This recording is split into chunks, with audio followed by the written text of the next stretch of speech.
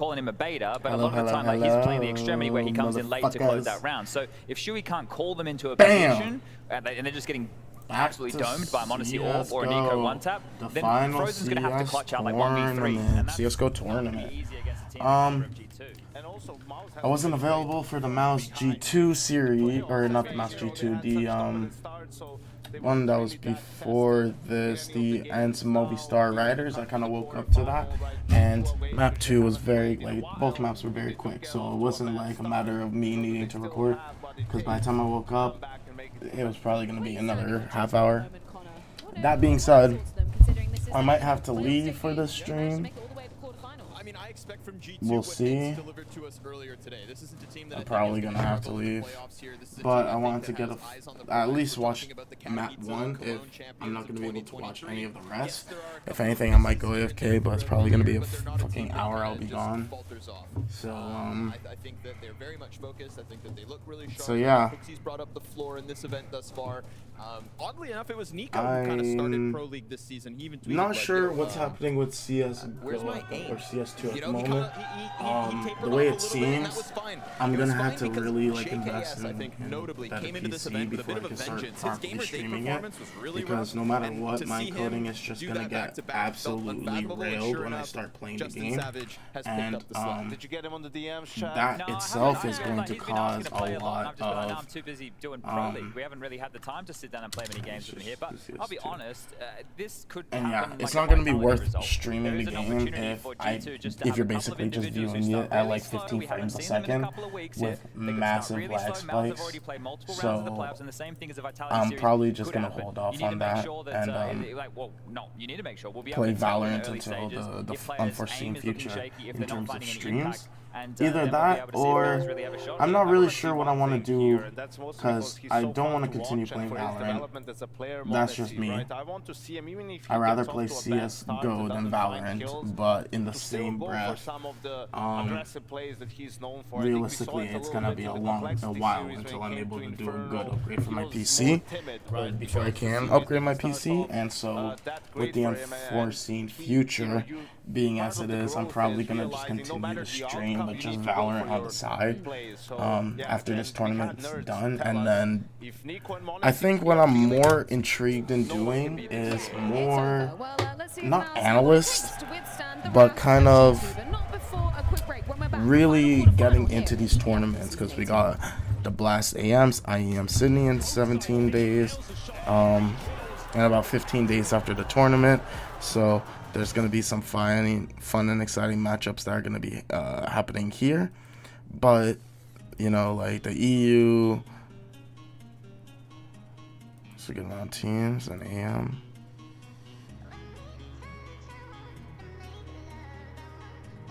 So it's still a European core, but they're attending the AMs, I guess, because they're American org, I guess.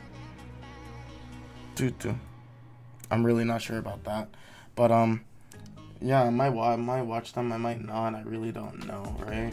Like, I really do not know.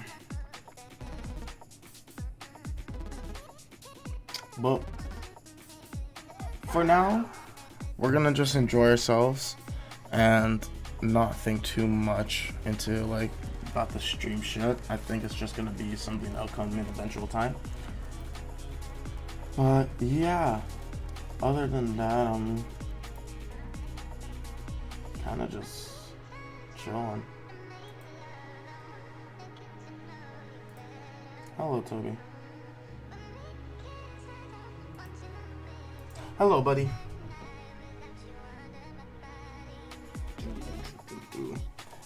Anyways, this series is gonna be fun, and this is the reason why I wanted to stream today. Purely just for this matchup, so I'm happy I get to stream it, even if it's not the whole series. At least I get to, like, you know, just say, hey, I was trying to stream this series. But what maps are we doing? We're doing Mouse picks Mirage, Mouse removes Anubis, G2 removes Overpass, Mouse picks Mirage, G2 picks Ancient, Vertigo, Nuke, Inferno left.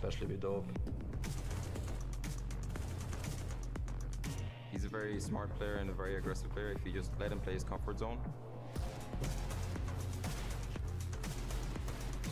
It's amazing, his comms and his aim and everything.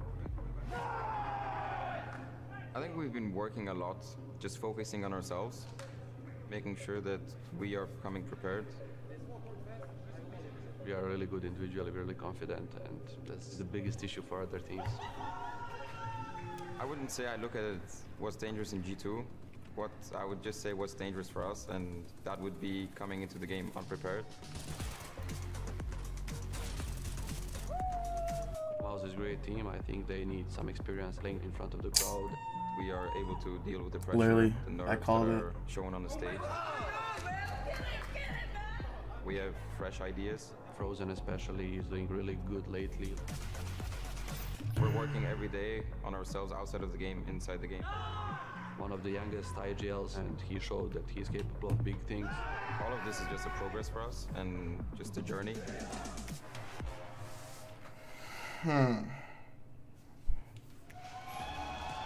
Quite a quest in these quarterfinals for Mouse as they try and rat their way to a top 4 placing in the ESL Pro League, but they've got to get through the titans of G2 in fantastic form, both championship events this year and looking to round out CSGO with a bang. Safe to say G2 may even be the favorites for the finale, but Mouse have impressed, they've shocked, and they've surprised every step of the way.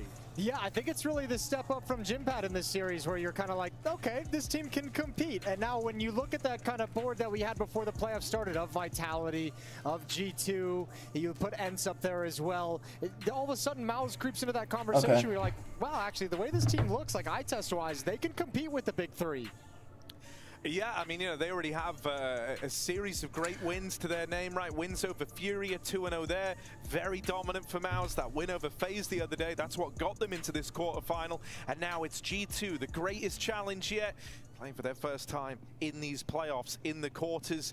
Left to join the 3 semi-finalists waiting in the wings in Monty, Na'Vi, and ENCE. Mouse are going to start this off on the T side of Mirage. I won't stop streaming. I'm going to have to leave in a little bit. With 2 players under the Palace. One of them with the dualies, that's JKS. And one watching for the Palace walkout from Ticket. This first engagement is everything, and there they've spotted the stack. I'm probably going to watch the first 3-4 rounds, and then I'm going to have to Finding every kill in the site. 2 from the Julies. Shui late lurk, and he's got nothing to do here. Have to do that. Hunter's even dropped down under, so getting past this player should be a death sentence. He'll take his time and squeeze every second out of this round, but I don't think he clears this position. There's no reason for Hunter to move. He can just hold the off angle and just wait, right? Like, he doesn't have to actually do anything. But No, surely not. Surely that's not how the 1v3 gets opened up. Shui, 2 kills to his name. JKS and Nico not moving a muscle, waiting for contact to be made. Shui knows they're nearby, but he's got to try and locate them. They swing him together. A great call out of G2. They count down. And in the silence, they'll swing it wide, locking in that pistol. Okay. I'll be back. Yeah, we're going to watch Savage. 3 kills 2-3 more rounds. Dualies. Yeah, that's impressive. He had a good group stage for G2 as well. That's also the perfect defensive setup for that attack from Mouse. That's just like a blind win for G2 just based on the setup. How are you ever going to break through this one? 2 underneath. Dualies doing some work. And G2 close it out. Get a quick tech pause right after the pistol to fix any issues that may have cropped up.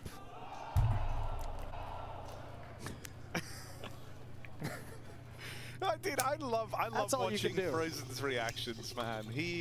I think he really does bring a lot to the team. Not just, we call him the young veteran because he is young, while simultaneously being a veteran. Insane how that pans out, right? Yeah, but dude, no, like he brings with him experience. But I think something that's sometimes overlooked with Frozen is he just brings a great attitude outside of the server. You know, even when you get him on, when we've had him on the casts, when you've had him in interviews after wins, he always brings a very good attitude, a very good atmosphere to a team. And even there, and around they lose. He's just bantering with it. Yeah, and I mean, like, even when you see him in interviews, right? Like, even when he's like the one with Maniac, and then there were any of the post-game interviews, he seems to have like a pretty good head on his shoulders. As you said, like a young veteran, but like it seems that experience has gone a long way very early on. 1-0.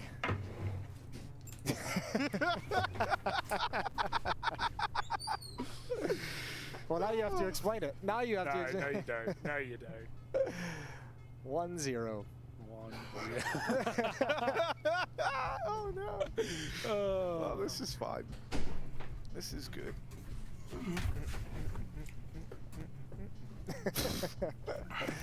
Okay, now you might have to. Now you might have to. Have fun, boys. Oh. Yeah, good luck. Have fun. All of the appropriate words.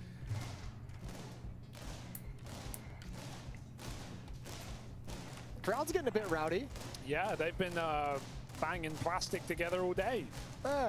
Having a good time. They showed up last season. The Malta crowd well. always delivers. That's what I'm learning. There's a lot of CS fans in Malta. It's the charm of like a crowd of this size that it feels really intimate and close, and it's really easy to get them hyped up. Nice small crowd.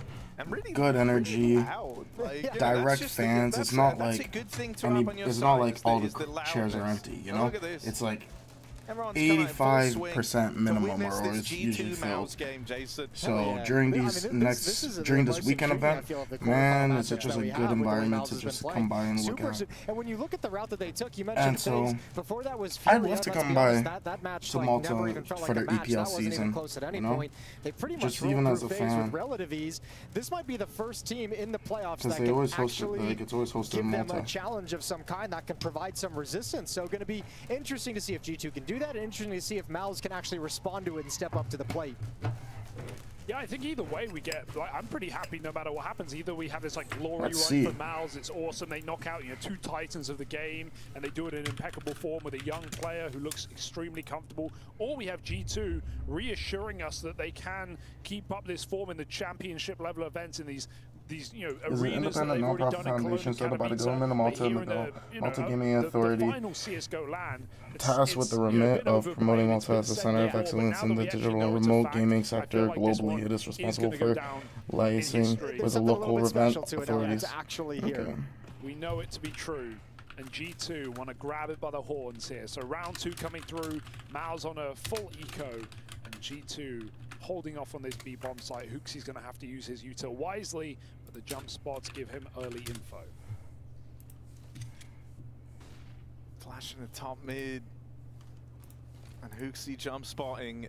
Nico quick see if I can figure this out on the side while he tries. So with top mid dealt with Mouse.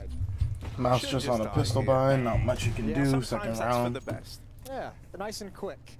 You know, get it over with. Oh god. Nico will.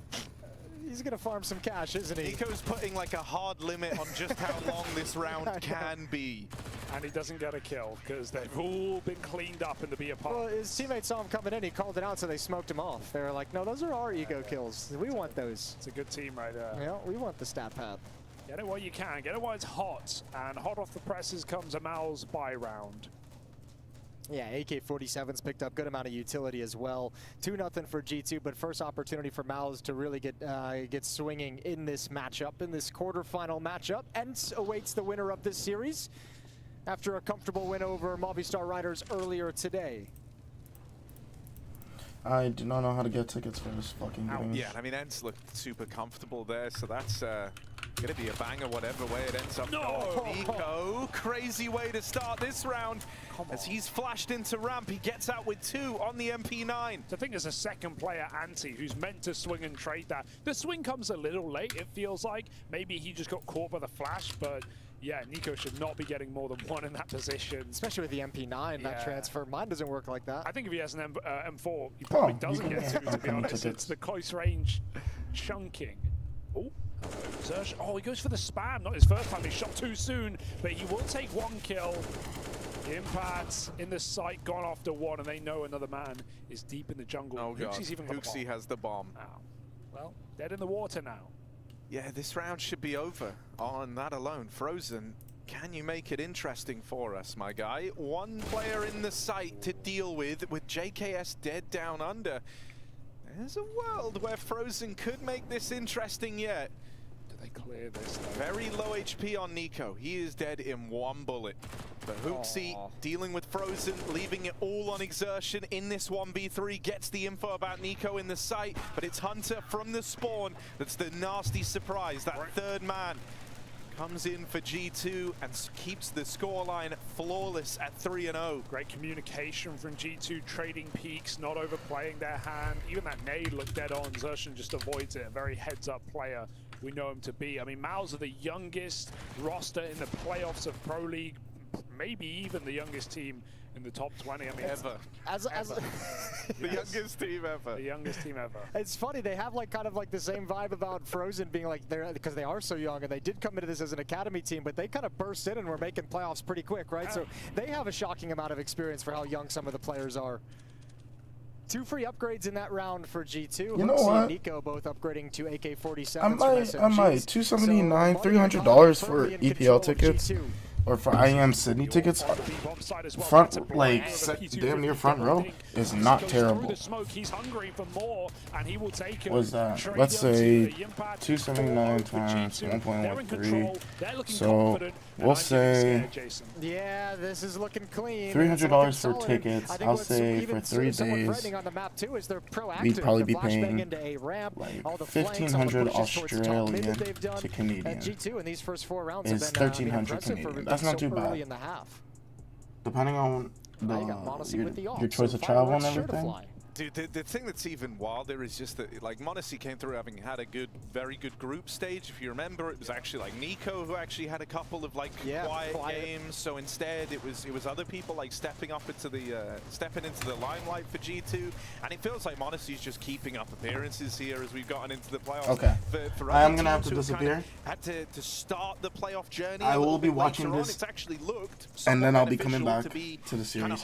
I'll probably be back before this map ends. Played recently, but that's often been where teams have one last bowl and then we go. A little bit of a lull in the action, and they've come back here with m0NESY in great form still.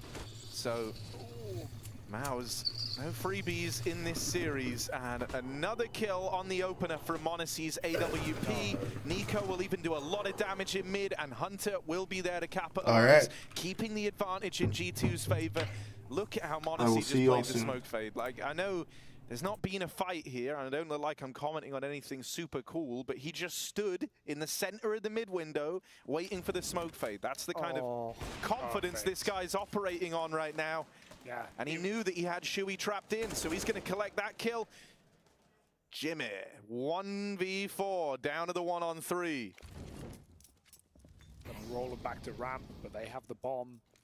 Yeah, Hunter even got a smoke spam. He did it off of audio. That's after I think Nico got team flashed out under. Worth keeping in mind. But G2 still in a 3-on-1 to close this round. Jimmy doesn't see him over the top. And Hunter has the advantage here unless Jimmy's crosshair placement is perfect. And it is. Yeah, it's pretty solid to read that kind of a play. Hunter just crouched down, and I mean, with this much aggression from G2, protecting the bomb and having information. I'm nervous because this is Hooksy. Another 1v1. Yeah, exactly. You don't need to give this over. He's stalling it out, but he will reset, and that's the right call here. Play with your teammate. You don't want to give all the room in the world away, but 20 seconds, Jimmy's got to be quick to pick a bomb site. Where do you go, though? You have 2 ops, so Catwalk is covered. m0NESY is shifted over, which now Hooksy's got to shift to Con. Okay, there's a world in which this works, and if he can cross this smoke, that's everything. There's the jump, and now we know Spam is going to miss the mark. Oh, second one don't. Jimmy is hurt, low on health, and with m0NESY moving in through CT, Impact has found the cross. He has made it all the way over. G2 don't know where he's gotten to here. They can try work it out. But Impact has a chance. Hooksy tries to clear this. That's nearly the lineup. m0NESY has to win it in the 1v1, but he will keep his cool, and with 3 kills in the round, successfully puts a stop to Yimpa, who was embarking on that 1v4 as though it was his to win. That wallbang was monumental because m0NESY's playing pistol, and if he has his pistol out there and Yimpa has a chance to get off a couple more shots, they were dead on. That lineup was right there, made for him, and m0NESY luckily just one-taps him out because the orb connected for Hooksy. So it's a 2v1. Both players have their impact there for G2. G2. This is so scary. Even you mentioned like m0NESY phasing that smoking window like he just didn't have a care in the world. It feels like they actually knew someone was tucked into that corner with the Molotov coming out from Catwalk. They had the read. Oh, nicely done from m0NESY. And G2 is denying any space. There's no breathing room for Mouse. Look how aggressive they're being, challenging every step of the way. And sure, Hunter's fight goes against him, but you still have m0NESY with a chance to have impact. Yeah, they re-smoke it. They're not falling for it. They saw m0NESY. Oh, bro, chill. That's not meant to happen. Bloody hell, Xtrfy thought he'd done enough there, getting all the way down Cat. Second the re-smoke in the window, they were leaving nothing to chance. Nice. Damn. The impact, so crisp and clean across these last few rounds. He's been the one that we've been looking to for answers, and he's kept it in a 3-on-3 here. Yeah, bombs again, back top mid. Mouse have to get it and group back up in middle. Everything else is uncertain. Ramp, they've not seen. Palace, Nico was spotted, and B-Apps uncontained this whole round. Yeah, they spotted one in deep in B-Apps, and then the connector player, Yimpad, actually fired off at Nico. So he had that information, but not enough for Hooksy to stay alive, and now they've got a shift. Both at the A bomb site. m0NESY, that's quick. Oh my god. It almost feels like he baited the shot out, like a little shoulder must have shown for Torji before the entire body peak. Dude, with the form that m0NESY's in here, I don't think it would matter even if he was 1v2 right now. I feel like he's destined to give this round a go. Moving in on the AWP, he's still suspicious about middle. Nico will be able to lay these worries to rest eventually. As he now rotates in through mid, m0NESY feels shored up that this backline area is clear. And so now him and Nico move forward. Kit dropped on short, retrieved in rotation. Nico just bought 5 more seconds for G2. Flashed out from m0NESY back in the market, but he can't find the tap. Yimpad doubled up in the round and even deals with m0NESY. Just makes a great call as well, right? As soon as you hear Nico fire off that tap from short, you don't want to re-peek. And Nico knows that Yimpad won't re-peek, so he starts spamming the bench. That's when the re-peek comes in. Your crosshair's in the wrong place. You're already inaccurate. That's a perfect time to fight. Yimpad, not just great mechanics, but seems to be very aware of when to take fights on this T side. The thing that's so impressive right now is, like, over these last few games when we've been getting, like, stellar matches out of Yimpad, one of the things we were kind of saying is, like, when he first joined this team, you didn't really know where to place him. You weren't really looked sure, uncomfortable, like, didn't he? exactly. Yeah. And then the first few games, it felt like, oh, damn, this is going to be a lot of growing pains. He's not, like, up there with the likes of, you know, a Frozen and an Exertion straight away. Sure. And it didn't feel like he had to be either, right? It kind of felt like you had other players within this team who were capable of those big performances. But here at the Pro League, I really think we've witnessed something special with Yimpad. He's been getting better and better with every single game. It feels like you've seen that progress in real time, and now you're having him be the kind of early game difference maker. And I know the score's 1-5. I'm not trying to like dress this up too much, but the one guy who's made these rounds competitive and the one guy who's actually been able to now break through for Mouse has been Yimpad. I think too, I mean, you talk about the money that G2 have. Ooh, there's a nice peek. Torji caught unawares. I was going to say, I think G2 might want to reconsider that retake in the previous round because their money is busted now without saving either of those weapons. So this is a really important round for them to win if they want to keep growing this scoreline. Yeah. And for Mouse, a reset would be everything. This can close up very quick if Mouse can capitalize, but a 5-on-4 already taken by m0NESY's AWP. Hooksy's going to be the one to rotate. m0NESY has the position, and the bomb is still back up in abs. So undecided now are Mouse. They have middle, but not much else. Hooksy went and traded out, swapped to the AWP also, and then rotated away. m0NESY having that deep angle at B hulls, but it looks like Mouse is going to go right at the B bomb site. So a little bit under-defended for the moment, although Hunter now shifting, so they don't have a double op defending. They bring a rifle over with Hooksy's op in position at A. Try and clear that, but it doesn't go the way of Nico. And so now that AWP kind of has to keep holding this line. That's going to leave Hooksy away from the action over here as the B play looks to come in. m0NESY solely responsible for the B site. Has missed this timing on the player at short, but it never will come to matter. Shuey throwing in to the 1 versus 3. No idea. And look in that smoke. It's harboring fugitives. G2 about to pick this up. Hunter collects it for free and makes it look hard as he taps out the guy planting. G2 move on to 6. Man, how do you break through this G2 defense with m0NESY playing this well, right? I mean, this series, this game, both these teams have huge selling points for, you know, the academy era of CS that we lived in the last 12 months, a little longer, in fact. You know, with m0NESY originally coming from the Na'Vi junior side, and for MOUZ just making their roster out of the future pros that the Academy League showed us. Half the players here are proof that the Academy system has worked. Yeah, yeah, that's fair. m0NESY's just gaming right now, 15-4, and you can see his decisions are all based off just chasing down frags. He's so confident. JKS in trouble, taps away. Oh, that's filthy as he falls back. How 5-on-3. G2 not missing a beat, not missing a shot. m0NESY will finally, though, and the molly burns him out after the dink. So this may be a plant for MOUZ. They've got to pick their poison, though. Planting for CT is very dangerous with no smoke down. They can get re-swung by Hunter, and the smokes on jungle are elapsing as well. Torchy gets flashed in for control. He needs this kill, so MOUZ have a staging platform. Otherwise, this post-plant will be tricky. Yeah, they can't find any safety. Finally, with that CT smoke down as well. Call the G2 bluff. Nobody tries to stop it, and now a retake is underway. Oh, damn. NiKo was holding for that exact fight forever, it felt like. But Torchy goes and seeks it out, and now he's got the bomb to play around. This is a big issue for HooXi. Smoke on the ball. USP taps out Frozen, and maybe they HooXi's world! 2 kills from him, and G2 claim another round at the behest of MOUZ, who is sent packing by the man at the helm of G2. Wait, that was HooXi? I thought that was m0NESY with the flicks we're getting, man. The confidence to play USP against full health players, dinks him out, and he doesn't even go for the tap. He knows the threat of the smoke is enough. He hits the flick shot as well. What a sick round for the in-game leader at G2. They can't believe it. Even Hunter's like, oh, HooXi hit that? Dang. This is G2 here to take a trophy, boys. I gotta say, you know, HooXi, in terms of like when we're looking at him, he seems very laser focused in. I'm getting the vibe that it's like, this is a no bullshit HooXi right now. Yeah. We had a good conversation with him on the podcast the other day, and I mean, he just talked about basically like his comfort level within this team has just risen so much. Like he now feels very. You can really see that. Yeah, in like he carries it with him. Yeah, it's just like this new comfort that he's found where he's like, yep, I am in charge of this team, and I am the leader of this team, and it is my responsibility. He's accepted all that, and obviously in this game, at least delivering and massively. I mean, the op flick was great, but the double dink on Frozen with the USP. That's like the wildest part. He didn't even know where he was. He was like looking up at Palace.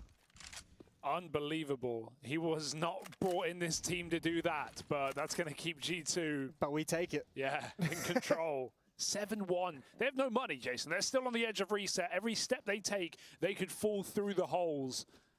And that's like a throwback to the match we saw earlier today with Movistar and with ENCE, where Movistar was never able to get that reset. They had him on the edge so many times, and MOUZ is playing that same really dangerous game where at a certain point, if you haven't got it after like 4 or 5 chances, this match can slip away from you in a big way.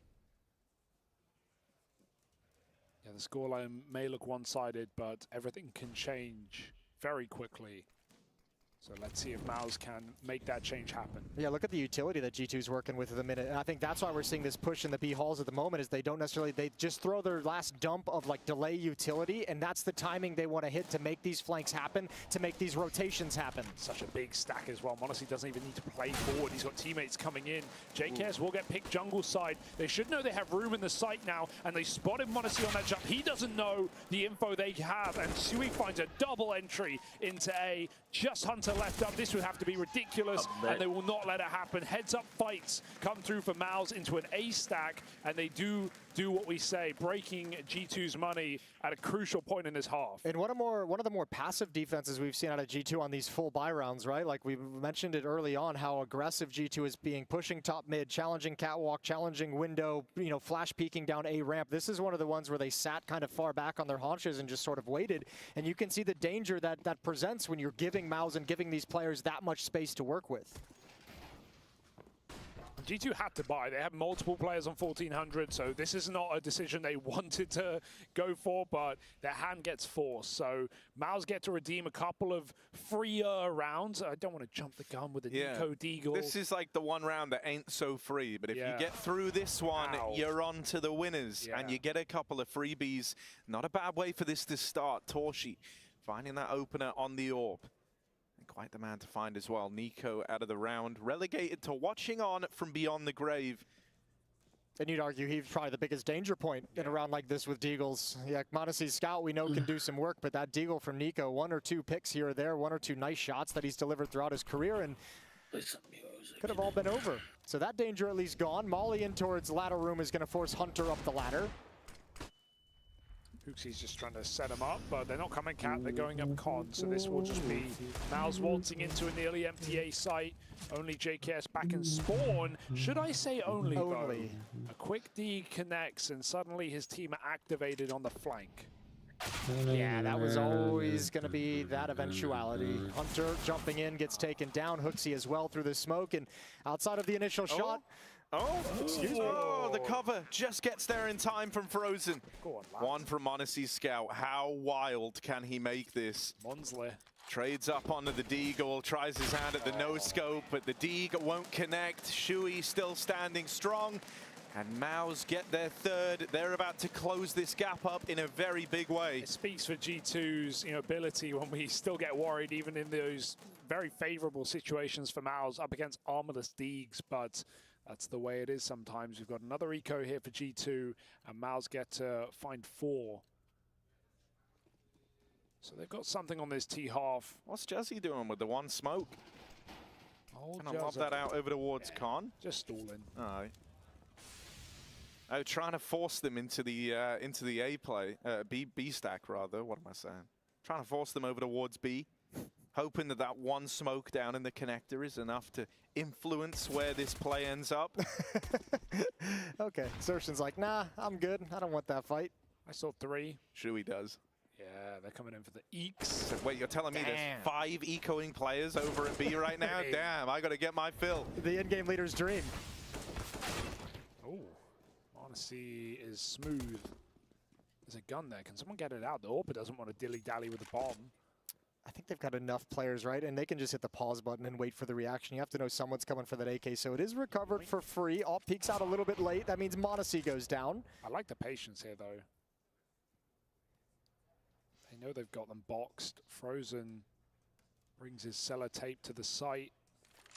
And both kills on the plate. 4 rounds for Mouse with only 1 casualty. Now they've built money, and that seesaw leans back in the other direction. G2 have the hard task here of finding consecutive rounds to get rid of Mouse's money for the end of the half.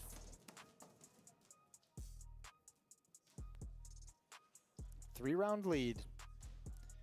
Money coming back, but G2 is going to have to fight for it. It's not everything they would have liked. m0NESY can get the AWP, would be a bit risky with the money he's at right now. Have to be glass cannon, so they're going to be missing a few things, but this is their attempt at rebounding and talking through exactly how they want to play this with the diminished utility. And m0NESY will go for the AWP with no armor. I kind of like that. With the attitude he's been playing with today, it actually looks like... Oh, they're tagging him. When I'm watching him play in the sequences, I'm like, he's actually just trying to create a frag movie. He's actually just playing like he's in a frag movie at the moment. Sometimes that's what you got to do, man. If you really want the frag movie to get made, you got to make it happen, you know? Part of it is on m0NESY, so... And he goes for that play, armorless as well, over the top with his spawn. He has full mid control right now, but Mouse are popping. This is a great call. They're just throwing a couple of bits of util. It keeps his A stack wrong. They missed some nades. That's not ideal, but they're still going to send it. It's only Hooksy in the site. m0NESY, AWP at short, will get there in time to lend a helping hand. He's now watching for that one player that's gone deep through the site. They've got an idea that Exertion has slipped the net here, and so him being deep is not as much of a surprise to G2 as he was hoping it was. Exertion dealt with, Hooksy traded at least. That's a step in the right direction for Mouse, but there's still a man down, and only just getting out of the apartments now. Another tag from m0NESY's AWP. G2 are poising for the retake, and that bomb is not even down yet. And all you have to do is wait now if you're G2. Just nobody die. Hold your lines. Don't do anything risky. Nico's on the flank. They're going to be trapped inside. Shui, they can't even play together. This backstab is everything. Monacy doesn't need to move before it. Torshi fires off, forcing repositions, and Nico will take that backstab. Bomb dropped in the site, just the captain, and Nico will rid him as well. Nice flank for Nico, and even Hooksy getting away with a kill there in a very dangerous position. Yeah. I think jumping up is such a risk, but he knows that Mouse are stalling out, waiting for Xtrfy in the back of the site. If he can win that kill, it takes the life out of the execute there for Mouse. They get trapped in apartments, some missed nades, and a missed opportunity for Mouse. Yeah, I think Monacy spotted Exertion just before he got blind, so they had the call that one had kind of slipped the net and made it through and could be challenging over towards Market. So that was tracked the whole way, but as you said, that jump up is a bit dicey at times. Yeah, that's the way you let him back in. It's also the way you close him out. So right now, with how Hooksy's clearly feeling in the game, I'll trust in it. After that clutch, yeah, you're going to feel way more confident going for a fight. Monacy's at almost almost at 150 ADR, 148, so just shy of it. I reckon if he gets a double kill here, that might push him over the 150 mark. Let's see. Molly off the lamp. Now they're just going for style points. He's trying to be involved early. Tight line to hold.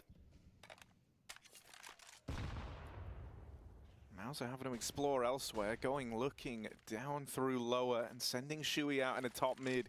Flash for the com peak, even getting lobbed in from behind those top mid boxes. But Exertion doesn't take the space, not yet anyhow. Instead, getting set up in the window. Shui and him finding success on this mid split. That's a nice way for this to start. Exertion now has free reign to try and flank through. And with Monacy dead, Hunter's got his work cut out for him. Deals with Exertion in the backlines. He's flushed out the flank. Oh, even flicking back over to short. Hunter does a really good job to get out of that with 2. Is that going to be enough to bring G2 into the retake, though? 2v3, and they're worlds away from this. They got to be thinking about the money as well. That's in the forefront of your brain right now with how far JKS is out from the site. Unless Hooksy gets gifted a kill there, Justin's never going to go around the world. Hooksy called him back as it was as soon as he got towards the end of B halls. Man, if Hunter had been prepared for that catwalk fight and actually taken it the first time he had the spot, he could have maybe turned that into a double kill and given this a real chance. I don't think he expected a player to just be strolling out in the open like that. So Mouse fighting back really well after going down quickly. What, 5-0 at one point for G2. Now Mouse is clawing it right back. This is a really good look. Because I was wondering, I mentioned, like they hadn't really been tested, Mouse. Well, now they're getting that test and they're rising to the occasion. Yeah, in a spot where they could look to, you know, split this first half. Damn near neck and neck. G2 have locked in 8 rounds at least, but this game was 7-1 at one point in G2's favor. So that scoreline is closing up. The investment comes in for G2 here. This is the round that is so important to Mouse. If they can win this, they've gone on to really make something of this first half from a dire position. If they win this round, they break G2's money heading into round 15, and at that point, 7 feels as good as done. Or is 5 all they get? Nico wants to make it so, but they molly him. They know what he likes to do. He waits for the flash. It's perfect. Getting more than 1 would be a robbery. And Shui and Torshi combine for 2 more. Fantastic shooting from Mouse as G2 just gets shredded. Yeah, good focus as well. Always waiting for the next fight. Always expecting the next fight. No one getting caught sleeping or having their eyes turned elsewhere. Thinking just the one player of Nico is going to be it. That's a disastrous... Oh, 3 flashbangs over the wall. That's a disastrous opening for G2. That's the round. Talk about money broken in 15. Well, G2 want to hold on to something. It's the same pair saving again. Mouse. They've come to play. And to think that, you know, this game could be Mouse winning the half, really, if they just didn't constantly lose all those reset rounds at the start of the map. G2 came in hot form, but Mouse have responded well. And you can see how important it is. Like, once they got to the point where they broke G2's money, they've just kind of kept G2 down after that. Now you are starting to see G2 having to make decisions with economy in mind, and it's not just the free-flowing, easy CT side of, oh yeah, we have everything we want every single round, we just go back into it. Now they're having to make some decisions. They're having to take risks somewhere on the map that Mouse can exploit.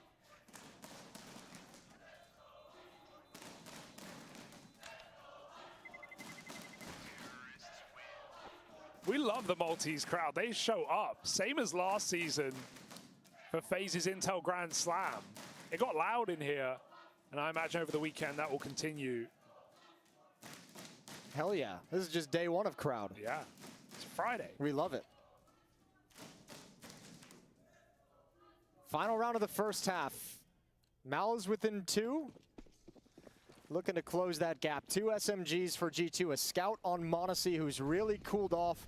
Still an excellent half, but, you know, considering how this half began and how quickly he got to 16 kills,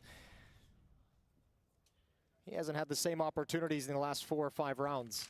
No, and he's still been trying his hand at the same style of openers, right? But not necessarily finding that same level of success from them. Let's see, does m0NESY have anything left in the tank here in round 15? HooXi at least gets info. That's one way to try and make this less than ideal buy work for G2, is to play off of HooXi's push. They now know that B is clear. That frees up 4 players to go and reinforce over towards A and mid. JKS. Oh, this could be something, but it's just the one and done. Shui and Yimpat turn it around. Even though Nico replies out in the window, it's still the advantage siding with Mouse in the post plant. Got kits as well, Bersertion. He loves this play going round the world, and with a closed plant, it's a little dangerous, but if he can get 1 kill out of this, it could be worthwhile. I think Shui's got the kill instead, though. Yeah. HooXi waits in the smoke. He's going to go over, and at that point, Shui should have the knife in the back. In it goes, and twisted as well, leaving Nico with only 1 player with the bomb in vision. What could go wrong? Probably nothing. The time is expiring and the AWP is swinging. So this is going to be Mouse finding 7 at the half. Fantastic recovery. 6 out of the last 7 in play and looking to make a comeback on their map pick here in this quarterfinal.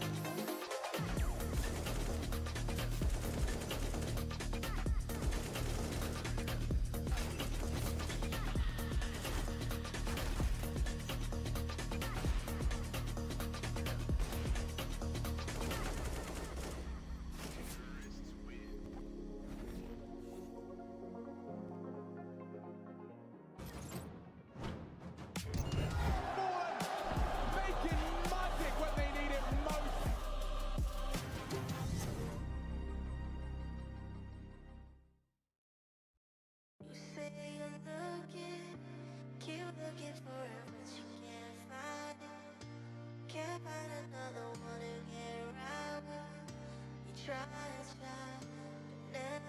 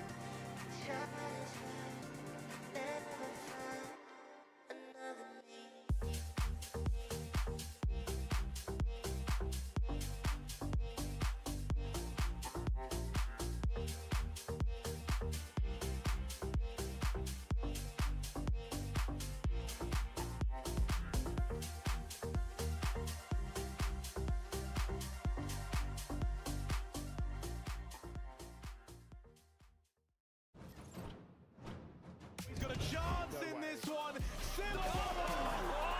Makes it look too clean.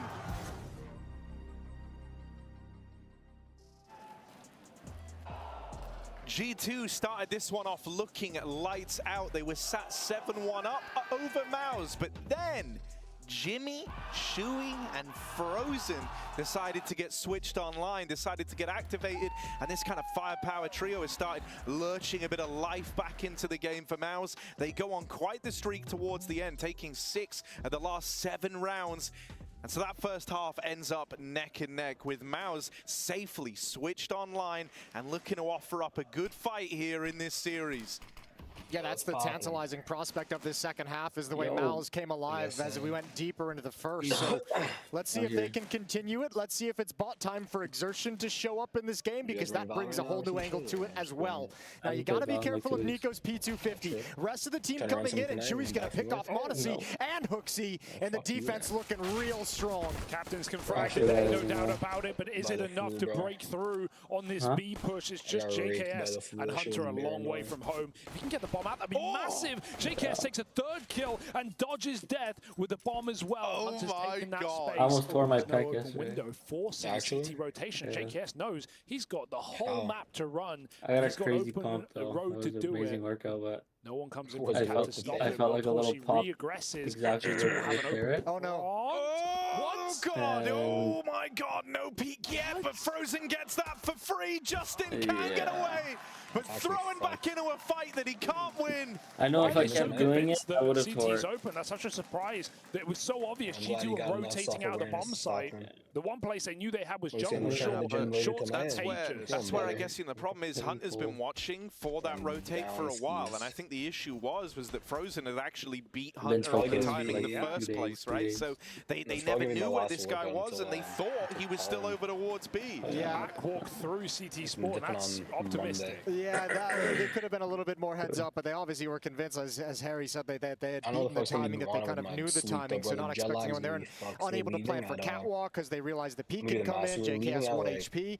Tough situation they almost worked themselves out of, but more than anything, it's just Mouse continuing on this march, tying things up, coming all the way back. Yeah, Monacy got immediately by the org out middle, the time so is like 7 hours later, so I'm probably going to be up for like fucking 40 hours straight or something. Will fighting down below. Gets in low, but he won't finish the job. When are you coming back? In the limelight, 20 seconds. Jump spotted. Oh, okay. It's ready for a re-peek. What's up, man? Might give it to him. Eco's trying to battle out. Who's the guy at the bomb is here as well, so G2 forced to commit. It's all on this kill, and nothing comes through. Mouse looking to tie this one up pretty easily here.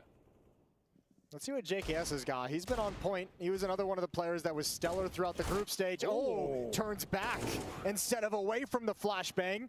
And Chewy's got low HP, so anything that goes wrong for Exertion goes wrong for Chewy as well. JKS goes for the tap, misses the mark, and that should be it. That should be the danger swept aside. Have you been seeing these headlines, Nico Deagle, what's that going to do? Quick headshot, maybe more. They line up. The Mouse keep a lid on it. We were so close to the Deagle collapse, man. We were so close to them lining up over towards jungle. And not meant to be. And Mao's up in the lead now, looking for double digits. No money for G2. Remember, 7-1 at one point in G2's favor. Mao's about to be sporting a 2-round lead here, and there's nothing that G2 can really say or do about that. I like the point that Des brought up that you reiterated, Jason, about how Mao's, they haven't really been tested, so it's nice to actually see them tested, and they were in this game, and they've come back and now they're leading. So showing some grit on this roster. It's not just a steamroll team that's it's easy to perform when you're 13-2 up, but they did it from the back foot as well, and now they've taken that heads up. And now they can be a little bit ruthless, right? Now, I mean, now they have the economic advantage. You can see challenging in the open, Frozen just swinging wide. More than happy to take any fights that's come his way. It's going to be like... Should be nice and quick. 2 flashbangs to work with, no smoke to block any of the lines whatsoever. So these 2 flashbangs need to create a lot of opportunities. And the Deagles need to create some opportunities, but those haven't quite landed yet. Yeah, we'll get our money, but we'll get our money back. Probably plus more. A couple of flashbangs that may never get used at this rate. Mouse are shredding through G2's pistols. and like if everybody tries to get that money back at once, it's gonna be like it almost feels like they wanted like one kill to put those flashbangs into play, right? They wanted one kill to give you the room to work with, to make it so those flashbangs can actually help you progress from there. Just so you can scale. If you're throwing flashes over ramp, Miles is just going to re-swing you in the open. But if you actually get towards the sandwich, if you get towards stairs, you can swing further and play close with the pistols instead. Yeah, they promised the ramp site, but it just never happened. It's never even came close, really. It's not our fault. Dude, this is getting really worrisome because early on in this game for G2, when things were going right, it was kind of Monacy doing a lot of that, right, and getting us the most excited. And we've all noticed how Monacy has slowed down a little. It was kind of crazy to think he was going to keep up his 150 ADR from early on in that first half. But he started to hit a bit of a brick wall. Meanwhile, Shui has risen atop of the entire server. So not just leading for his team, but leading in the fragging department as well. I feel like we've been like 6 rounds without a Monacy kill. He's been very quiet for a while. I can't even recall the last frag he got. This is a good setup. They're flashing through the smoke as Xtrfy gets into ladder. He has good timing. That's a fantastic spam. They would have heard that. Xtrfy knows his fight's coming, and he wins it as well. There's more in middle to deal with, but Nico doesn't take that trade. He backs out under. They're going to have to group for this B hit. Yimpat in a fantastic position. Started this map strong. Oh, so speaking of Jim, I've been very consistent. It's been like crazy pumps, crazy dive. As far as JK is concerned, it may be a free bomb site, but he peels back. He lets Nico work.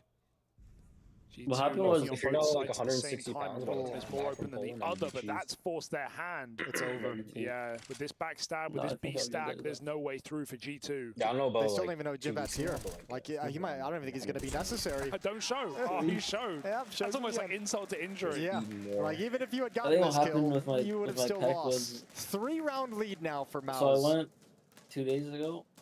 Hooksy takes a glance at his notes, looking for the next tactic to call.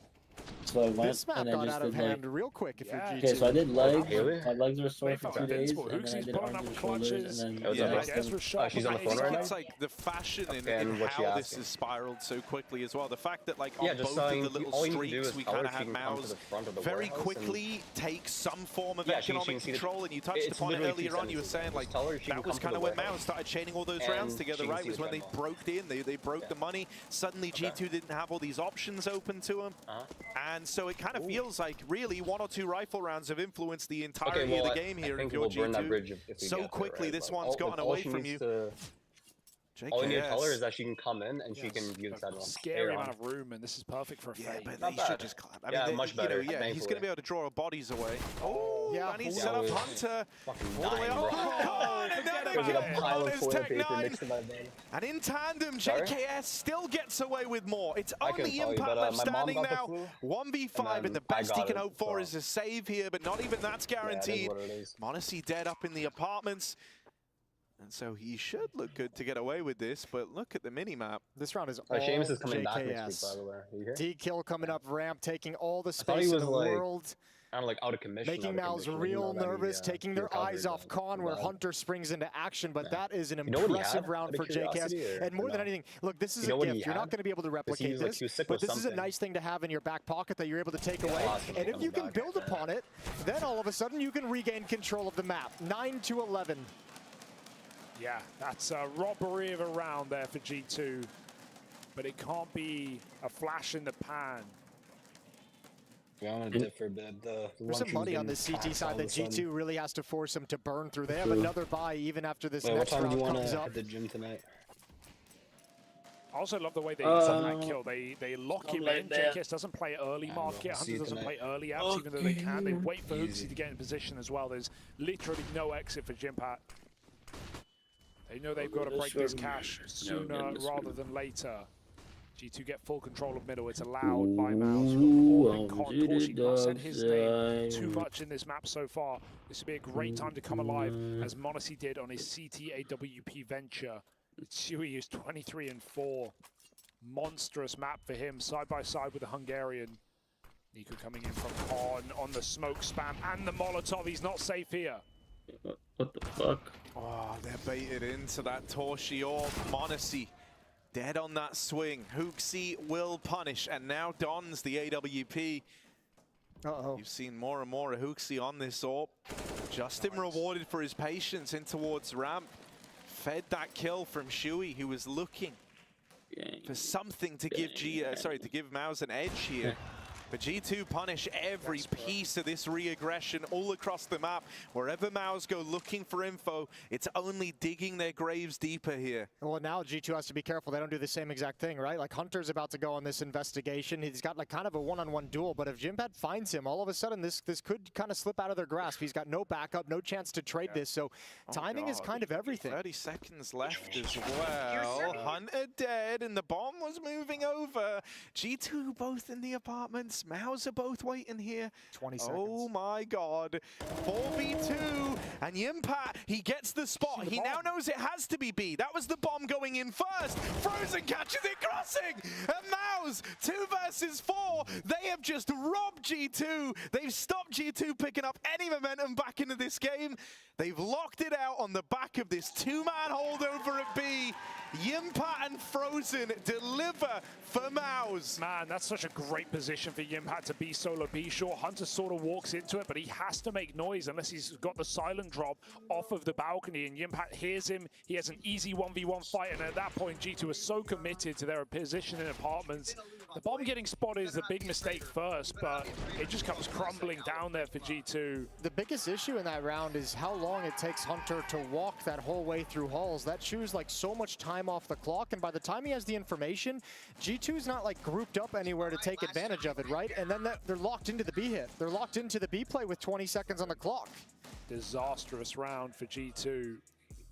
Right as they were trying to build off that eco win. It is kind of crazy. It felt like Hunter got kind of stuck doing both things, like getting the info, but not fast enough that anyone could change anything. Yeah, like you can't actually use the info. At which point, like it's not even like a kill you can trade anymore, and you've still got to commit to the B play. He dies, and you look at the minimap, and it's like Hooksy's in B halls with the bomb, like maybe like 5-6 seconds behind him, and then you have another player coming up 5 seconds behind him, and nowhere to really go. G2 kind of locked themselves in a 4-on-2. It's almost like, guys, let's just group up. Yeah, you would have loved to just sit on balcony and wait for his team, right? Because you're just gonna read or work out whether Mouse actually have anyone there by whether anyone rotates in, anyone peeks, making noise, and then not even checking. Pretty normal positions. That's a risk G2 can't afford to take. All right, Hooksy, surely he saw that. It might not matter. He might go the captain instead, but there's another man at triple who can reposition. There's two. There's two inside the bomb site, so he didn't spot it. JKS is going to come out of Palace, and he's got a job to do. Yeah, JKS has been delivering in this game for G2. If there ever was a time to have him land in this top site, it's now. On the back of the flash from Hooksy, clinical on the approach. Frozen, first to fall. JKS has opened up the route to the A play, and all that's left to do now is keep Mouse locked out. Don't even give them the option to launch a retake here. Hooksy, with that aggression, has given a kill over. A saving every day of the week. There's no way you risk going for this in 3v4. It doesn't even matter. Another kill wouldn't even tempt you. And Zershan's looking for something here on the way out, but he wants that AK. Yeah, G2. They keep you entertained. I'll say that much. Look, that's a really cool little micro play that Hooksy and Monacy just kind of set up. Is the AWP gets in position on catwalk and just covers the walk up from Hooksy, and no one from Mouse ever even thought it was a possibility. What do we make of this as well, Jason? The Krieg out for Nico. He never brought this up. Yeah, like when it was at its strongest, he didn't want to use it, and now it's back to this, and he's like, all right, hipster. Yeah. Probably not. I used the Krieg after it was cool. Yeah. Well, whether it was purposeful or not, he keeps it. So I guess it was interesting purchase. You know, he's got a cold. You know, he might be seeing things. Yeah, you know, a little bit crazy. It's like day 8 on medicine, and he's just like delirious. That was a great clear as well. It's a beautiful flashbang from Hooksy. Just perfect peek onto default, double digits, and AWP out. And a pistol in the same round. Quite a dichotomy for Mouse.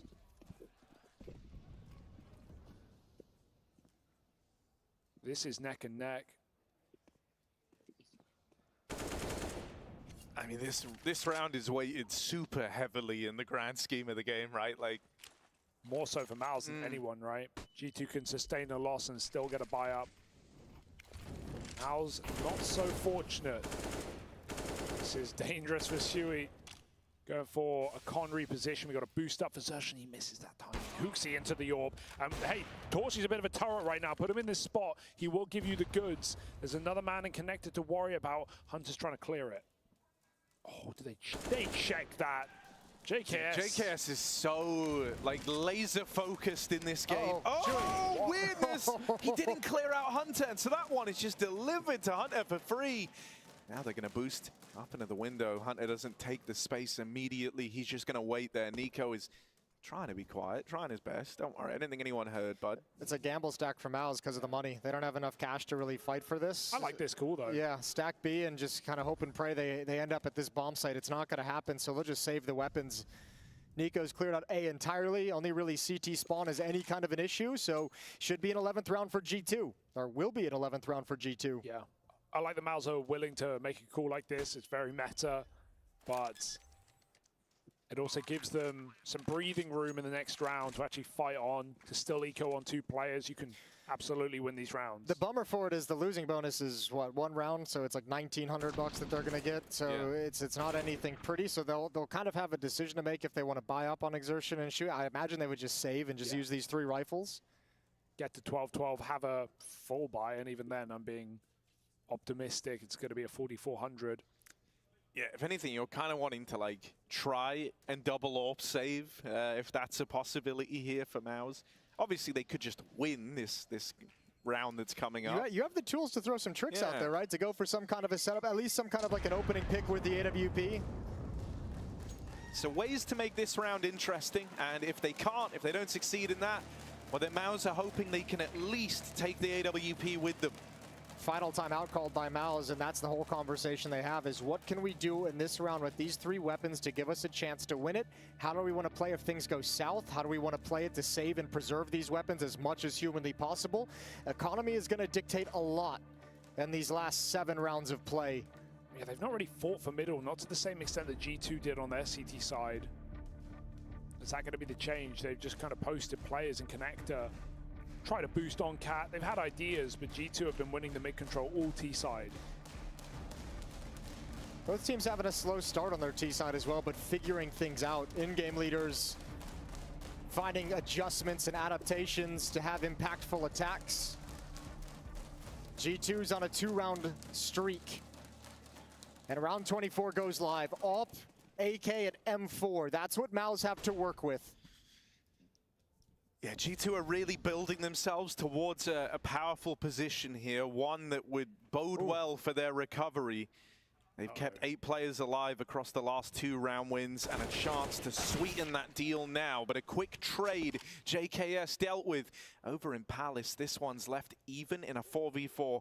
You trade the life of Shui on a USP for the life of JKS with a full rifle setup. So Mouse are fine with it. This is so late in the round, but Nico's ready for it. I feel like he's just gotten the Krieg because he feels like he's missing his shots, trying something different, keeping it fresh. Hunter finds Frozen in the A site. And there is the AK there still, but ZS10 holding the rotation. G2, don't overcook this round. They should be absolutely fine, even though they're going into the 1 rifle. Having Hunter in this position is the insurance policy. Hopefully they won't need to redeem it. Yimpa swinging out, drops the AWP, drops the bomb, and the young Finn has suddenly made this round scary. Yeah, and now Hunter's never going to be around and deal with this player in CT. Exertion will fall, though. Dead. Nico doesn't finish the job. That's smooth. Exertion gets out, gets through, and now gets to embark on the 1v2 off the bomb plant. Hunter completely rotates out into CT. This is scary because Exertion does have a route to find guns here. He's got the AWP and underpass. Torgy's like screaming at him. It's so deep though. Yeah. So far, you got to save it. So I mean, yeah, maybe going for something tricky, trying to get a kill and turn it into a one-on-one. That he might be able to pull a miracle off. But this is a good decision at that point when nothing presents itself. That was terrifying. I'll tell you what, there's no more timeouts for Mouse, but they need to have a real conversation within the team during freeze time. G2's been able to exploit connector a number of times already. We saw the Hooksy walk up. We've seen Hunter now get position over towards jungle as well from Con. They need to be really careful about that particular position because G2's testing it. And when it's free and when it's open, when there's no resistance, they're trying to exploit it. And that's an area where Mouse can find a kill, a pick, a stop.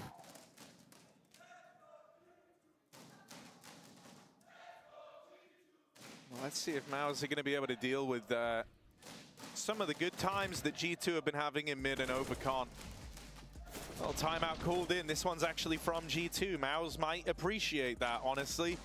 Having an extra moment here to mull this one over, heading into a very important rifle round, because one of the things we've been talking about here is this position that G2 have found themselves in. Sure, things looked a little dire there after the 7-1 start. Mouse kind of leaping up into the lead all of a sudden.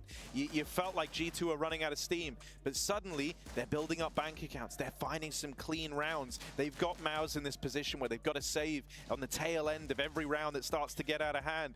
This is not a good spot for Mouse to be in. Equally, though, some of the finishes for G2 haven't been the cleanest in the world. That one almost got out of control with Jimpad inside the bomb site. But that was like the first one that really got mega dicey on this T side. Up until that, they've at least had... Except for the one they lost at the B bomb site, the little Hunter investigative. Yeah. Some of those finishes are like, it's gotten away from them a couple times. They've been bailed out as well.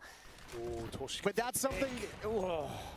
That's a huge scalp to find as well. He's going back for more. He's feeling it now. Two shots in from the orb. He does get stuck on the box. Nico's Krieg right now is putting in the work. m0NESY has 0 kills in the second half. That's crazy. Still at 18. Wow. He's not had many orbs, but this one, they need him now more than ever. And the impact's been so safe towards B, not jump spotting, just playing tucked in position. So finding a B pick is unlikely.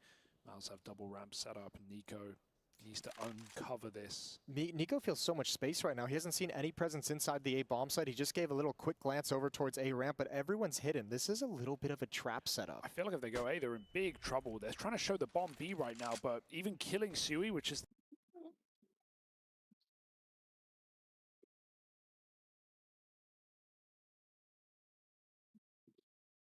the goal, that's not going to tell you about Frozen. He will be the linchpin. He will be the surprise. He's already rotated over to watch the mirror hole, which leaves these two defenders at A ramp in really, really strong positions. Sui just gets one, man. I mean, I don't see a way Mouse can lose this round. G2 would end up more than likely planting open for the ramp position. Here's Sui. Oh, he pulls nades. Not good timing. When you not get good this timing. Smoking the ramp side. smoke. He dies for nothing, and he's even screwed his teammate off. Oh, no. That's a disaster. I mean, now at least, like, Nico should really not expect anyone to be ramped. That can still be the way back in for Mouse. Dude, Nico really looks like he suspects something here. It's too obvious. Holding onto the smoke, Frozen waits right there, and through CT, Mouse are grouping on the other two. Nico is about to ruin Mouse's day. Frozen dead on the swing as Nico picks up both the ramp players. Yimpa and Xtrfy, they will find him with a nade, giving way to a 2v2, but a round to never be attempted. G2 have retaken the lead. Disaster for Sui, right? I think the smoke, sure, the idea behind it is like, yeah, they'd never possibly expect me smoking off my teammate there, but it almost seems too obvious. It almost seems too confusing for Nico. He considers it without a doubt, looks for the A player. Yeah, I mean, you also hit tab and you're like, oh, the A guy isn't dead. Yeah. You know, there's still one more guy who usually plays A who's somewhere around here. Dude, I feel like we've got to give credit to Nico and this turnaround over the last few, right? Don't get me wrong, it's been a fantastic game from JKS, really. He's been like the kind of fire starter for G2 throughout this map, but the recovery from Nico has felt super notable and really important because m0NESY very much has hit a brick wall. I don't think he's had a kill since round 13 of this game, which sounds about right. He came into the second half on 18 kills. Yep, it's mental to think about. He had 150 ADR when we were approaching like round 10, and now he's sat on under 75. So yeah, he's fell off. Hasn't even had impact, really. Hasn't even really dictated anything. Man, to think Nico's doing this on the Krieg as well, of all guns. A couple of years later, but he's hitting the heads. That's all that matters right now. Scope or not, he got a taste for the orb. Yeah, I just checked, actually, yeah. It was round 12, m0NESY's last kill in this game. Blimey. Thank you, Chad, for confirming that. Okay, well, can G2 do it without him? Or will Mouse burrow their way back into this map? It's their pick. It almost feels like a necessity in such a favorited game for G2, especially with the way it once was. Mouse now losing the lead. Huxi on a Mac 10, expecting maybe less resistance. Not a low buy for Mouse by any means of the word. They've been stacking this money with multiple saves on the CT side. Torshi in a new position this time, and it might be the right one.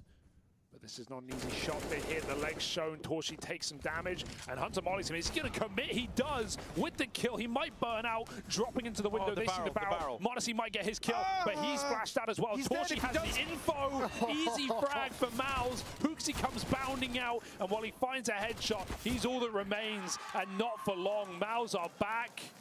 And Monacy is still silent on this T-half. Oh, dude, that's such an awkward way. Like, the fact that we capture the whole thing as well, like the whole sequence for Monacy just feels awkward.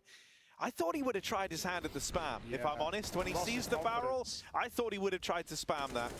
I feel like every other, you know, culturally impactful AWPer would have done. But for Monacy, that decision doesn't come through. Game tied up. Mouse have a 4-round hiatus, but they're back on the board. Will they have their second wind, or can G2 reignite the distance that they built up against Mouse? Good opener from Yimpat. Nade finds the kill. Oh my god. Well, Monacy might not have tried the wallbang in the last round. This time, it's dealt to him by Torshi. He's having a really bad time. And they heard the damage as well. JKS even getting spam. They know they literally know he's tucked on the right. He has nowhere to go right now.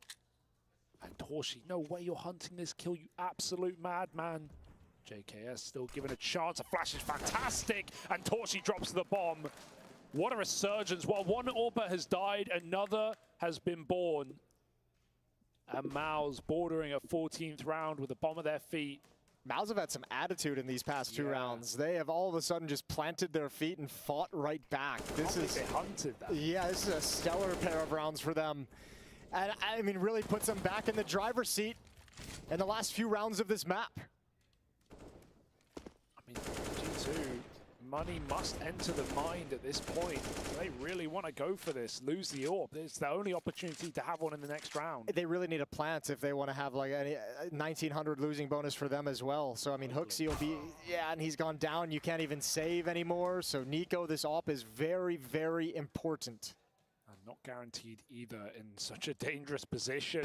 He'll take an exit. He'll take whatever he can get at this point, but he should be looking to save as Mouse take the lead back this late in the game.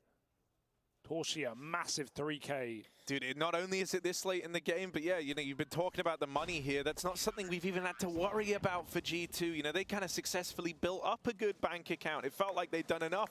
Mouse had to win 2 rounds in a row, grinding through full buys to do it, to break the G2 money. And Mouse have risen to that challenge, doing it cleanly along the way as well. So what a time to kind of flip the script of this game. As we've kind of been approaching the big finale, the big finish at the end of this map, it was G2 with seemingly all the advantages. They had money. They were building up the momentum. They were coming back into the game. Players starting to find their voices. Guys like Nico waking up. But then suddenly, Mouse have locked them out. 2 rounds in a row, decisive rounds at that, where G2 were never even really in the conversation. G2's buying here as well.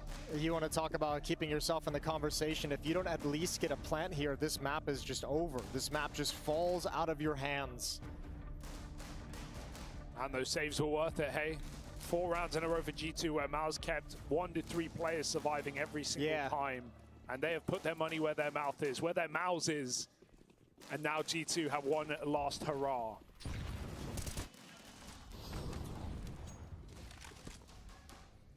You know, I think it's easy to home in on Monacy going so silent here after such a hot start. But, dude, he's still second on the board. It's not like anyone else has risen up and overtaken him during his 16 rounds of absence in this game, right? Like, there's not really been anyone other than Nico kind of starting to find a bit more success. Even that comes in waves. It has its limits. Justin has been the one consistent voice. Do you get out? Do you just run? JKS has got the bomb, and he's kind of pinned down now. This is really weird. They wanted this to be continual progress, and now they're kind of stopped. Oh, but that kill forces the rotation. JKS waits. But Jimpat tucked in. He's won a round off this position before, and he's even called for his AWP. Torshi moving in at just the right time. That flash could be good for the AWP, but Jimpat is still potent in this position. He drops the bomb once more. m0NESY, can he come alive? No, is the resounding answer, as HooXi is left a dead man as well. 17 years of age. Jimpat steps up again on this B-bomb site, making anchors look pretty and finding map point for Mouse. This is such a triumph for Mouse here, man. It really is. Not just having to come back in this game once. It wasn't just in the first half. It's not like they were 7-1 down. They dug deep, and then they managed to crush G2 immediately. G2 have kept fighting themselves here. They went on that 4-round streak in the second half, midway through it, to actually retake the lead. This was Mouse having to do it twice in this map. We mentioned G2 is going to have to clean up their closing plays to rounds, but Mouse hasn't even let them get to any of those positions. Haven't even let them get to a point where they can actually attack into a bomb site all that effectively.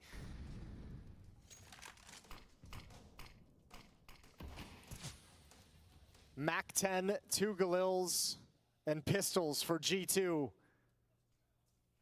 Feels inevitable, doesn't it? Still on their default, no bomb. JKS doesn't want to commit, but he gets spotted on that cross out. HooXi's scared of an AWP, but B is jiggling. Look at Torji just pushing a ramp with the AWP. He doesn't care whatsoever. I don't blame him with the game he's just had, or rather with the CT side he's had specifically. Bomb's coming back. Oh no, this is, unless he goes Palace, this is disastrous. HooXi doesn't know what he's walking into right now. Well, the question is, where's the pressure going to come to take this attention away from A-Ramp, right? Like, it's got to be Con, it's got to be mid. Oh, that's the bomb spotted, though. Yeah, it's going to have to run back. Even if it still goes A, it's got to reset through middle. Not feeling safe. JKS can save the day, but it's a 1-for-1 with Frozen on the trade. They're up in jungle, but Frozen continues to spray, and Mouse might end the map. Frozen's been mollied, they know he's here, still fighting, does a bit more damage before they write him off. Exertion and Shui looking to lay this one to rest. Nowhere to go. They got to do it between the two of them. 15 seconds. G2 do not have time to waste, and they're divided on this. HooXi going in alone. Hunter a little further behind. No. One kill from Catwalk will end this, and Xtrfy does it, tapping them out. Mouse secure the victory. G2 battered back, beat back on Mirage, now have to pick up the pieces on their map.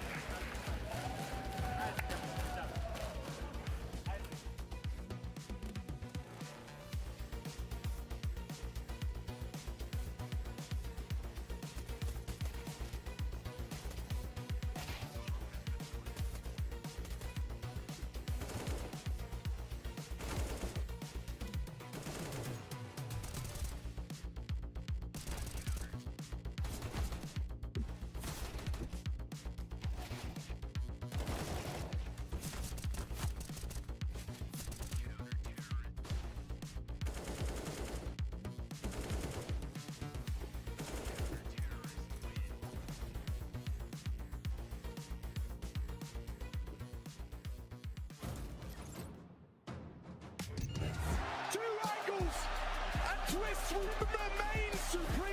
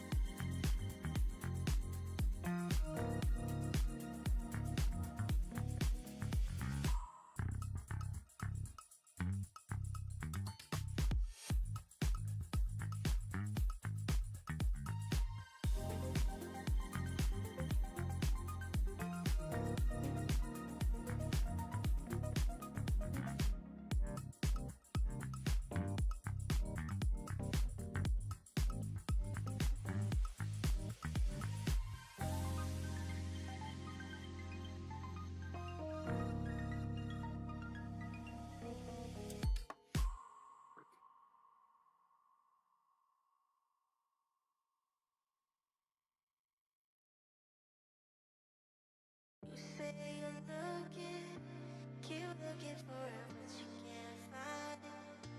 Can't find another one to get around with. You try and try, but never find someone who's fine. Keep looking for it, but you can't find it. Can't find another one to get around with. You try and try, never find another me.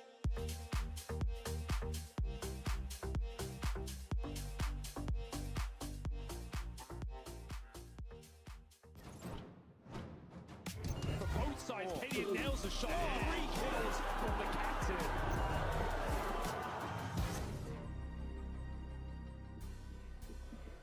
How would Mouse react if they had a cold start to a map? That was a question we were posing coming into this series, and Mirage certainly delivered a first answer for us, because despite starting 7-1 down at the hands of G2, they managed to break G2 at the perfect time in that first half, alongside breaking their economy, which sees them, Connor, sealing out their map pick of Mirage. Yes, Freya, why'd you direct it at me?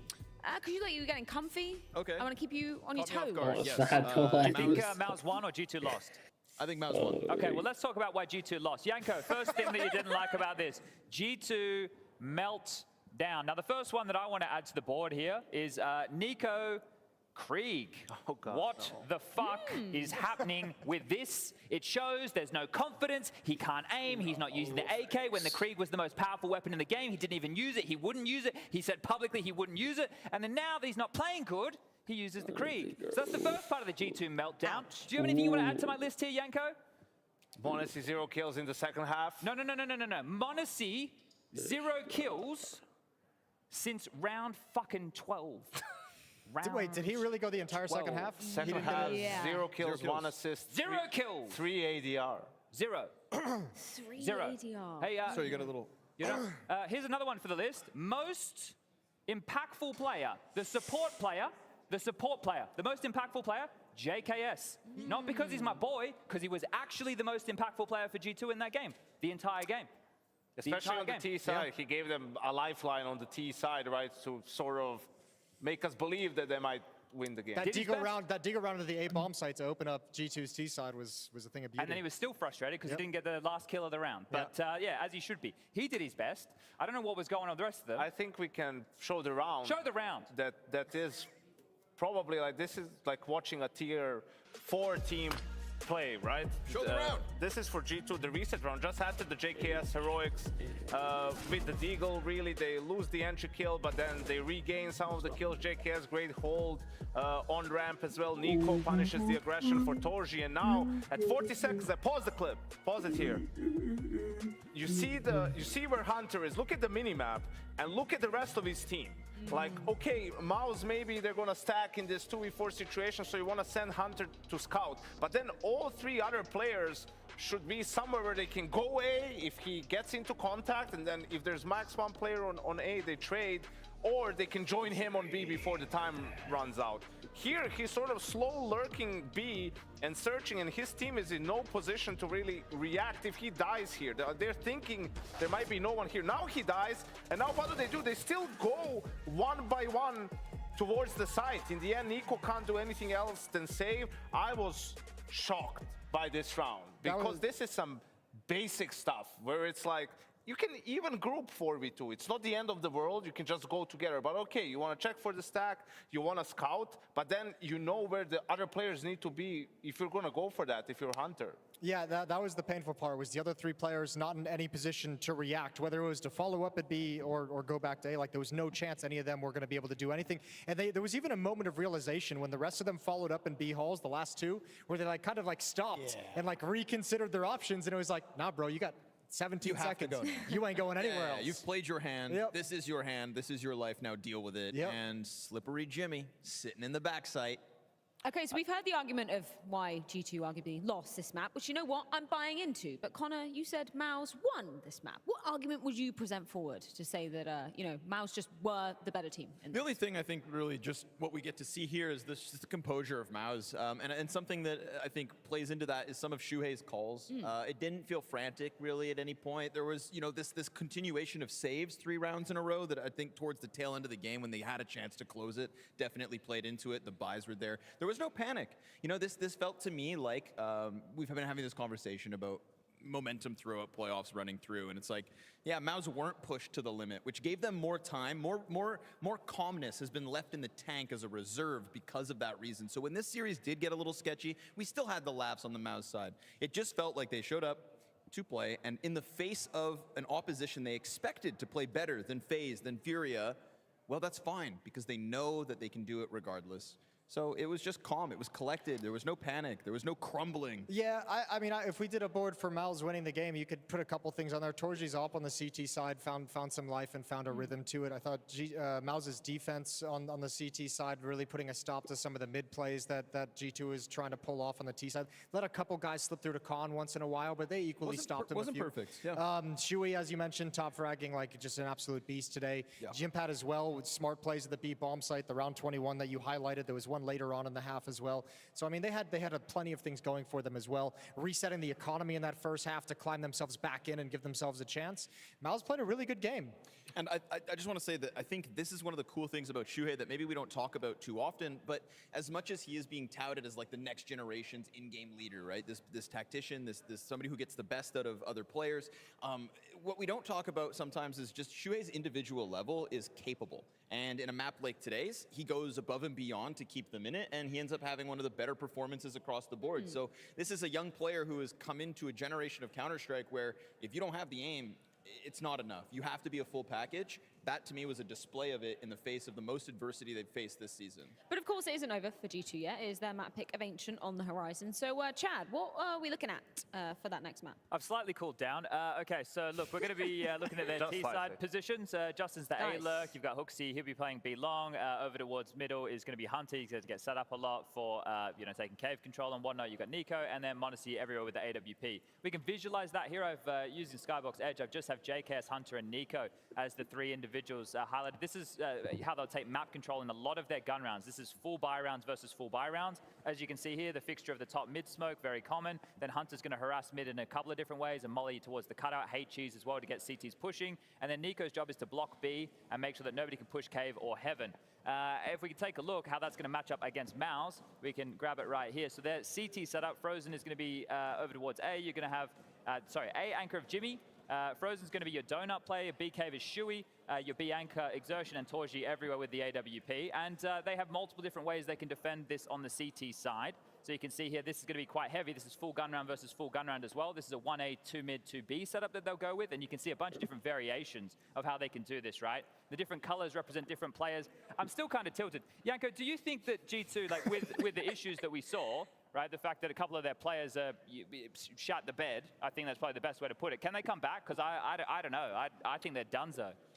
I think they can, but they need to sort of cut the bullshit, really, in a way. They made some bad decisions in the macro aspect of the game. You guys talked about how Mouse had multiple saves on the CT side. Meanwhile, you had G2 just going for a 2v3 or a 2v2 where it's like, you know, you can just save this, especially when Monacy is having such a strong game early on. An op, 2 pistols and 2 guns, like if you let him work, you can win those rounds. So I think that's what hurt them ultimately. Mouse won 6 of the last 7 rounds in the first half, and a couple of those were against half buys or mixed buys from G2 because they mismanaged their economy in the rounds they were winning. And then even like, you know, we saw so many close calls. There was a round by Impact when Mouse was really on an eco with a couple of, say, guns on the CT side where he's just hiding behind triple. Like, he's supposed to kill Hunter there as well and probably win the round. Hunter just hits a insane shot. Yeah, they got saved that round. That round was, all of G2's like end of the round, not all of them, but like we're live right now, Justin. They were just really, we're looking like at what they're going to do. So Justin was just asking what we're doing. You going to win the next one? Hope so. He hopes so. That's a no. That's a no. You had a good first map, Justin. Good luck, man. Go get him. Go get him, Juzzy. Yeah. You can do it, son. See, all hope is not lost for Chad. What do you think, Connor? Mouse? What am I thinking about too? Ancient? Listen, Yeah? I'm thinking if we go in the last 12 months, right, the most significant and important events that Mouse have played would have been IEM Rio Major and would have been IEM Dallas. At Rio, Ancient ended up being one of the most important maps that they ended up playing, right? They have a win over Ents and Cloud9 in that Rio run to put them on the map to break into the top 10. After that, we go to Dallas. Obviously, Dexter's playing at this point. It's not Shuhei leading them, right? And they take up a win versus Astralis and Heroic. Every time that we see Mouse make a run within an event, when they exceed our expectations and climb slowly but surely through those rankings towards the top, Ancient plays a critical factor. And that is why, after beating Furia in a best of 3 and then beating, who was even next? FaZe. In that best of 3 afterwards, Ancient tonight, this is the most important game for this core, for Shuhei to return with the NXT boys. And I think that they're not going to let this opportunity slip because this is the very last CSGO trophy. And I think that Shui, after not getting it in Paris, is going to make a hell of a run. Damn, Connor, you fired me up and you fucking sold me on this. He appealed to the heart. He appealed to the heart. I'm not an analyst, but I'm a fucking storyteller. Hell yeah. And we're seeing a story go down in Malta. You even stared down the camera as you did it. It was eye contact with the cam. That was great. And Chad looks so happy taking with my his whiteboard whiteboard. and I'm going home. Oh, see you later. Goodbye. Well, Chad says it's over. Let's see if it's over. Apparently, it ain't over till it's over, but we've got to see how Ancient goes down. See you there. Making magic when they need it most.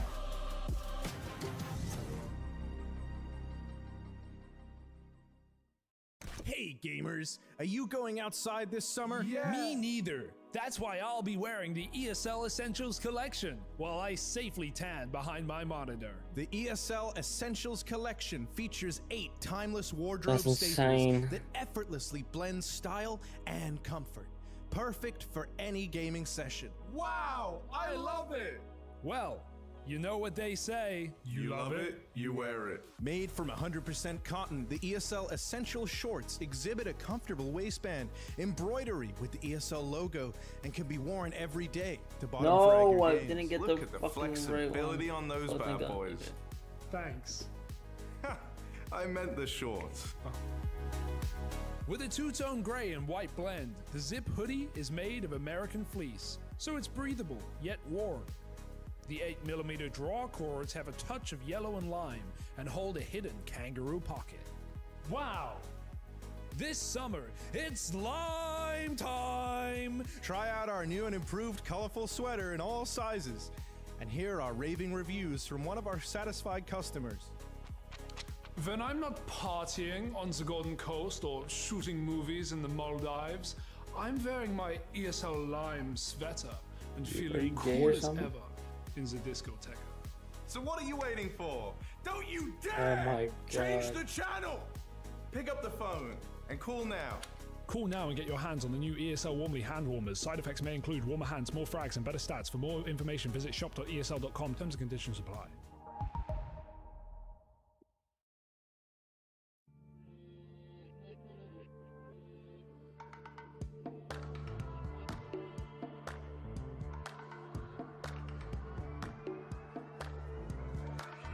I was sure that it'll be easier to clear you from my mind.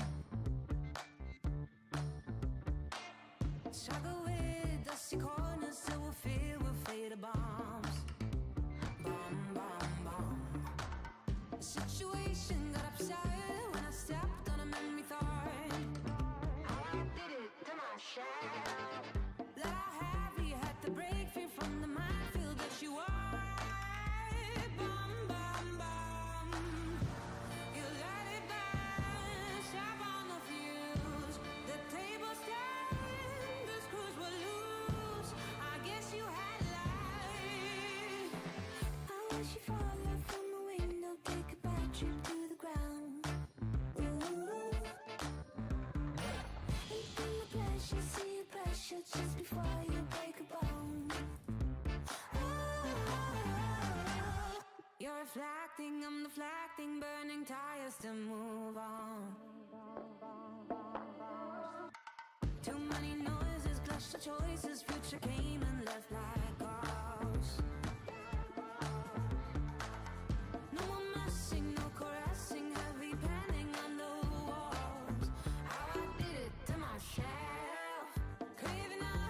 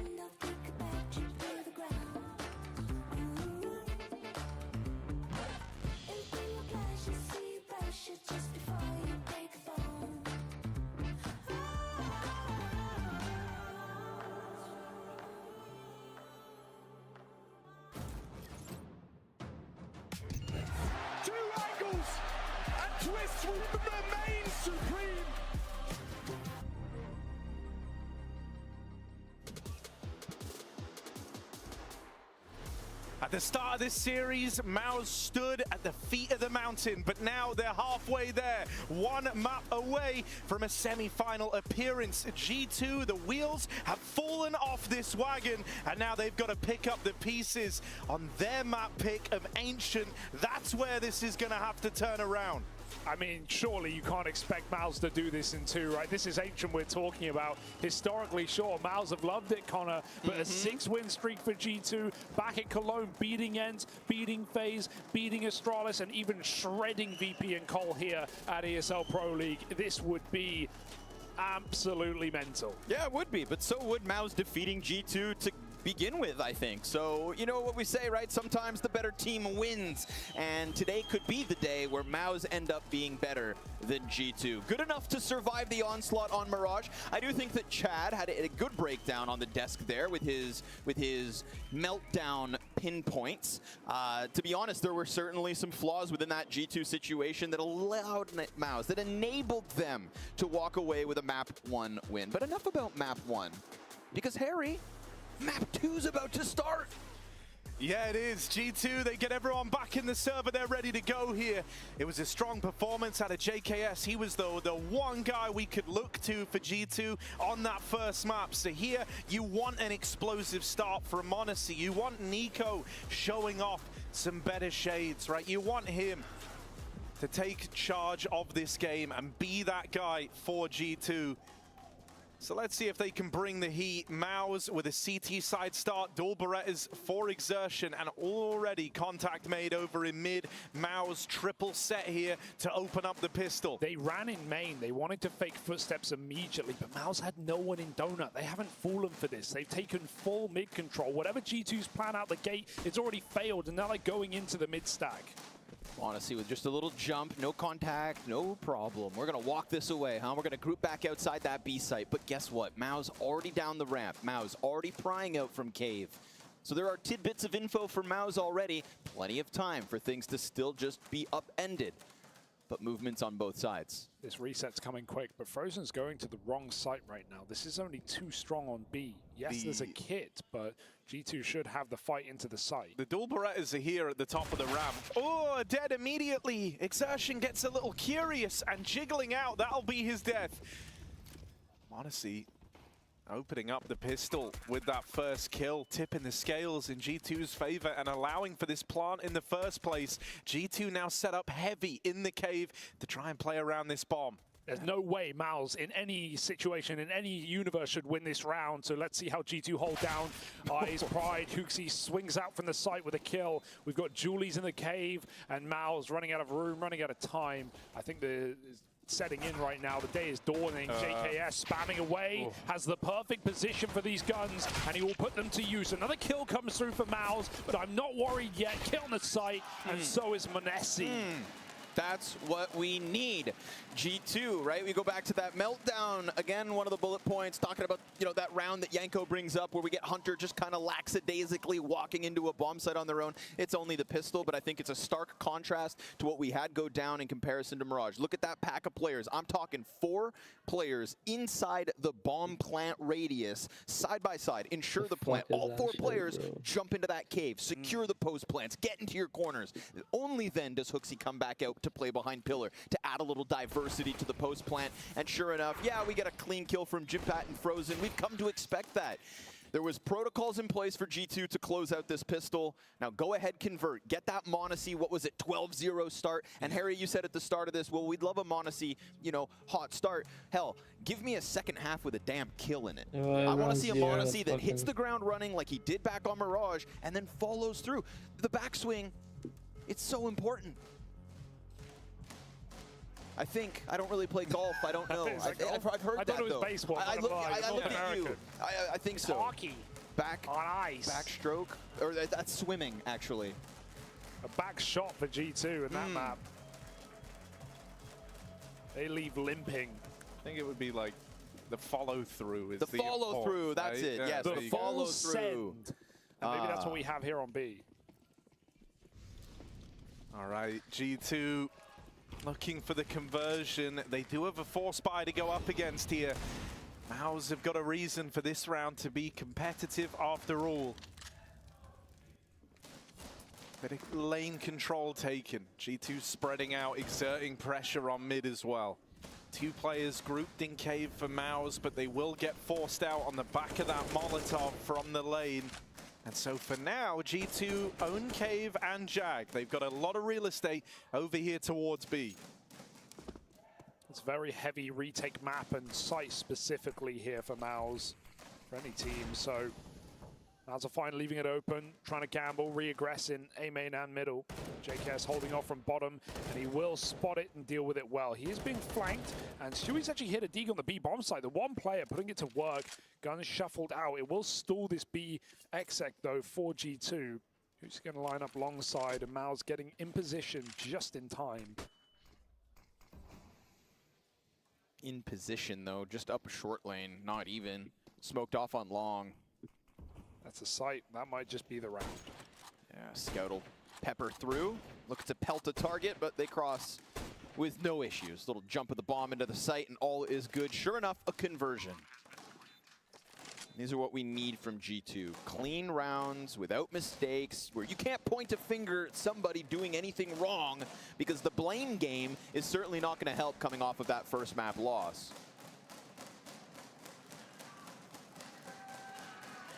But I think this is a little bit more of what Mouse showed us towards the tail end of Mirage, Hugo. We were talking about saving.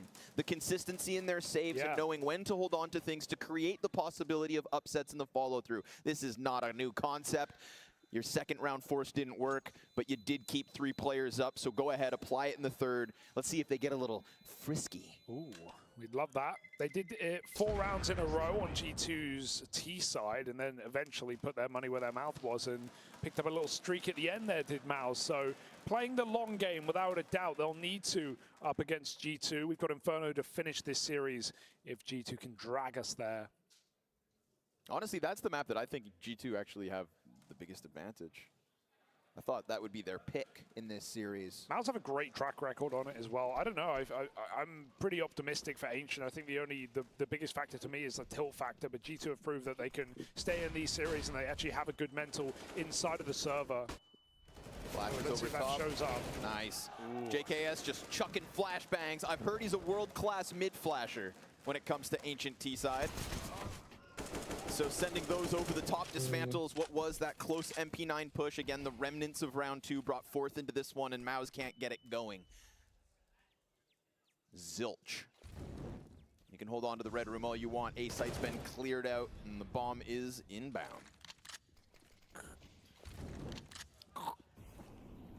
Scramble. This is nice though, isn't it? This is more like it from G2. There's been nothing scary in these first few rounds. It's been very put together. Yeah, just like Mirage with that 7-1 lead. I know. Yeah, let's jump the gun, guys. But look, all I'm saying Let's get ahead of ourselves. At least they're not coming in here. At least they're not coming in here with their Jimmy's Russell. All right? Oh, Jimmy, just wait. He'll start rustling soon enough. He's going to start. And maybe right now, Mao's coming in with their first buy round. Alt for Torshi will make an immediate appearance here. Rifles out on everyone else. No limitations for Mao's in this first rifle round. They've got everything they could possibly need and then some. Well, actually, I lied a little. They don't have a kit. They could. They could have a kit.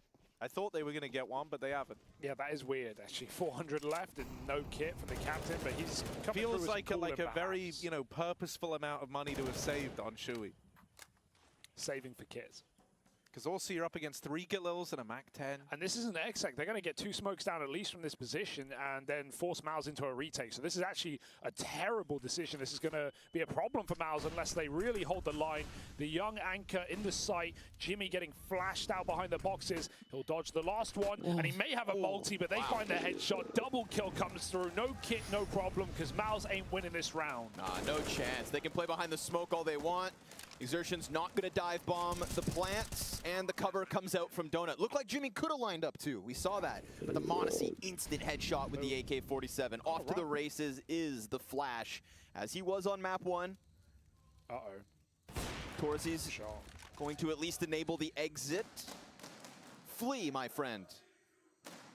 He'd go already on the hunt, though. They want to sweep this away. Got full blame F here. Guaranteed. G2 don't really have much to lose in hunting. They've got Galils, so they just appreciate the upgrades here.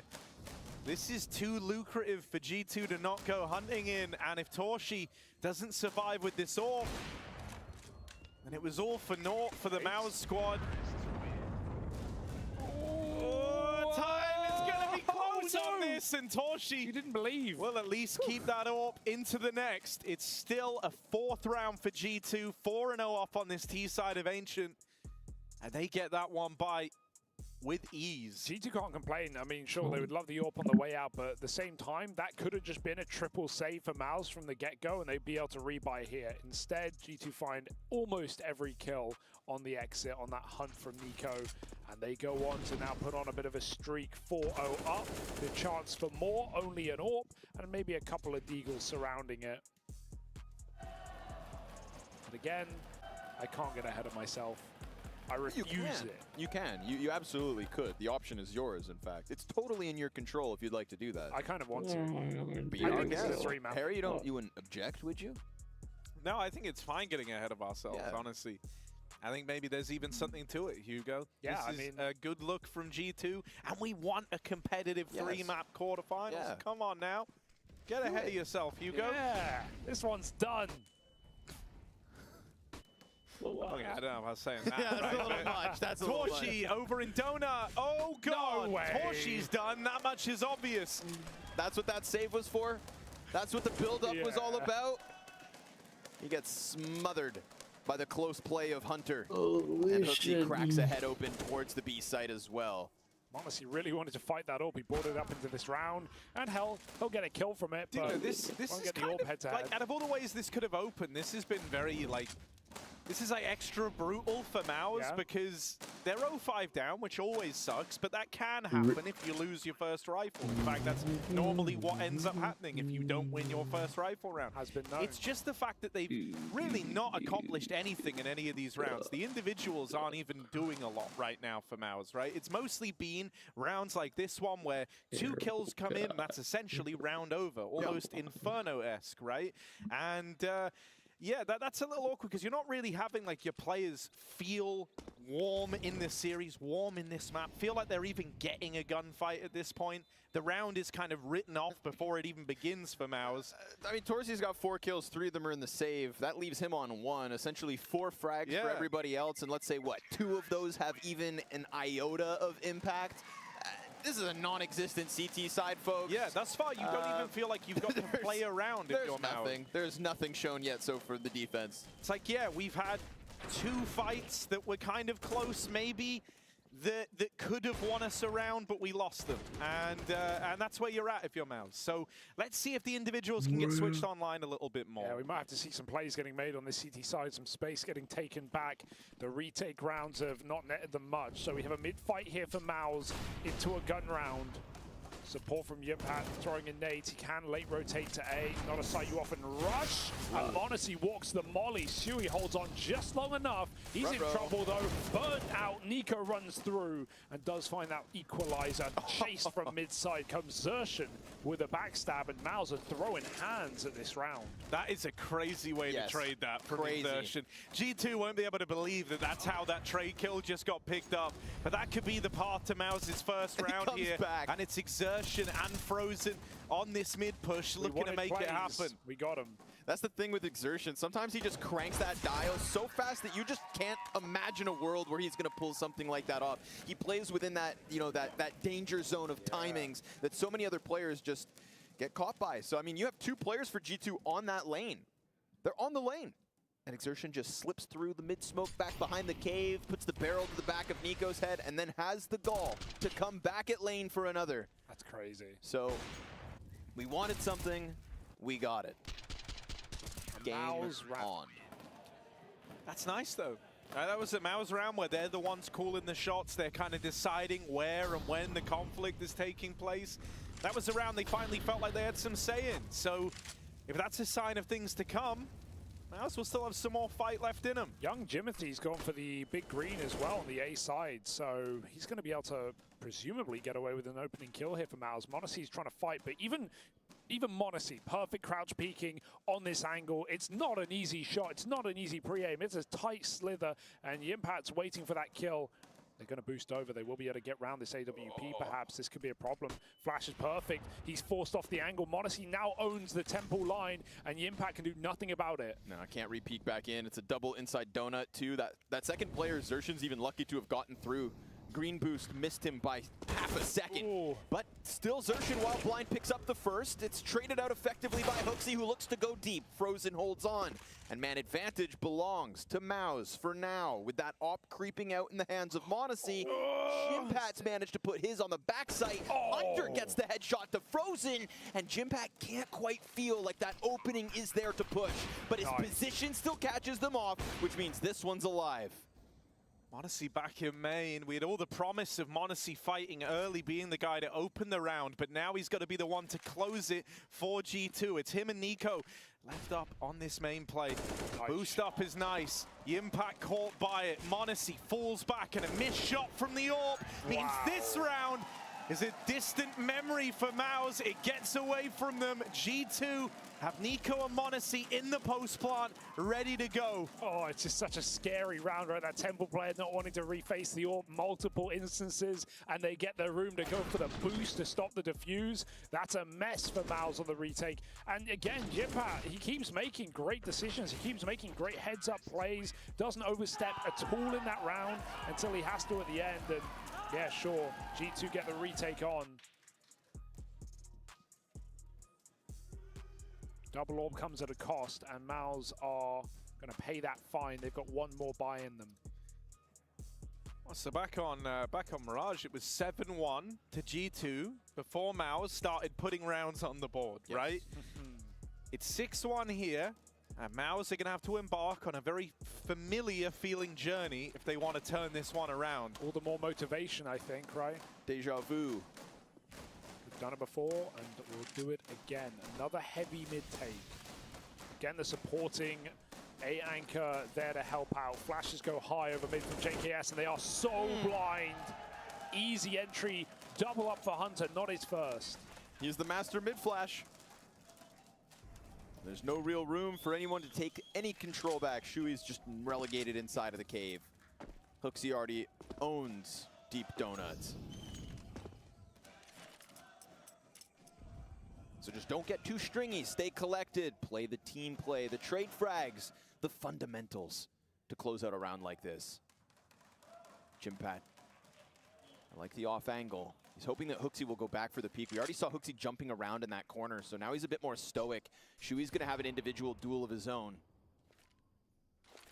And I wouldn't want to fight Nico. I like how safe Nico's even doing this, right? Smoking off the B side. Just to put more pressure on, push Shui further back.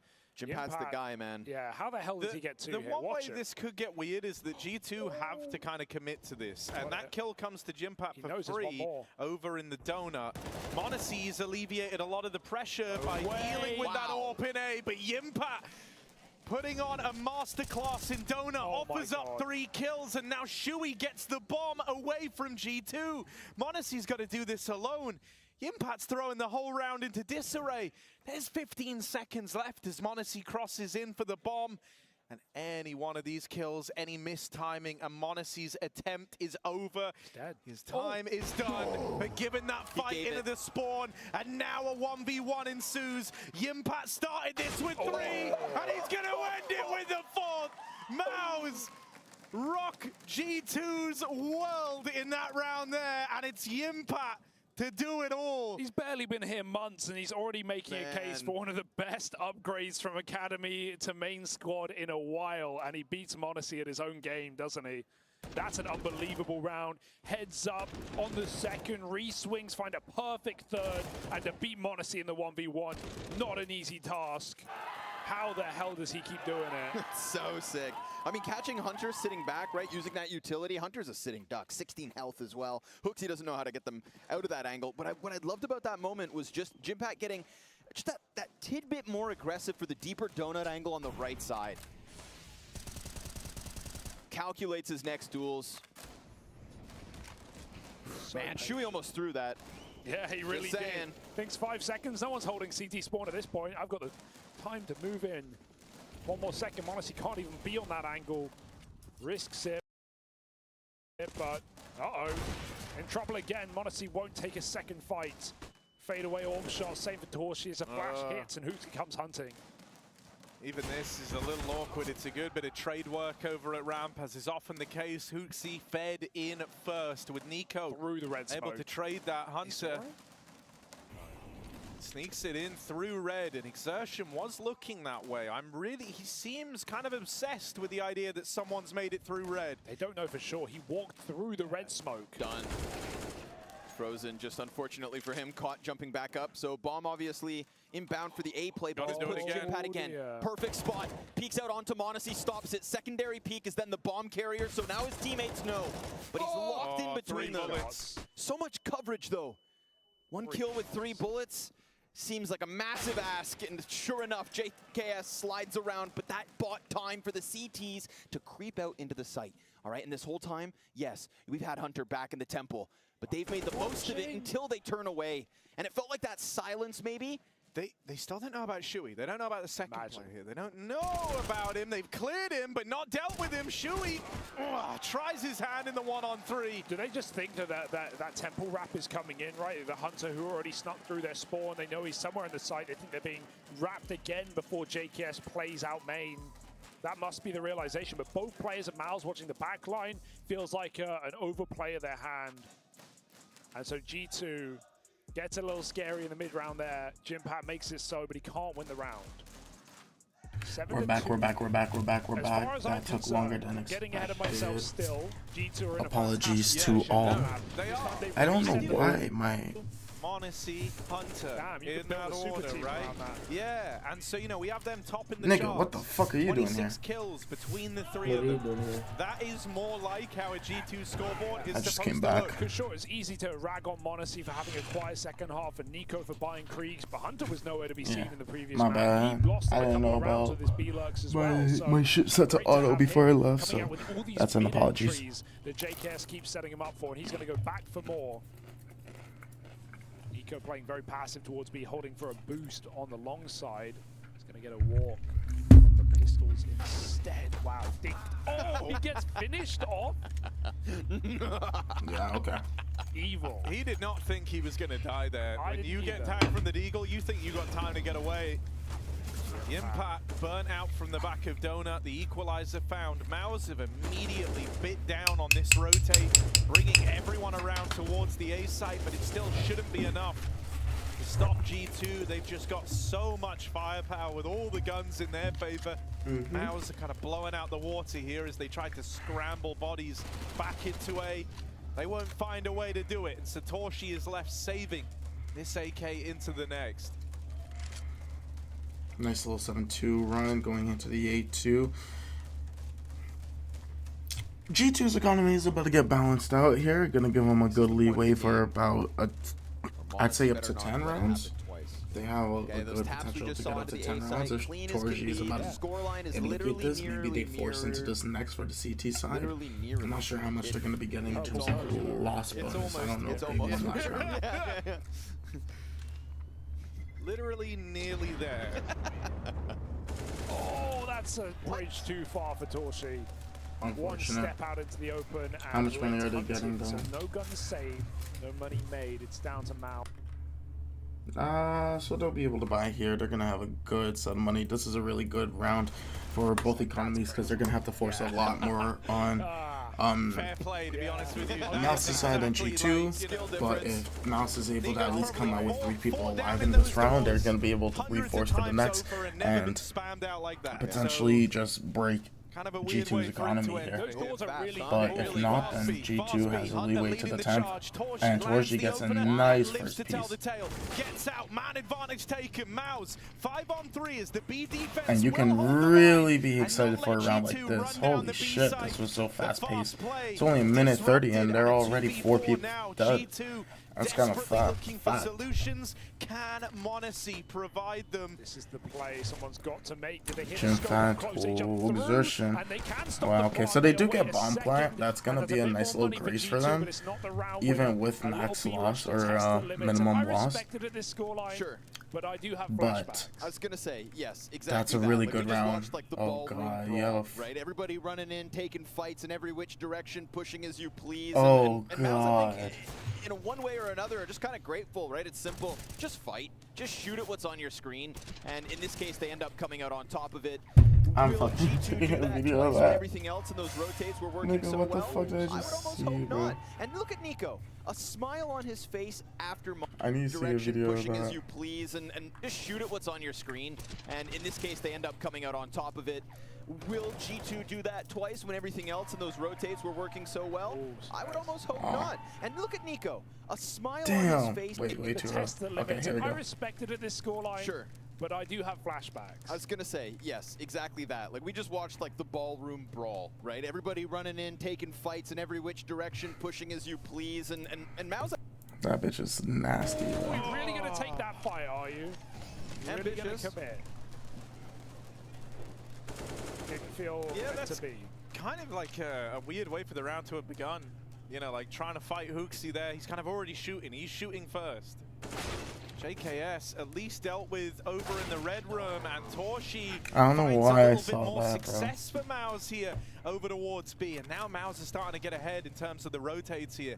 They take middle in the 4v3. They know that it's not mid. Torshi hears G2 moving into the B site. Desertion is picked off by that AWP. Oh, Torshi a chance for even more here, but that orb looks to trade him, and Monacy will oblige. They don't know. 2v2, but they don't know about Cave. They don't know just how close Was he spotted? I'm not sure. They go looking for the site fight first, and Monacy having repositioned now is to win this from long. The bomb is planted for him. He's got that laid out in front of him, and now a 1v1 to find. Nade goes in, but Monacy's ahead of it. He's Frozen gets off and walks that 1v1 over the line. Mouse pull up with 2 in a row, finally putting together consecutive rounds on this CT side. It's all the mid-flank timing. That's so quick, right? You can, even though Monacy doesn't actually get physically caught moving up short, they see him, and the timing in the head of G2 is completely off. By the time they realize CT is empty, it's already too late, and Mouse come through with another retake. We're seeing some very tight rounds, but Mouse are trying to find life at the end of their CT side. Close try for Monacy, not today. And a half buy for G2. Even with a plant, it's not enough. Hunter gets a hero AK. These rounds are absolutely winnable, and Jimpat once again will be tested on his own. This is crazy though. Mouse might be about to launch another comeback here. There's a very real world where they split this half 8-7. They win that last round. That was like the most lucrative, but now they've got another chance here up against a weakened buy from G2. Thinking this round is easy could be their biggest mistake. You don't want to get ahead of yourself. With G2 with these kind of buys, I get very scared. They're going to play loose, they're going to play aggressive, and Jimhat needs something from the back of the site. He's got the good cover for it. 2 pistols ahead of Hunter's AK as well. Donut Smoke, does he play behind? Total forfeiture of the A site. This is okay though, because G2 eventually in that post bomb gonna have nowhere to go, nowhere to hide. Freebie. Wow, and JKS gets catching Hunter dropped. on the smoke cross like that. That was the AK as well, so Frozen's impact through this smoke has been fantastic. Oh, dear. Flash though, Flash is good. No, Hooksy gets caught out by the Opera, so it's just the tempo control. They don't even have the bomb. This one comes to a fizzle. So it seems 20 health between the 2 that remain. Held on by Torzi's angle in from Donut. Jimpat's on top of the boxes. All is good, yeah? Yeah, and this is the wildness. This is the weirdness here for G2. Get him. Man, stroke of luck on that one. Okay, it's not like Jimpad's playing from behind box and gets a kill and then dives behind smoke. It is just Frozen rotating in, catching Hunter, one of the AKs in the background. Good molly timing as well for Jimpat. Gets it as he sees a smoke come over. That stalls the hit for G2. It gives him time to make that decision, walk the donut smoke, and Mouse, yeah, sure, smoke spam comes through. A little bit of luck goes a long way. They kind of really needed the bomb plant here just to alleviate like any worries. So I know when you look at the money, you're going to tell me, oh, G2 are fine, they can buy.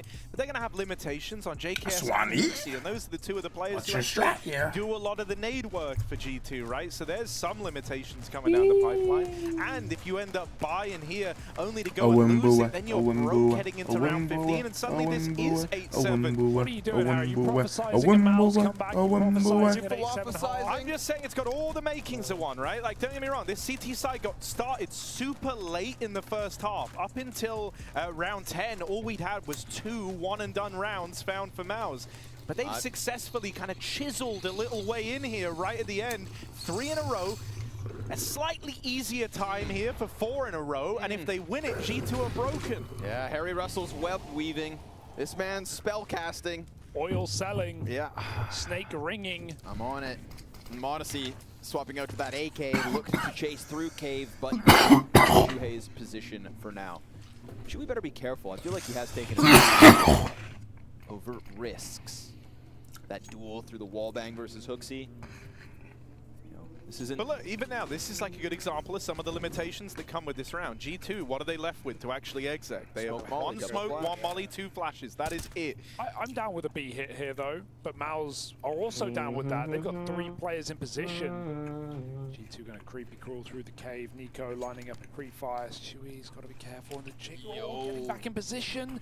Oh, Nico can't go through that. At 55 seconds, G2 are called to a pause. That was sketchy, huh? That jiggle on the corner. You got your teammate in front of you. Ooh. Okay, wait. Where this could get huge, Yimpat is taking A main. Torshi is now freed up to rotate. Torshi has a full belt of utility, Molotov included. And if that finds its way towards B when this site hit looks to come through. Now, there's a world where G2 could still change this up on the fly. They're lobbing in Utah. I don't think they're going B. They're going A. They're going A. They're going A. They're going to join up with JKS. He's been waiting outside of main this whole damn time. And so the A play is on the They called a strat. They called a strat against Ents before. Oh my fucking god, it works again. Deals with him. It works again. Torshi is on this line through CT. G2! Get rewarded for it. And so this last second change of heart from G2. What a fucking play, bro. Into the A play. They did this before against Ents. This is like their last track call, bro. It could fail. It was either against Ents or against FaZe. And sure enough, it leaves it to Exertion. Tries to fly out from Donut. 1 player pinned behind box. Doesn't know about the second right next to him. Tap onto the bomb. And Hunter's going to put him down. What a call from Hooksy. And unfortunately for Mouse, baby, that is hook, line, and stinker stuck inside that B site. Nothing to show for it. They all stuck around and got nothing. Oh, they fell for it as well. It's not the first time. If Yimpat can get this kill, he's It's more not than the first time favored they've on it, made but that great play. jiggle from Justin, and he gives him a bit of jazz in the bomb side as well. Final bullet tap to close it out. It's Hunter. But it was fantastic mid-round for G2 at 20 such seconds. a great No execution. room for error there. G2 breathed such a sigh of relief, right? That last second change of heart, a B fake that had to work because they had no second options in going back onto that A site with no util, and they successfully take charge of the game right as at the end of the half. Oh, that's a smoke shot. As it blooms, he finds the Monacy and gets a reposition as well. Jump across for Hooksy, not known to be an AWPer, but picks it up from time to time. Torshi tries to find 2. I like this play from Torshi. Get out of main as Mouse flash through the smoke, chasing down G2 at the end of the half, looking to not give away. Double digits on the T side. Hooksy has to make it so on his own. 1v3, stuck inside, looking for that AWPer that just rang out a shot. And Hooksy's been given a bit of space, but that donut peek could be his end. Flick onto Torji, something. And nicely done from Torji to pick up a kill in that retake, because honestly, a couple missed shot felt like a G2 10th. But we're sitting pretty, folks, at 9-6. It's a 2-0 in the scope for Mouse, but it's sure as hell not easy.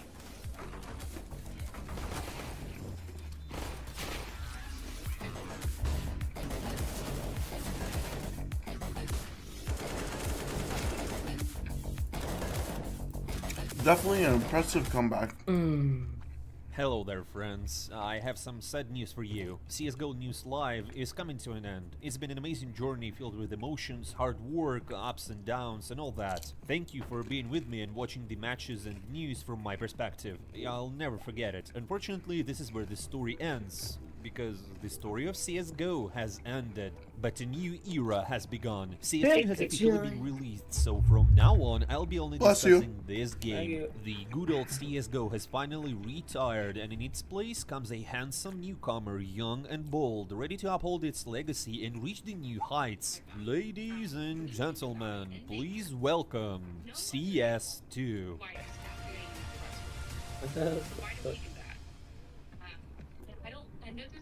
So let's go step by step to understand what's happened, how it happened, and what awaits us next. As you remember, just a week ago, Valve tweeted asking, what are you going to do next Wednesday? Some thought it would be just an open beta test, while others believed that the beta will introduce features like Danger Zone and so on. However, most were hoping that Valve would keep their promise and release CS2 this summer. Like, you know, in America, summer officially ends on September 27th, the autumn equinox. So everyone was waiting to see what would happen in a week. Pro players were sure that the game's release would still be a couple of months away, pointing out the existing bugs in the game. What the fuck? It's so cute. Fuck, dude. It's more to the left. It's more to the left, yeah. I killed one though. Oh, nice. Oh my god. Yes, and you all understand that the game is still too raw to be released. However, there were reports that some teams are already practicing in CS2, even though tournaments are still being played in the old game. ESL even had to conduct a survey during EPL among the teams, suggesting that if CS2 gets released, they might conclude the playoffs in the new game. But in any case, all of this was taken more as a joke, thinking there won't be a release from Valve. And then, bam, on September 26th, Valve posted everything was just final day and animated their profile banner. This was definitely no longer a joke. Data miners noticed that there were lots of under-the-hood changes, adding demos, fixing bugs, and thousands of other tweaks and corrections. Now even the pro players believed it. Simple posted how much he managed to play in CSGO, 23,000 hours. And well, the young Monacy was close behind with only 18,000 hours. Teams started sharing photos from their history, bloggers began to summarize the decade of CSGO, and basically the entire community stirred and awaited this fateful day. And it came. On September 27th, as planned, Valve once again updated their profile header and wrote "Dawn of the New Day." Meanwhile, I'll remind you that the EPL playoffs are in full swing and people are still playing CSGO. Valve apparently doesn't really care about what's happening in the esports scene. They release the game whenever they want, even during a match if they feel like it. And guess what? That's exactly what happened. Yesterday, as evening approached, not only the community was buzzing, but the bigger players got into action as well. For instance, the AMD, you know them by the CPUs, released the drivers for CS2, even though there was no official announcement. Of Mouse to hoist the trophy, or for G2 to add one more to the cabinet. It's been a hell of a year for this G2 squad, and there have been some cold maps here and there. A bit of a crumble, a meltdown, some said, on Mirage. However, more of the same here on Ancient. It's a lickety-split start. It's a Monacy domination, and still towards the tail end of that CT side, Mouse finagle a few rounds on the board, but only 7 more for G2 to take us to Inferno. I had $1 for every time a Blastcaster had told me it was the last CSGO event, Connor. I would have $2, which isn't a lot, but it's weird. It's happened twice. Yeah. JKS over in mid opens this up with the USP. Yimpat will reply, and so we end up in a 4v4 straight away. Mouse slow this one right down. Let's see if G2 are going to take that, though. They kind of want to keep the pacing on this. The mid-crunch is locked out by Yimpat. What's his head-to-head like right now? Yimpat might be winning it against Monacy. He's been fragging him day in, day out, especially on this map. That bit of aggro goes nowhere for G2, and I love that they gamble. What else have you got in a round like this? Moving a second and maybe a third player back into that M side. Honestly, regardless of result at this event, I mean, what a breakout moment for Yimpat on this roster. Outshining Xtrfy and Frozen and Torzy at times. If I lag they throw 2 smokes B and G2 block it. This is now a really weird round. I'm down to get freaky. 4 players drop through middle. Eyes on the prize of that A site. JKS looking for the deepest angle he can nab. He's got one blind in front of him. Hooksy gets the headshot. Dig versus JKS won't help, but perhaps Hooksy can peel another one off. And so everybody rotates off, and what did they decide to do here for the recommit? Hooksy's about to peek. 2, 1. There's no other chance. You've got to go, and you've got to go in. And they keep trickling into the crosshair of Hooksy. It allows for Nico to peek out on Brokey. Frozen straight, and Torzy's answer leaves this again on Hooksy. Now that bomb plant has to come through, and Hooksy has a chance, but he's only got 13 health. And Torzy, well, he's still fighting, as is Hooksy up close. Close as can be. Oh, you hear the screams, man. I thought Mouse were going to go back there. Time 20 seconds, but they don't want to roll out a risky red carpet that could get torn apart. They go back into the stack, and they still win it. Mouse not making it easy for themselves, but giving us an entertaining game nonetheless, and quite a game we have now in the second half of Ancient as they try and pull back to 2-0. Dude, that Torzy shot over towards A main. Did you see that replay, Hugo, where your eyes open? Oh my God. One bullet, baby. That helps. It helps the endeavor, the adventure, the hopes of Mouse. On this D side, fast play out of Hooksy. Love it. Straight up into the face, traded by Shuey, sure enough. But it's information and a bit of early damage off the CZ. Shuey's seen that before. Done enough cave antics himself. m0NESY trying not to shoot his teammate in the legs, but he at least connects something. It comes at the cost of Nico. Torshi very low. Dude, that was so close for m0NESY to get the trade. The nade brings Torshi from 6 health down to 4. So he's just barely keeping up appearances right now for Mouse. They feel fine in the 4-on-3. They're going to group for this B hit. G2 still haven't moved a muscle, so it's all on m0NESY to try and stop this B play. Physically, no way. Double smoked out unless you're rolling that dice and hitting some shots through it.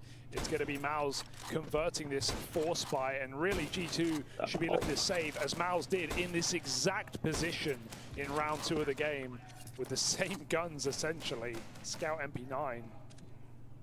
So G2 will be allowed to evade, and Mouse will close that gap by 1 more.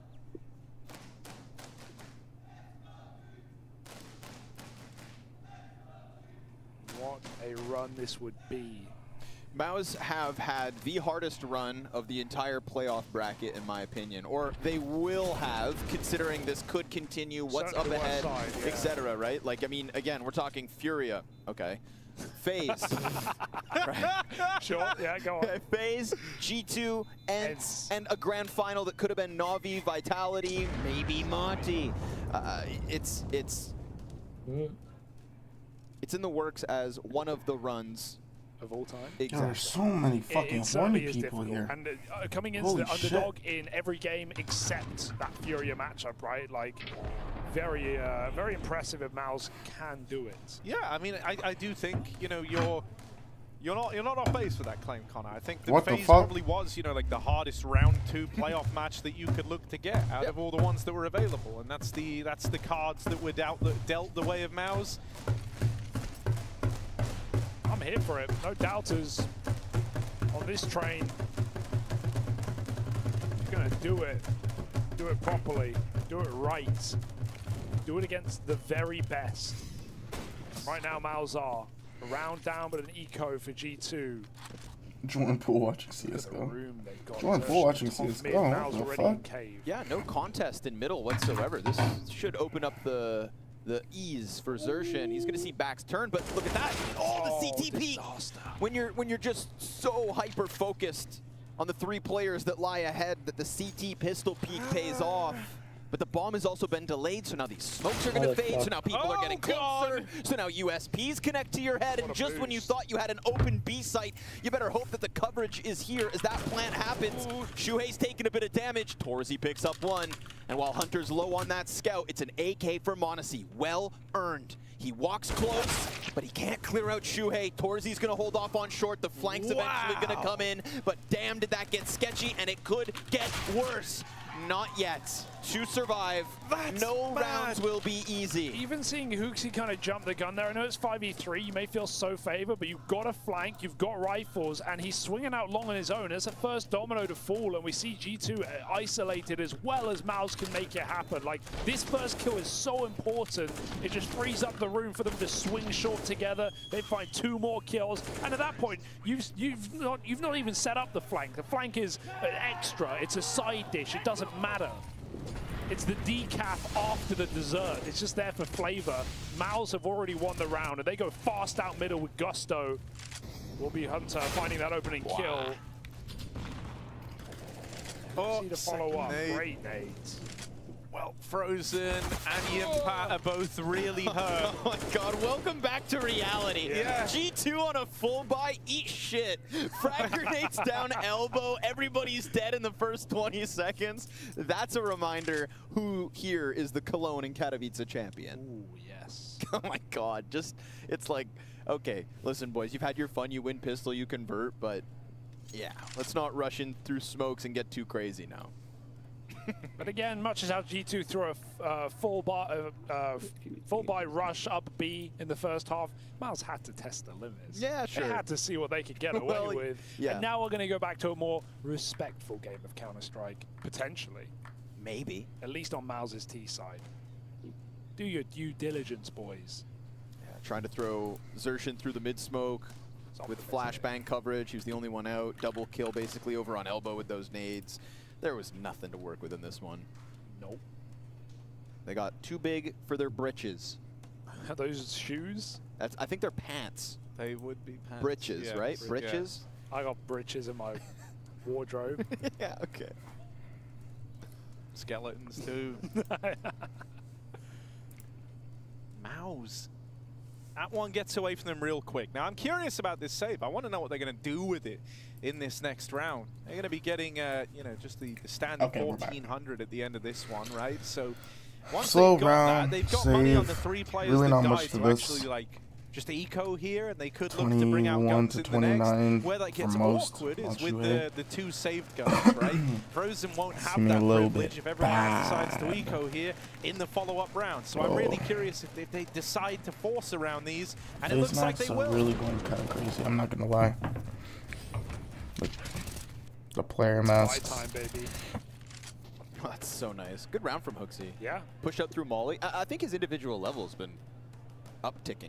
I think, you know, the more championships you win, the more confident you got to get in your own style. Oh my god, Exertion. Ooh, that's a kill. What goes around comes around. Oh, they've got B, man. This is open. Nico's gone for the back of long. That is a disaster. Hooksy, you need his individual level now more than ever. They're ready to trade this. They line up, and there's still the kill. Are they ready for Hunter's quick climb up from mid? He's here very early. Oh no, Jimpat. Jig is up, and Hunter's down, and maybe the round. And a bizarre. save. Just as fast as the last round went the way of G2, this one, instead of Xtrfy running out through the smoke, he decides, well, I'll spam it instead. And sure enough, he calls out that position. If you guys remember the replay we saw, it was Hunter who pushed out from Donut to kill Xtrfy in the round prior when he came out through smoke. I don't know what Xtrfy saw in that moment, but the other CT who was middle, not the one who killed him in Hunter, was the guy standing behind that box. Sure enough, Xtrfy starts this round, spams that exact position, catches him as he climbs into it, and this, folks, ooh, tantalizing, huh? JKS solo rifle save, game tied, 10 rounds apiece. Okay. This What's is the buy, a Russell? little intense. I don't want to scare you guys either, but there's there's a couple of other notes here, right? One is that JKS is slowly but surely rising up the board a little bit more towards the top. m0NESY also hasn't got a kill yet in the second half. Shut up. We're currently heading into our 6th round of play. He's just getting ready for MR12. You wouldn't get it. Sure, but while that could be a valid point, Hugo, it is a little worrying, right? m0NESY has had the AWP. He's going to bring it back out now. m0NESY with that. So I'm hoping that this is just a quiet first few rounds of the second half, and then he's going to get off to the races again. And m0NESY's going to be a name that we're saying a hell of a lot, but we haven't had to yet on this CT side, and that was exactly what happened back on Mirage. So you don't want to have deja vu here. It's the one time you don't really want it, unless you're a huge Mouse fan, in which case you're very happy with this. I'm just saying, man. And you know, me? Chernobyl, Fukushima, G2, the What do three you mean nuclear upset? meltdowns What does of the dude mean by modern age. upset? So many But upsets how does it happening. keep happening, Connor? How This does it is keep momentum happening? Someone series. It's patch not this even up. upsets. JKS might have to be the guy. He goes Playing a back team for that's been more. playing for 3 weeks There we versus go. a That's team what happened. Again, that played we 3 weeks contrast ago this to versus a team Xtrfy. that played Xtrfy 4 going days through a ago. smoke again. 2 times in this T side versus gun rounds. And then you're tries asking, to like, bully yo, his way out through why that is one smoke team doing and better gets than the turned other? away instantly. They just played more recently. They just have a lot more momentum. It's not like that for every team. Some teams are just get it out. Like Gens, for example, but like shit or shit, bro, it happens so often. JKS. We even saw in this recent Paris major, bro. So many burnouts for the wrong time for a lot of players. And some teams just got opportunities that were just fucking glorious for them. Gets curious in middle. If he's joined by Nico, this could be a great late round clear, going together to flank out this B site. And Huxi, even though they know about him, he's peeled out a B. He can play retake. He doesn't need to commit to a gunfight as long as the cousins come in on the backstab. More spotting for Huxi. This is excellent work. Mouse may get the plant, but G2 know what's up. Yeah. Climbing over the ledge. They've got him surrounded, Harry. Boxed in. G2 have got to take their time here, right? Long is going to attempt to be taken by Mouse. They need this real estate to the Mouse squad. And so G2 late flashing into it to clear this is nice. Ready for Yimpat. They're ready for his attempt at the trade. And Monacy is finally on the board. And G2 will get their round on the... Wait, what do you mean It's finally on the board? Ready for Yimpat. They're Okay. ready for his attempt. Yeah, like, The gets a kill, 4v3 but, like- retake over towards B. Bro, these fucking cuts, these just cuts are so good from ESL, bro. It's like, it's actually like funny. Just for the big flank, and then they assist, they set up flashes, they swing together, and they let Nico play last. It's a beautiful round for G2 on this CT side. Even those 4v3s are anything but safe. And so Mouse, a weird position where they have economy ranging from 2 to 6k. This pause could be for just that ultimately, and in fact it is their final timeout with Cyclone on the mic. And we're only 22 rounds deep. A little bit desperate. Oh my god, please, bro. Please add CLR right hand. It's like the one thing that I really is necessary. As clean as you would hope. Big moments, huh? Good. This is what we wanted. We want Mouse tested. We want G2 showing they can win. If Mouse win from this position, it's like doubly impressive. There's a lot of emphasis in this round put on Torshi Yeah, having CLR his right hand is AWP. needed. Right, he put $6,000 into Took this so long round. for That would have fucking been enough response for him under to have in chat, potentially though. dropped over Chat is rifles. dead Who on had a here. lot more to go around with, but they put faith in Torshi and his AWP. Yimpat opens, dead at ramp, Hunter wrestling with the AK, knocks out a second man. It's only Torshi and that AWP left now, 1v4, I can't right now. and he can't save the day for Mouse here. That's such a curious call to go for the What is people it? when you have the AWP, but you also have pistols, and sure your util isn't, you know, you don't have the longevity to play DNM was January 31st. default round, But but I'll call Exa kind him. of DNM should have till not really January giving Torch 31st. any room to make a play when he is the top performer in the server right now. Yeah, like you're rushing through a I'll smoke, call right? him. So like he's kind of really hard limited in terms of Look the at that. impact he's allowed to find in this round. Feels like a wasted opportunity. A couple of boisterous calls in this T side, and sure, Mouse are confident. That's a good sign, but right now it's getting the better of them. Hunter recovers that hold very well. And we have more faces appearing of G2. Last map, there were silent players in one or both halves. This time, everyone has had a piece of the pie. I think this is where it's fair to have some of the criticism that Shuhei does earn, right? These are 3 rounds out of the last 4 where it is just Mouse trying to barrel through a smoke. Now, Xtrfy going on his own is one thing. Happened twice inside of middle. The most passive round out of Xtrfy in that position is one that they end up winning. Then we get this force in off of the pause. You know, Cyclone's had a chance to speak, and it's, as you said, what? A jump through a smoke top B. Boys, you had way more to work with. You could have played for some map control. Compare and contrast that to like how G2 end their T side when they get into the gritty rounds. We get that beautiful late A play. You know, that to me just felt like Shuhei's getting a little flustered, and I don't know what or if he can do about it moving forward. But it's got to be more complex than that. Doing that off a pause up against, you know, one with of the a world's huge best investment. teams. Yeah, exactly. Yeah, it's you're going to get punished. And Mouse, well, that's exactly where we find ourselves, working with just this solo warp. Literally nothing but a flash, 4 clocks. Now, if anything, they'll at least give Torshi the time to shine. But it's like even here, you know, this is kind of weird. Torshi's going to have to just roam with the AWP, try to be involved early, try to get picks from it and arm his teammates. But you also kind of need him to hold on to this if you're Mouse. Oh, no. JKS, did he hear that? Yeah, surely. Yeah, he read that as well. Knew it was a boost. Re-smoke, push back, try again. Shui had the drop on JKS at mid, but only good for the dink. Glock. Oh. G2, they're spreading out. Yes. They're pushing the pistols. They know the AWP is here, and they take the room. They've got 4B control. Don't need to face this. Torshi gets a shot off, but doing anything in this round is unrealistic at this point. His team have been cut apart. Dude, the thing that's so interesting to me here is that, like, Mouse have to do a good enough job in wasting time because they want Torshi to try and live on the AWP. And so him getting these couple of kills is nice to at least force some more respect out of G2. Still, he can't just sit in bottom mid. He knows they want to knock this AWP out of play. And so Torshi is kind of feeling a lot of pressure here to stay mobile, to try put some distance between himself and that last known location of the AWP in bottom mid. Yeah, even Nico's position is fantastic as well. It doesn't overstep the T-spawn flank. He's having a look now after some time, and with 20 seconds after Torshi tries to save here, there's a world where Nico finds him in the final few, maybe even after the clock. Like that, Torshi could be getting watched from above, he could be getting watched from elbow, someone could be holding this till after time, and I think Nico might just find him at this point. Last known position is middle, and they go searching. Oh man, he's scared. The only thing is Nico could go clear A main. JKS. He'll take that. This looks so stressed. He needed that save, right? They fully go for this. He would have been on nothing this round. That ends up being a good round. It was kind of like, and you know, I say that like with a kind of grain of salt about it. You were never going to win it, but yeah, the whole goal for that round was try to do a bit of damage on the AWP and make sure we save the AWP. And to that end, both objectives succeeded. So. Getting out on the AWP, they bring it with them into this round here. G2, this is where they could do all the legwork and just put a stop to this game here and now. If they can win this one, Mouse are broken up against 14, and so suddenly you're looking at G2 and you're looking at that third map waiting in the wings. You believe that we're getting there? Yeah, I think at this point, surely, right? G2 are still making plays. They're still very confident, flashing up B lane. They get there from middle, and they know Mouse aren't rushing this position again.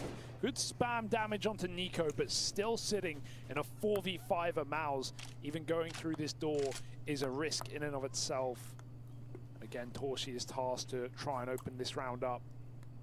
Maybe a boost could be a preface to that, but G2 remaining vigilant. Heavy on this. Oh man, you really just need this round. You really just need to fuck G2's economy here, because you're not gonna be able to do anything next round. But G2 getting impatient, and maybe at the right time. Moment for Jimpad. Oh, damn! Fucking goal! A spanner in the works. Meanwhile, Hunter picks up the kill towards top middle, so it's not like this one's but easy. now two of you are too low to health really of even make Frozen any and commitment you think together. maybe Torzy will have to go above and beyond. Top mid player makes it over to B. That's necessary support for this. Oh, and again, low health, right? So a little bit of spam goes a long way. And Torzy knows that player's up above the smoke. With the gap behind it, it's an open invitation. 15 on the clock. He's going to have to peel into the cave. Frozen getting that kill, now has to give cover. As the smoke comes up, he runs into the fire. And so this one seems like it's done, but seemingly still a chance. A slight sliver of an opportunity here for Frozen has the plan. He's going to stick this, and Monacy's going to swap out to the rifle to chase. Frozen right there, Monacy right there, and G2 knock on the door of an ancient win. The heart must be racing in that moment for all 10 players. I know it is for me. Hunted down. Mouse barely getting the bomb site. And m0NESY finally converts one of these clutches. He's been left to the wayside in this series ever since the first half of Mirage, but that is going to put G2 right there at the right time to take their map. Man, flustered. Torzy running back behind the pillar in the fire. I mean, maybe he's trying to beat the smoke grenade and wanted to offer some of his health in response to that, but it makes the M4 spray down so much easier in comparison. And so now we're going to get just a flustered Mouse coming back, buys after buys, to try and stave off the G2 15. Solid comeback, composure after Mirage. They are cooked in the calls department.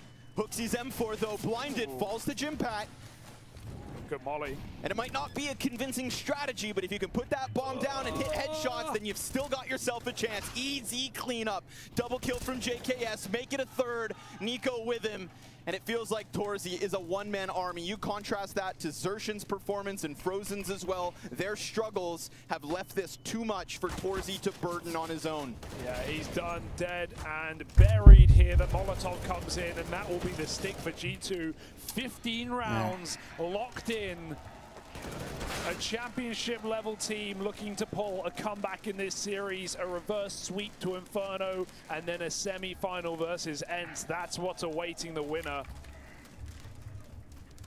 The young men of Mouse have met their match here in this quarter.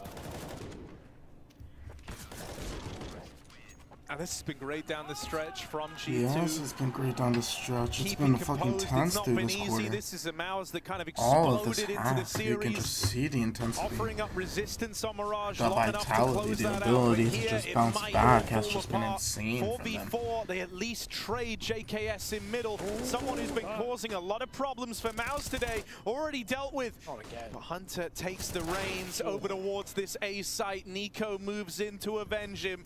One man up behind the big box. Nico flashed in. Dead at the hands of Xtrfy, and so now it's just m0NESY. Tried. 1v3, even though he tries his hand at the no-scope, he's getting flanked. There's a guy through red. Oh, down! And now is he ready for the red flank? In behind him, they could end the round right now. They could deal with it. They could stop this. Scared. But they're scared. Terrified. They're scared of m0NESY, and they're giving him room as a result. Fighting forward! Hell of a shot from m0NESY! And thank God, Torzy I think you just got still pushed there to put a stop to him. He's an animal. Was 2 kills on his way to that clutch, and he was believing. I was believing after that shot. I'm shaking, dude. You could sense it. And then you see why that fear exists. Oh my God. Dude, that shot.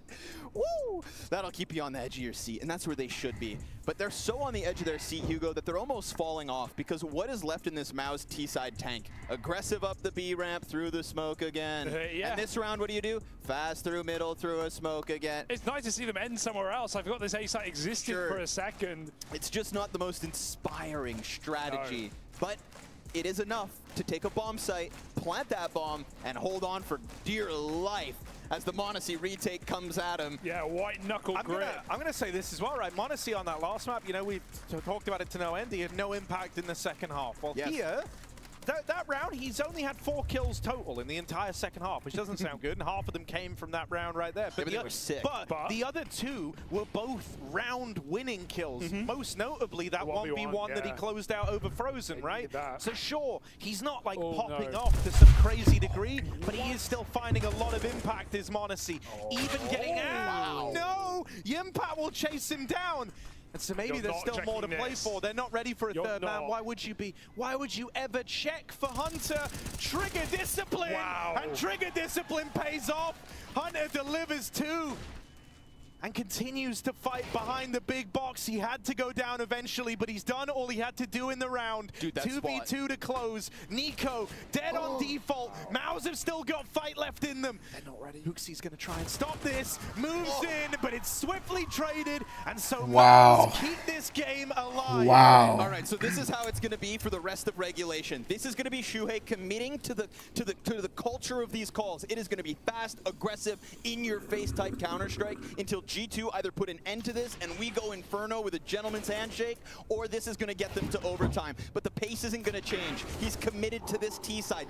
Their game plan. How many pros say, play our game? This is the game that they wanted. It's the one that didn't work for a few rounds in a row, and it's now given us 2 to talk about, but Xtrfy goes right back at it. Not dented, not deterred from what had failed him multiple times already. He gets through that smoke. Now the question is, what can he do with it on his own, and what will G2 throw at the T side? I want to see how Xtrfy moves up here. Because he's found an opening top mid, it now has red slowed room's down closed. this play for a moment. Or not closed. Desmoked. A tightrope right now that Mouse could slip off, and they've got. I wonder about this peak right here, because this is about to be it right here. This is about to be it right here. This is about to be it. Oh my god. Hunter checks back, and Xtrfy wins that fight, opening up a huge chasm in this round. He can flank either way. He goes around the world, trying to drag this flank out for as long as possible. It's a good reposition. JKS is trying to fight in another one. Impact coming in for the clear. He has been monumental in this matchup, and he continues to clear corners to perfection. That's opened up a path for Mouse in the 13th round. G2 are playing for 30 rounds right now. This force up a necessity, but look at where it's left them with the money. They've got nothing to do but play for 16-14. I don't know if I've seen Jimpact get caught off by somebody sitting and holding an angle. I mean, the kid clears everything with a presence of mind that is just above his years of experience. Even that hunt to m0NESY in the previous round where m0NESY ran out of A main, the perfect angle reposition, jumps up on that little ledge and catches m0NESY, who realizes he has to scope back up. He can't escape, he must fight. Jimpact, he's got a good head on his shoulders. You don't see him make big mistakes. He had some shaky rounds at Cologne, but here in Malta, the kid's the real deal. And Mouse want to win this in overtime. They are fighting tooth and nail for it. A full eco for G2. I said 30 rounds, I meant it. You're not winning this. Why would Mouse stop rushing? Goodness, Mouse. Round 29 awaits them. Bomb's already in A. See ya. Xtrfy making money as well. Take it while you can. Yeah, round's done. Might as well cut out. Whoa, hang on. We've cut back and they all died. So something's happened there. But for G2, yeah, it's better to save the AK here. m0NESY can send it, give Nico the Molotov, send it with the MAC-10, make a bit of money. It's ultimately not going to change too much. And he's just playing to defend Nico at this point. He doesn't care about the MAC-10. He just wants this gun in the next round. Giving Nico the AK round 30, that's worth it. Damn right it is. But Mouse with the Nth phase energy on Ancient. They won OT. It was Nth phase. OT and OT again. They want to end this on Ancient. Wait, Nth phase? No, it was 10 to 15-14. What a comeback. Oh my god, it was phase. Mad, dude. Like, 2 1 versus 1s, by the way. Exactly, right? The fact that they've come so close, and yeah, right, you've had a bunch of kind of almost desperate calls where you were leaving it down to the individuals, right? Yeah, it's like, if we go B and we just get the entry, and we don't need to get the entry every round, we don't need to do this every round, but if we just get that one round where we get in, that's what re-energizes us, and that's what Mouse were kind of holding out for here, and they found their way back in, taking it the full 30 now.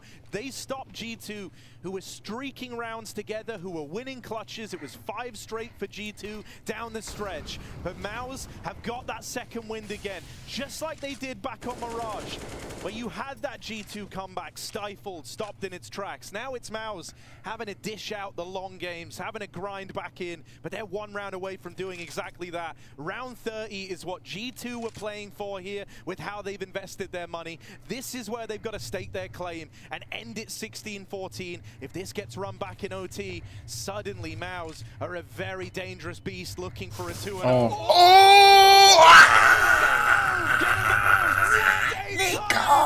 Nico from nowhere. Nico in this matchup.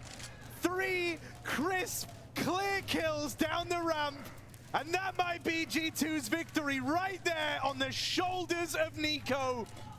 In the dying days of CSGO, remember the #1 rifle. Oh my gosh, Nico. Taps and blasts the heads off Mouse just when they thought they had a grain of hope. One of the goats of Go, and that AK save we said would be worth it. I said it once, I'll say it again, eat shit. That That was the 3 best players of Mouse executed in rapid succession, just one after the other. You can try, but can you really believe after a round like that, Mouse had nothing to do but give it a go, a missed shot from the AWP, a molly for the pod, and suddenly we're cooking. Okay, if Nico's just done all that only to not win the map now, only to go to OT, I don't know what to tell you. Frozen and Shui were not dealt a good hand at the start of this one. They were immediately thrown into the 2v5, and now it's got to be Shui to do it alone. G2 trying to finish what Nico started here. And with just Shui left standing, they will pressure him, they will fight him, and they will deal with him. A third map of Inferno waiting in the wings. And with Nico waking up, G2 still have hope. Oh my god, this nigga.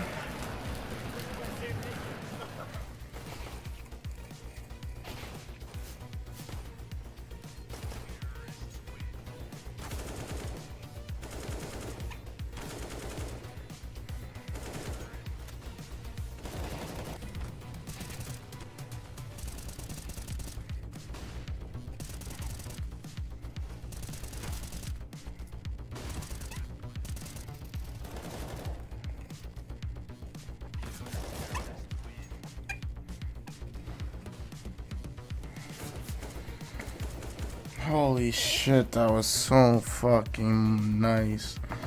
Oh my god, Nico. For both sides, Katie nails the shot. 3 kills from the captain.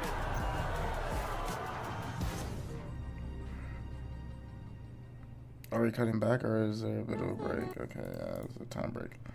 Yeah, oh, wow. ESL then released a 15-minute video capturing all the best moments of our beloved game. And then the developers began teasing heavily on Twitter, and then the hour came. All CSGO servers stopped working, and we all waited in anticipation. But wait a second, just get this. The absurdity of the situation at that moment, Monte was playing against Complexity. They needed to start the second map, but they couldn't. All servers were down. Valve was up to something, and the whole world held its breath. ESL had to find workarounds, launching the map through a backup, which means no skins, no USP, and no M4A1S. There were even discussions that if CS2 was released, they might continue the map on CS2. That would be absolutely funny, starting the match in CSGO and finishing it in CS2. And that's basically it. I haven't missed anything, I guess. That's how we welcomed the new game. A week of anticipation, half a year of beta testing, an entire hour Such without cuckoldry CS servers, for neither Complexity for regular multiplayers players nor for pro teams. And then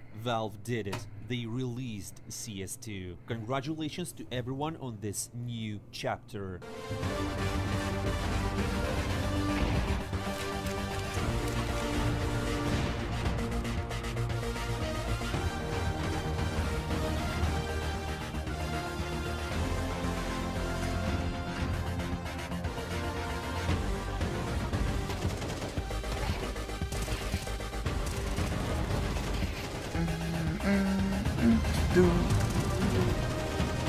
It's so intense and so...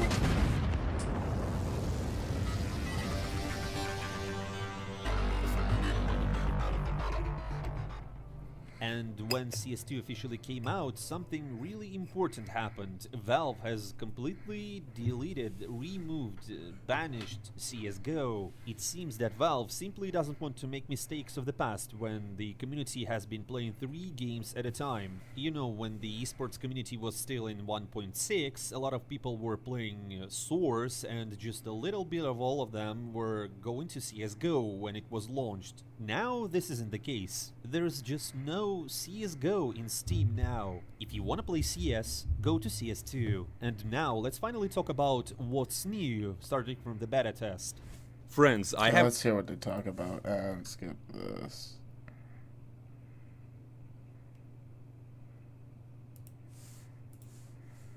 execution to end it all. We're talking 11 maps in a row without a loss for Mouse, but Nico takes the wind out of any comeback sales that Mouse may have had. That was a disgusting end to that map, Jason. Yeah, that was nasty. And that's the Nico we all been waiting to see this whole series. And that's, I mean, that's one way to close it out. That's his characteristic nicely. Very special in chat. Good shots. Damn. That's his characteristic nicely done. I felt like when I was watching that, I was super worried because it looked like the fake. They were throwing like that fake at the A-bomb side, the other side of the map, and it seemed like actually that was pulling G2 away, and I think that's what like pulled Nico into the open. But he was still ready to just tap away at the heads. Tap, you're all dead. But it scared me a little bit. I was worried. I think that game was worrisome. I want to give a shout out to Jimmy. Jimmy's real bloody annoying, isn't he? Leave him in a position, they come his way, even though they have number advantage, Jimmy gets a couple. So props to the 17-year-old because he keeps delivering. But a close game of Counter-Strike and one I enjoyed. Me, Yanko, not so much Jason, yelling at the TV for the good and the bad. It was an entertaining game and definitely one that delivered, right? Another close affair, another one here where Mouse, they could have taken it. Late with G2 having to make the decision, the force, the full eco, 15-14, have to get it done over the line. Good stuff. But I like the call in the end, you know. To go for that force? It looks weird, but if they eco and then buy, you were talking about it's like a 4,500 buy. Yeah. And then if you lose that, you just have a force with 2,900 in the last round. So you need one round to win. And let's make sure that one round we have the op on Monacy that we have. Strongest and look at the buy. saved AK, how much it's Exactly, and that saved AK. They had the 2 USPs, right? Xtrfy kills 3 with the Mac 10 on B lane. Then Monacy and Nico both get a kill, both trying to save. Monacy was only saving the Mac 10. He dies, loses a molly. Nico saves the AK, gets 3 kills, wins the round. Game yeah, over, what a cool angle to that as well. Right? Had to save the AK, Right? and even Harry and Hugo Wouldn't and have happened Scrummy, with an M4. they were just like, ooh, an AK for Nico is a nice little find for the last round. I love to see it. Yeah, that's why, you know, as coaches, it's always like every detail matters. Like every little thing can, you know, change the course of a game. And sure, it doesn't always happen, it doesn't always manifest in this sort of a way, but that was one of the examples. Now, look, I know we have still a segment ahead of us here, but if anyone in production is listening, and it's possible for them to bring it up, that Monacy AWP shot in that 1-on-3 attempted retake of that A site. We didn't get it in the replay. If it is in there in the EVS package, I'd love to watch it in slow-mo, speed it up, slow it down, do all the good stuff, because he did go missing again for a period, didn't he? A couple of missed shots that got Yanko. 4 rounds into that second half, it was... I mean, we weren't on him a lot, but you can just hear, right? Like, the missed shot, So I don't know if it's maybe he just shot and he wasn't really aiming at the place and he just flaked to try it, right? Or was it a couple of missed shots that he would otherwise hit? But yeah. Couple like really sketchy, like the Monacy misses were one where he wins that 1-on-1 clutch when he swaps out to the M4, but there was like a couple rounds of the B bomb site of G2 retaking, a couple of like really sketchy bomb site retakes throughout that map. Obviously we're giving, you know, Nico a lot of props for that final round, which is obviously very apt for him, but JKS, he's been having quite the series. Quite the tournament. He had a good group stage. Yeah, absolutely, and so far he's the highest rated player for G2 in this series, and again on Ancient as well, he stepped up, had a lot of impact. I think on that T side as well, when it looked like Mouse might be coming back, you know, he had a round. Oh wow, yes. He had a great 4K, and you know that was where impact was pushed deep into A main, and Justin is alone there, and he's slow clearing it, and he gets the entry. If he dies there, then G2 is, everyone else is coming through Donut, and then you're pinched into the bomb side. That will make the post plant a lot more difficult. So he got that quad kill as well. Yeah, but it was a great call from Hooksy. It was a great call from Hooksy. I think that was round 14. I think we've got it. So should we run it so you can illustrate to the viewers at home exactly what this was all about? Yeah, it was a little bit difficult for G2 because their buy isn't amazing. As you can see, they don't have full utility. There's a couple of Galileos in there, and they spend a good amount of that utility early on trying to, you know, gain some map control, where on the other side of things you have Mouse who's content with giving that away and saving some of the smokes, and they just kept blocking K, right? You can see how G2 is grouped up, and that's where they initially probably wanted to go, but they understood, you know, after this smoke as well, that's probably going to make it tight, so that's when they switch it up with the limited utility they have, give it to Hooksy to throw all nades as they're booking it for the A side through Donut, and now the duel comes from JKS in A main. Yeah, this is the kill here, right? This is a difficult fight for JKS, right? It's a massive frag to make, and then everything that happens after this, the bodies are hitting the floor over there towards A, and Justin has to come through main, through a smoke, and find a whole lot more impact. You see Nico dead now, 3v4 situation, one back from JKS, bam. And then this last kill. The last kill is his last bullet, bang. That was his last bullet. And without that, right, it could have easily been an 8-7 half. Mouse would have been sitting pretty. And well, that score was 16-14 That's why I feel like it's unfair for you to tell him while he's passing you by. Nice flashes, Justin, keep it up. Well, you know, that's he loves flashes on Ancient. I just really wanted to highlight that without him, Hunter couldn't take that mid space. And without Hooksy's calls, JKS couldn't get the 4K. yeah, without Hooksy telling him to hard clear A main with a crouch peek, they never would have got across the line there, would they, Jason? What a great call from Hooksy that was. Just good neutral animations Both with these view JKS and obstruction. Hooksie some props in round 21. Fix So the we move case into the with second half. players. And what was going on here? Yeah, I think this one was finally some poise from G2, right? They're not rushing the situation. You'll see at the start another great entry from JKS, actually a double entry, right, with an assist flash from Mousepad. But no, now he's going to lose his life to Torji. That was a great shot from Torji. Now in the 4v3, G2 still not having control, right, after this sort of interaction as well. You can see numbers 4 and 5, Hunter and Nico, they're clearing mid, and Hooks is going to start falling back, and he understands like in this position he just needs to not die. You can see now fix a bug where loadout shuffle would never happen. He didn't give any fights as Mouse got into the plant. Here he's also waiting, there's flash plays, he got a kill with that flash from Onesy. Now Onesy is covering him, and already, you know, Nico and Hunter are pushing up, so they had great timing for the backstab. That was a very clean retake, understanding, you know, we don't need to hold everything, right? Like if you're making a play on one side, let's concede space somewhere else, and then the flank will be there, even though they might have pushed up a little bit more. Put yourself in more advantageous. Well, Inferno, it's over. G2 win, 2-1 scoreline. It's gonna be a great game. Don't even really need to play it, actually. G2 are walking in. Oh, we actually got Mouse behind you, so yeah, keep that hush chat. Good luck to all teams. Good luck to all the competitors, and I hope that everybody performs to their absolute best in the server and puts on an entertaining game. Now you can be honest, Jeff. Let's go. No, I think that G2 should take over. Now I feel that G2 probably should have got it done in a 2-0 fashion. Mirage are one of the things where it was falling apart. That was a team effort. Everybody performing. I think G2 got it. Okay, I'm probably done after this game. Right? I gotta go for it. I gotta leave for 5, They don't so pick Inferno, but they still don't mind game themselves out of vetoing Inferno in the end, right? Like they are just very proficient on the map. And I think when it comes to a decider in a playoff series, that's something where they feel right at home. Yeah, but I don't think we can discount Mouse in this third map because, I mean, the big question coming into this series was they haven't been tested yet. Like, they haven't seen a challenge, and every time they've seen this challenge against G2 on Mirage first, they responded to it. Ancient as well responding, make it a close, grinding, tough battle.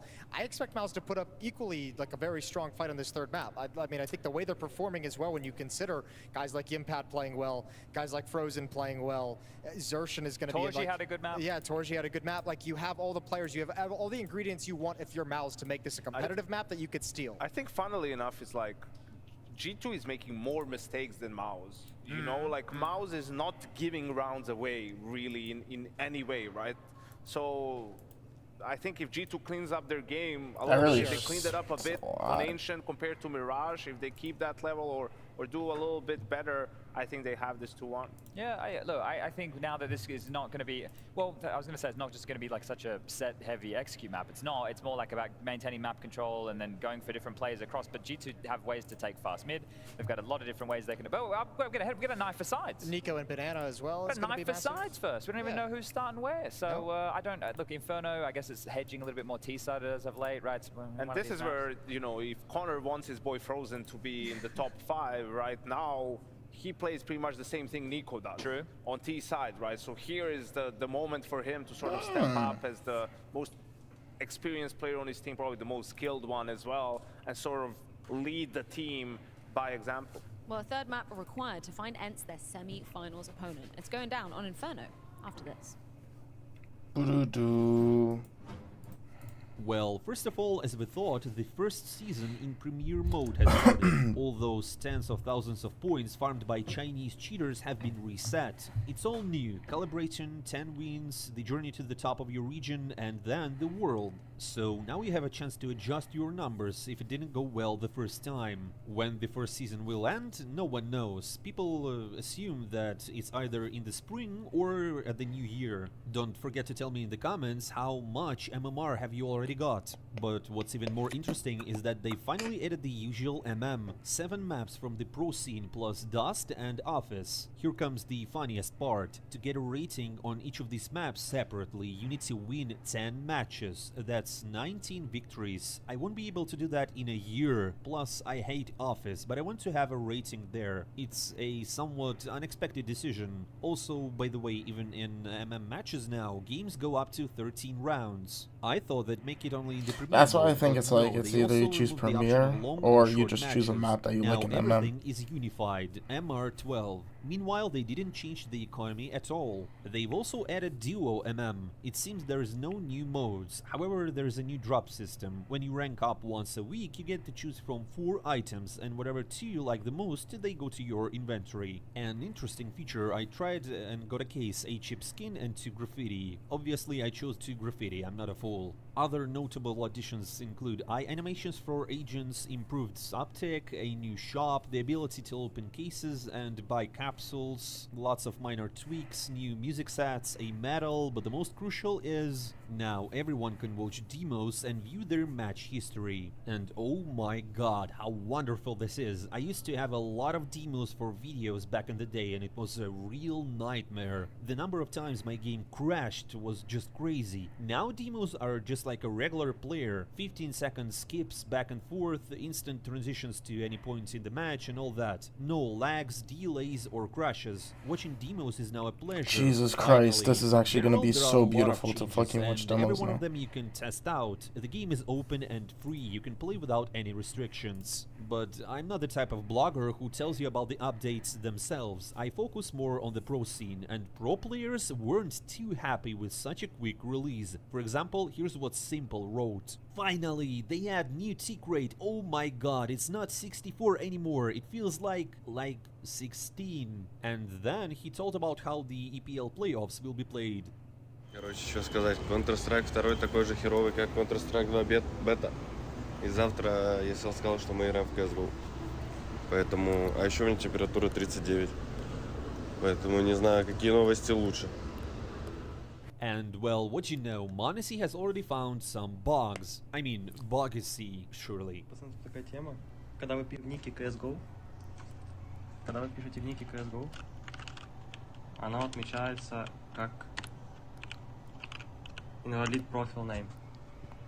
Я не знаю, в чем прикол, но можете попробовать сами.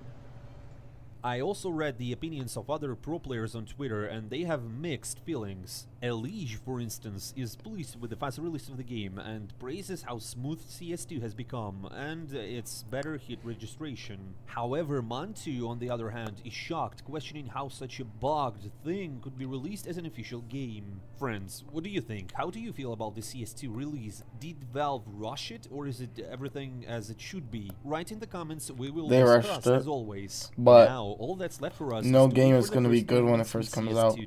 So it's probably one of the better games that have come out but it wasn't meant to be. Next up, we in have terms the of Blast tactical Showdown, FPS. which is less than a week away. According to information from a Blast representative, the showdown will also be played on the old CSGO, which is unfortunate, to be honest. What's the point of watching this tournament on CSGO if you can't even launch the game itself? In short, we're waiting for the first major tournament in CS2, and then we'll see how ready the game is for the pro scene. Now, let's quickly discuss other news, like reshuffles, for example. Remember the former FaZe Clan analyst, Innershine, who became the coach for the Russian-speaking team Aurora? Well, he unexpectedly announced that he's leaving the position as Aurora's coach. It wasn't just working for the guys, so it seems like a necessary decision. He said he would share the details later and now is looking for a new adventure. Another unexpected piece of news comes from Harumi, who says that Nealon has left Gamer Legion. The reason is not entirely clear, but it probably isn't about results. The lineup is new, no star players, and they performed decently in Cologne, even claiming a couple of victories at EPL. We're waiting for official announcements and news. But the most unexpected thing that might happen soon is Zonic leaving Vitality. Harumi reports this also. According to him, there are some contract issues. Zonic hasn't signed it yet, and his previous one ends at the end of the year. So if they don't come up to an agreement, Vitality might be without a coach in 3 months. Maybe he's just driving up his price, like they love to do in football, for example. They sign a new agreement at the last minute and ask for twice as much. And finally, let's talk about the matches.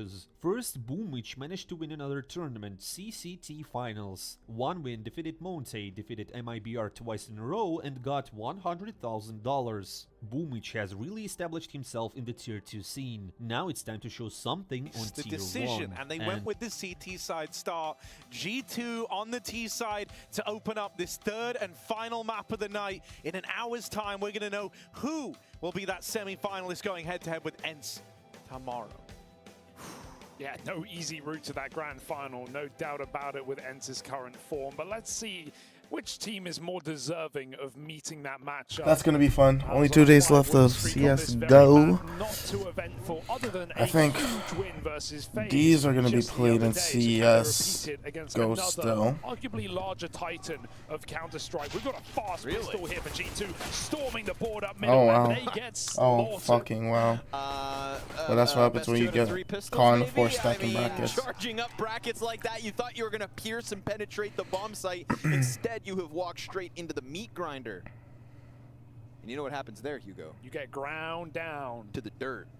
So clean headshots out of Mouse. Their CT side endeavor begins with nothing but a crescendo of headshots caught mid. So we'll make the switch into fall finals. So all these teams are playing another 3 days. Wow, hasn't gone well for them. Got a force up here in the second round, and they're going to play some pace again. Back up Banana. Yeah. Tech 9 to the forefront. Frozen Xertion, charge down. But the Thomas is going to deny too. Ooh, through the smoke, Xertion grabs another one. You know, Yanko brought up a perfect point right at the tail end of the analyst desk prior to coming into this third map, which was, you know, for all of the praise that I like to throw towards Frozen and Mouse, he was quite absent in that second map. He plays a comparable position to Nico. He is the Nico of Mouse on Inferno. Top banana all the time. And so that to me is like, if you're gonna try to be up in that upper echelon of riflers in the world, if you're gonna continue this run in Malta to turn the tides of Mouse's 2023, then it has to be Frozen on Banana within this CT side, because again, it's that T side from G2 that is world class, and Frozen's about to get a face full of it. Certainly helps the Mouse have that pistol and the buffer that follows. Never a guarantee with a Nico Deeg, but making that 3-0 dream seem likely here at the start of Inferno. Yeah.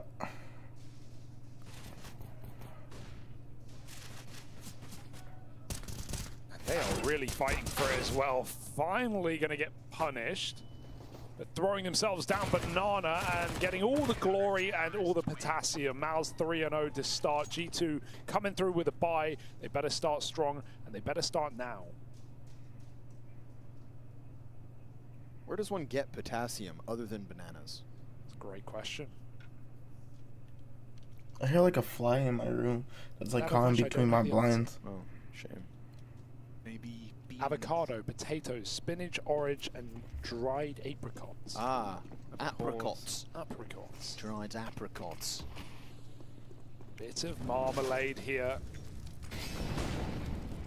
As G2 rip the jar, or rather the lid off of it. They get Hooksy all the way up top B through the Molotov.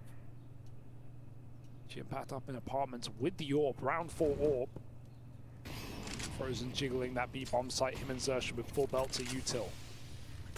Nico doing what he does, looking to crack this one wide open. Rip the peel off.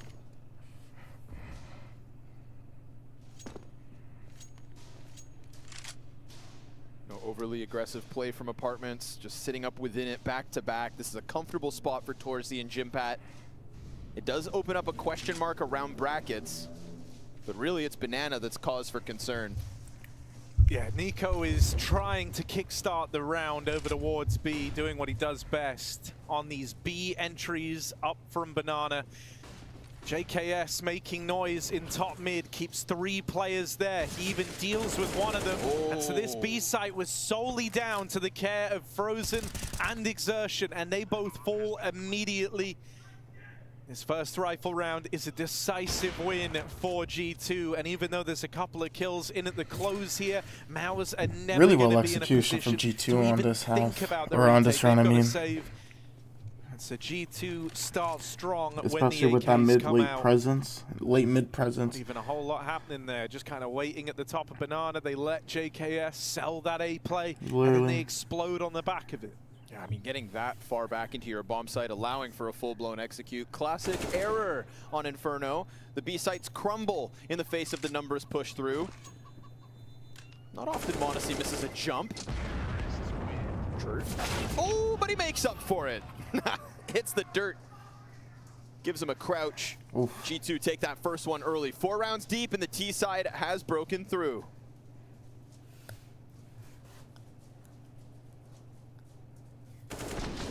Yeah, it's not the end of the world for Maus, right? Thanks to those first few rounds being so clean, they're still going to come through with everything they could need here, including a second look at that AWP on Torshi. So even though it's removed at the end, they find a way to bring it back out now. Monacy gets his on the T side too. Now they clash at Banana. I always love watching Nico play here. He gets to play Banana in such a outlandish manner, but chased down by Frozen as they aggro back in. They will deal with Hooksy is one shot. Already a better look out of Maus's Banana pressure. That double grenade could have basically killed Hooksy, and that would have been 5v3 off essentially Frozen's re-aggression. But they do just kind of let the reins go on that half of the map as Hunter comes out short side, catches Shui, just fully exposed top Graveyard. Damn, does that suddenly put pressure on the site? Torsey going to alleviate the stress with a shot straight through and smoke. they're committed to this entirely. Opponent needed. He sensed him, Hugo. You got Frozen, who's going to be looking for that arch rotate as they all 3 commit site. And nobody else moves a muscle. They're going to sit within this and then bomb site. Exertion starting to hold towards Arch, but you still got 3 site here, and off that flash, look who's playing anti-flash. Exertion, and now, as soon as they even try to put a low with the presence up, they're going to get Y-peaked. They're going to get Y-peaked and then side peaked by 2 people right there. Surprising commitment from Maus, not moving a muscle, believing in this play, and for good reason. Exertion banger. I think down they're just holding out to the infat. Yeah, they're just playing out to the infat right here. Materializes, but young Jimmy waiting in the site, they have no idea, and they'll find out the hard way. 4 rounds for Maus, although you wouldn't believe it. Young Jimmy saves the day. That's crazy. The fact that he's able to win that 1v2, I know that it looks easy for him. They don't know that he's there. He's able to pick up the double, but that's easier said than done. He just watched as a 4v2 got whittled down one by one. More and more teammates watching Yimpat have to sit there and pick that up alone. Dude, we're talking about a 17-year-old, right? Normal 17-year-olds, what? Stress whether mom packed them lunch for school. Jimpat sitting in a bomb site, clutching 1v2 versus Monacy and JKS, doesn't move an inch, stays focused, hits both shots, instant headshot on the player up close. No choke in the veins of Jimpat. Okay. I'm gonna partially get dressed, but I'll be watching this game. Pulls those Velcro shoes tight. Clutches out for Maus's 4th. And stark contrast top Banana in that last round in order to even put it in Maus's favor out of the gate. That Frozen re-aggression off of the bomb site, precisely what they needed. G2 shuffle quickly back into the A play. Nico rips a headshot back towards Banana. We've got Jimpat completely blind, sees nothing, hears nothing, but knows this presence is near. He comes out from the pit with a single kill. It's a double off of his teammates. Shui's gonna find a second on his own, and Hunter just relegated to the pit. Yes, he can work these angles. He could catch the short peek.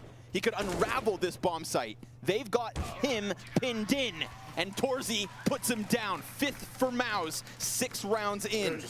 Ooh, it's a damn good start for Mouse. You've got to be getting a little worried for G2. Keep in mind, they started both these previous maps dominantly. 7-1 leads across Mirage. Yes, it fell apart, but Ancient at least, they did it right. It took them 30 rounds to do so. This is the first time in the series G2 have begun on the back foot and will have to maintain composed. We'll have to pull a comeback into this series. And Mouse right now are feeling pretty invincible, leaving it down to just one player. Oh, Corsair. Talk about his return to form as well. He talked a lot when Sui came back into this team. He said that his performance would pick up, and I think most people doubted him. I know I did. Sure. I mean, we have plenty of game tape to go off of in terms of justifying that doubt. But this is something Sui is starting to make a career of, making the best of his oppers.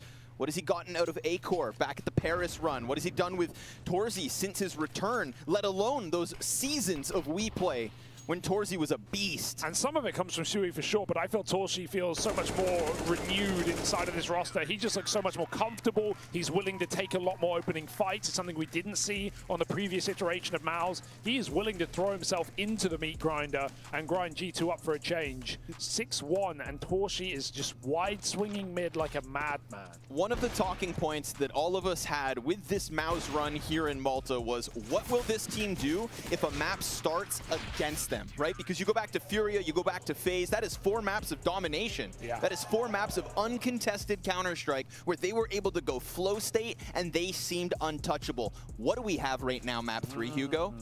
The makings of a blowout. Yeah, and that's after they've already warmed up into the series and proved themselves. 7 rounds in. They can stay in a game that they're losing, and now they're doing the inverse. Will that steamroll continue that we saw in 2 previous BO3s? I think it does because of Shuhei's calling. Again, going back to Ancient, he sticks in his track. He is a little bit stubborn when it comes to those calls with the continuity of the game plan. Well, the game plan's going well, so continue. 3 players top banana, nades exchanged, smoke top mid, keeps Hunter out of it. Coming into this, I was saying I'm really looking forward to seeing Nico work this banana control. I love watching him here, but you know, G2's Inferno hinges quite strongly on the individuals kind of creating the space and creating these opportunities. And normally on G2, you're not shy of individuals who can do that. Nico is very much like the kind of main one that you center your gaze to, right? Because watching him over at B, he plays with tremendous freedom here. He's keen on fighting dry. He'll take his time, pick and choose his battles. Sometimes he comes at you early. Sometimes he'll hang around at banana. You'll never even see him. He's just there to influence rotations. But it's still very much kind of dependent on Nico being able to find this space, create this chaos. And they've been locking him out of banana thus far. He's 1-6 to open this up. They're shutting him down. And so one of these usual pieces that G2 have, which is the ability to just end rounds on the prowess of Nico over towards B, hasn't come to fruition yet. They're going to try it again. And I think it's so important for G2 to not let this game get really far away from them, that they find success here and now. Hooksy, Hunter, Monacy, and Nico pushing into B. Double stack to contend with. Hooksy falls first. Util out from the spawn. Torzy is making life easy for Frozen. And even once they deal with him, it's all a bait and switch anyway. One more man at the back of the site, and they're not ready for exertion. Only JKS. 1 versus 3, too far removed. He can't win this round. The best he's hoping for is saving. And so Mouse cling on to another. G2 fall for the bait and switch. And 7-1 adorns the scoreboard in Mouse's favor.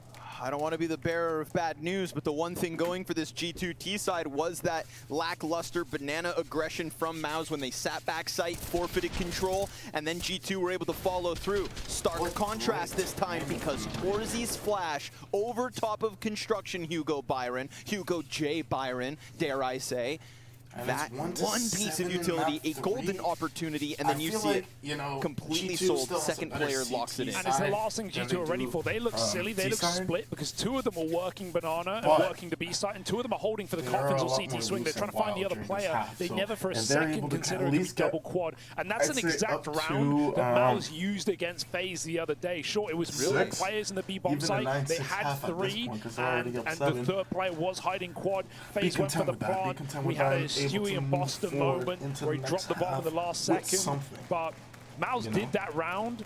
Except this one was even more obvious because it's not like anyone sold that position. It's not like a third player appeared other than that flash rotation, which is the orb, which is Torsi, which is the guy you expect to see in Spawn. And G2 never even looked at the back of quad after finding 1 kill. The red carpet was rolled out and they didn't realize that it was a trap. Or they get round 1 and you get second round conversion. Disaster. It's at least you still get a bit more of a better grace, it feels like. A lot more momentum that can shift into those matches. What a run it would be. Dude, G2, they kind of just need like a hero figure to rally behind. They need someone to just be the salvation in one of these rounds. You're not shy of players you could offer up for that. Nico.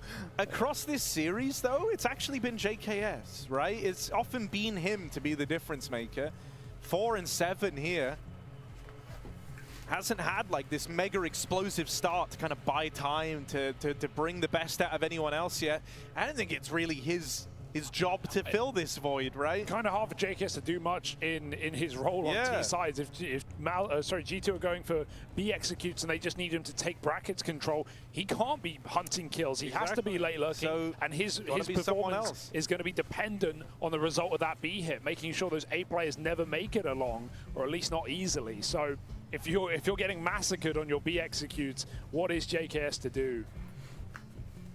Mouse are happy giving them Banana. That's the most interesting part. We've not had Mouse really fight for it in any of these rounds. No, I would say otherwise. We did have Frozen get flashed around. No, I mean, we did get Frozen flashed up into their faces on the half wall that one time where he blasts them both behind the wood wall. And I just thought to myself, I thought that would be their regular, but it is less likely. They have been sitting in the back of the site more often. I thought it would be the other way around. And then hasn't been. Well, you feel like G2 would get away with that more if you're giving them that much control and you're letting them full exec. Like, sure, that is their one round on this T side. It is just the B exec. They find triple entry. They win the round easy. But, let's see if that keeps up. If Mouse can or G2 can win these B rounds. On the topic of like this Banana battle, though, I like the fact that Mouse have only really actually fought for this once, and it was successful over Nico. But that doesn't mean that they're not throwing the util to insinuate that they're going to retake Banana. And so every single time Nico's gotten there on these usual quick timings that he can find, he gets full flashed, util reigns over, there's all the signals that Banana's about to be retaken, and so he has to slow down, he has to wait, he can't go peeking, he can't go fighting anymore, he's got to wait and see if they do attempt to retake. So they're kind of stifling how much room Nico's actually able to find here, kind of through like creatively insinuating that they are looking to retake Banana again. Wow, one more bullet. Single point of health on Hooksy. Oh, he might get the... Oh, that nade saves him. Why not? He knew that player got in logs. He was just too blind to do anything about it. Torsi wins a fight. Maybe he didn't know. Hooksy's called it. Nico's watching. They've seen something, I think. Maybe a barrel. Xtrfy lost in the source. Still gets the kill. Better gun after all. Hunter comes back to deal with this B push. Mouse have thrown themselves into G2's face. Damn. They will get away with it until the tail. 8-1. Do we have room for recovery for G2? Where there's a will, there's a way. I've learned better, Hugo, than to write off G2. So, too much crackhead. This is the T side that struck fear in all teams for months. It was essential to the trophy hoists that G2 have had in 2023. And right now they're getting pieced together by a bunch of damn kids. Torsi's quick glance down middle. Sees nothing. Oh! But he goes back for second servings, and it's Hunter picked up. Nice. Monacy's got one. Jump over the sandbag. Xtrfy's found out, pinned in and dead. Monacy. It's a Monacy double with an AK. As he presses around Banana, this B site has crumbled. The rotate's not close enough to stop a thing. Torsi's opening kill in mid, all in vain. Banana slips away. To go through? No, surely. And G2 slip in. Swapping nades. Torshi should be the guy setting them up more than anything. He has the AWP, he can do the backside. Dark Molotov here, line up. Got a player on the boost. Nico could get burnt out on this position. It really depends exactly how the molly blooms. Nico swings and flashes come in. Torshi attempts to line them up for... Oh, he walks into it. It spreads as well. It's up to the captain to save the day. First kill on Nico is something. Impact comes in for a rare retake as the A anchor, and they come hunting for Sui. Jimpat, he looks interested, he looks invested, but ultimately G2 won't let him in for free. No JKS flank. Spamming from Banana should be the giveaway. Jimpat tries to isolate one fight, but they'll swing together, and G2 get it done twice on the B side. Yeah, great round from m0NESY, right? Kind of a Nico-looking round from m0NESY there as he sprints up Banana, gets the double entry, and that wins G2 the round. I honestly think it's pretty ballsy that Mouse even gave that consideration, right? And I think the only reason they did was because they could tell the bomb was late rotating in, so they already had a bit more time to have players in position and actually stop G2 before the bomb goes down. But, you know, it comes at a bit of a cost, honestly, for Mouse. Even though they're 8-1 up, the money wasn't, like, super well established here. And so they pull out one more buy, but it does have limitations. There's no kit, and they're broke if they lose this. So G2 could look for their route back in if they win this round. That's the story we've been saying from Mouse's perspective in both previous maps. So if Mouse can do it, you certainly think G2 can as well, but it all relies on winning this rifle round. Running away out of apartments, Torshi escapes. It's not a good start. I'll say two more back at B. G2 bailing water from the boat with a bucket. Oh, but hang on, Hooksy might have found something here. A gap over towards the arches. No bomb. Yeah, it's Banana push coming in. Shadow scene. Torshi holds the shot just in time. And they've got that bomb all right.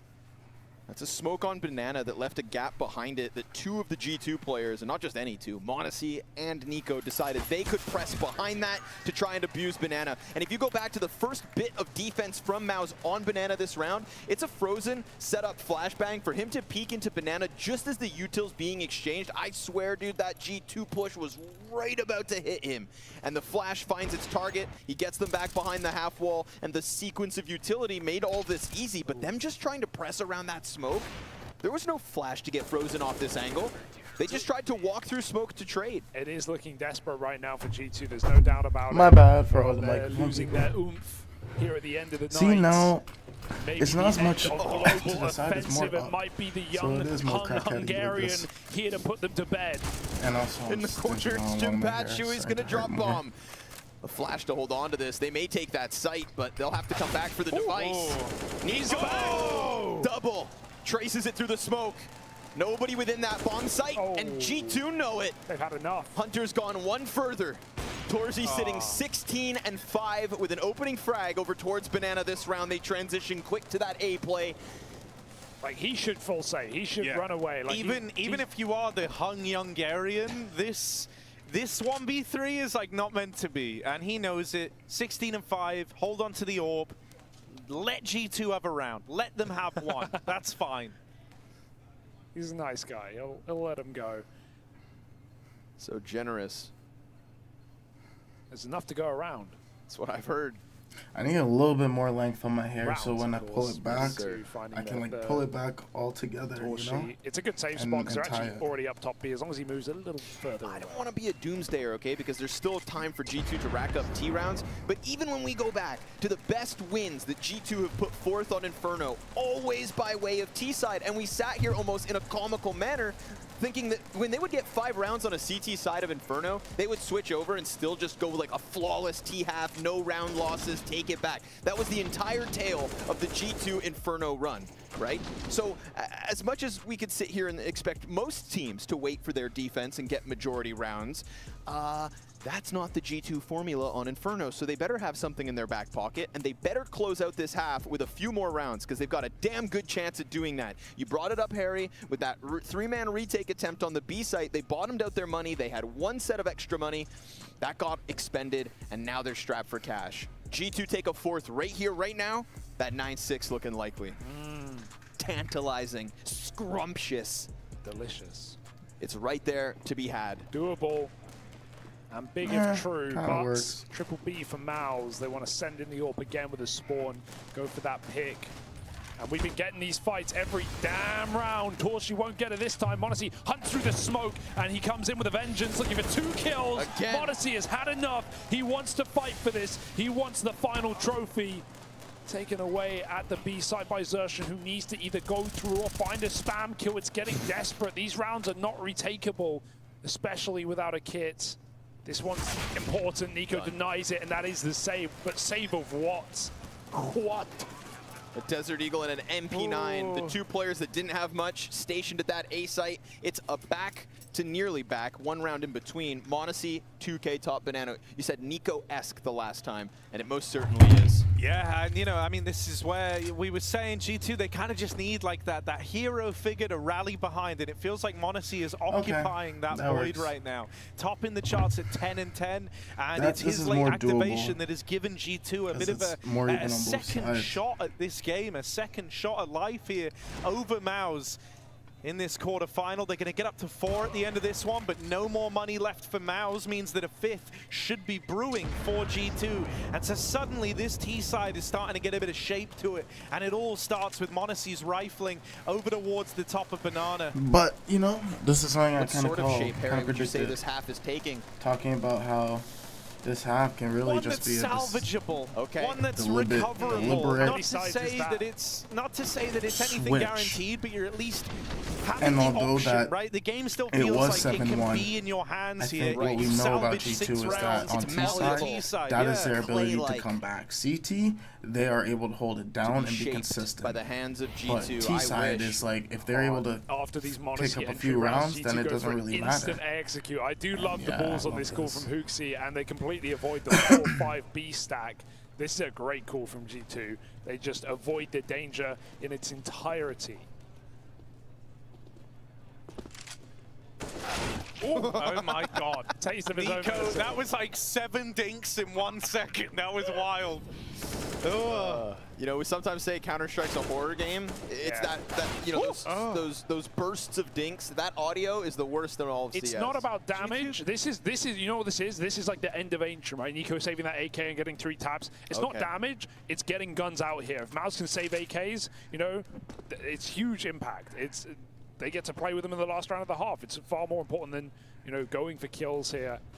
Like, Jimpat can send it. He's going to upgrade regardless, so may as well go for a frag on the way out, but I don't know why Frozen hasn't gone for Nico's going to top mid. Maybe he's waiting for the bomb to blow it his way. Go on, catch it.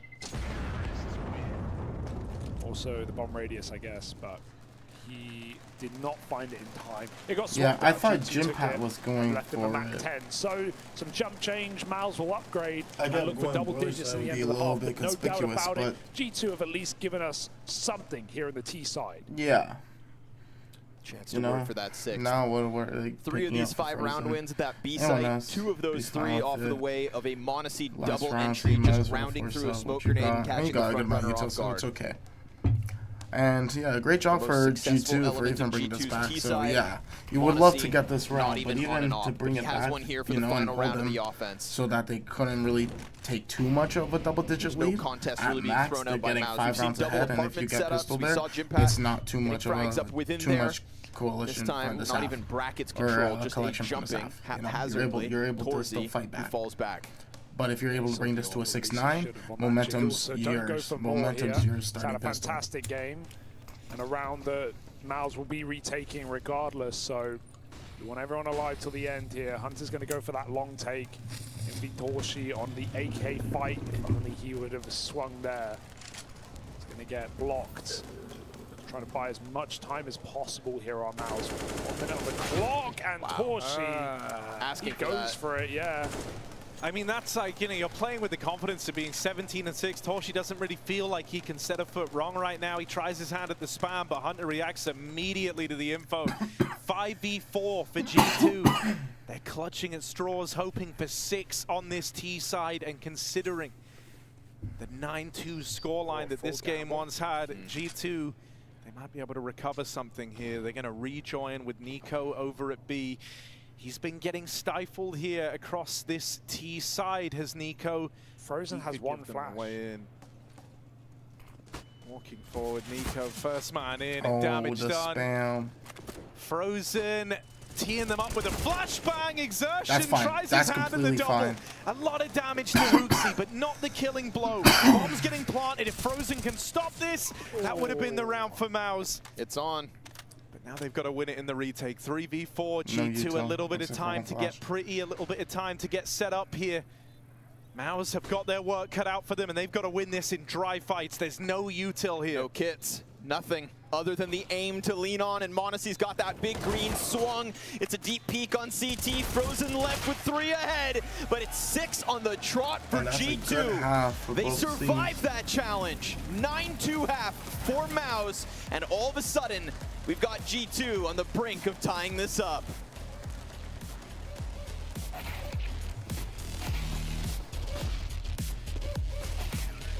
Yeah, great pistol. Alright, let's finish off this video. And what about EPL? I think you probably know better than me. Cloud9 completely messed up and lost 0-2 to the Turkish Dream Team. As a result, they couldn't even get out of the group. Yes, which was a crazy run, so you can't really blame Cloud9 Cloud9 quite there. passable. They could have defeated Complexity and immediately entered the playoffs, but not this time. This is honestly a super bad result from the guys, but the most important thing is that the new era of CS2 is starting right now, and they have time to fix it all before the new game begins. By the way, due to these results, Cloud9 dropped in the HLTV rankings and Navi moved up. That's how Cloud9 ended at ESL Pro League. From Group C, G2 came out on top. They were losing to Complexity 01 in maps, were down 10-15 in the second map, and then made an excellent comeback, eventually closing the best of 3 in their favor. In CS2, such comebacks are now impossible. Complexity ended up second, followed by VP and surprisingly Eternal Fire. The Turks kicked Cloud9 out of the EPL and then sent Liquid home to comebacks are still gonna be a thing in Switch 2. They continue in Counter-Strike 2. It's not gonna be the same, but everyone's thinking, oh, it's now it's not gonna be possible because now you don't have 30 rounds. You're not gonna be able to come back from it. You're still gonna be able to come back from tight situations. But it's like every round is more important. While everyone was talking about CS2, the team somehow finished playing in the old reserve version. Mouse is also doing great in the playoffs and sent home Furia and surprisingly FaZe. In both cases without a chance. In 2 matches they only gave up 24 rounds. That's harsh. Lastly, VP's bracket. Virtus.pro couldn't beat Nines and were knocked out. Then the Spanish team Movistar Riders avenged them. So that's what's happening in the playoffs right now. Let's be honest, it's not probably the most interesting tournament. Everyone has already moved on to CS2, but they have to finish playing on CSGO. There is not much hype, not much online viewership either. If there's something interesting, we'll definitely discuss it, but if not, we'll only talk about CS2. There is news pouring 30,000 viewers on YouTube. It's probably not don't miss anything, subscribe to the channel and we'll explore the new game together. I won't be gone for long. See you soon.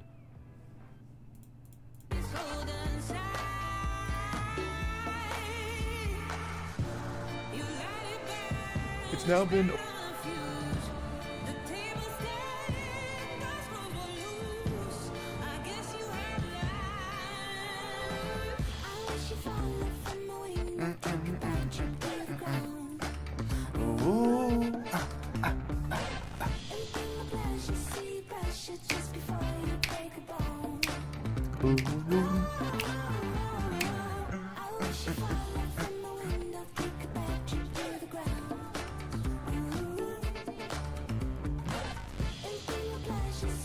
always good vibes, but they always have like an hour, 2 hours playlist so that when you're watching it for this month-long tournament, it gets fucking boring.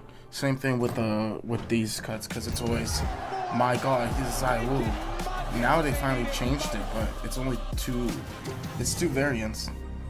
They start my gods as Zywoo, but they now have Making Magic when they need it. 10:30 p.m. on a Friday night, and we're in the depths of a hell of a series. In the dying days of CSGO, they say it's Mouse and G2 locking horns for a spot in the semifinals with Ents on the other end. Either this young, talented Mouse roster continues their run of the year, 3 times a year, or we get G2 potentially fighting up for another chance at a trophy.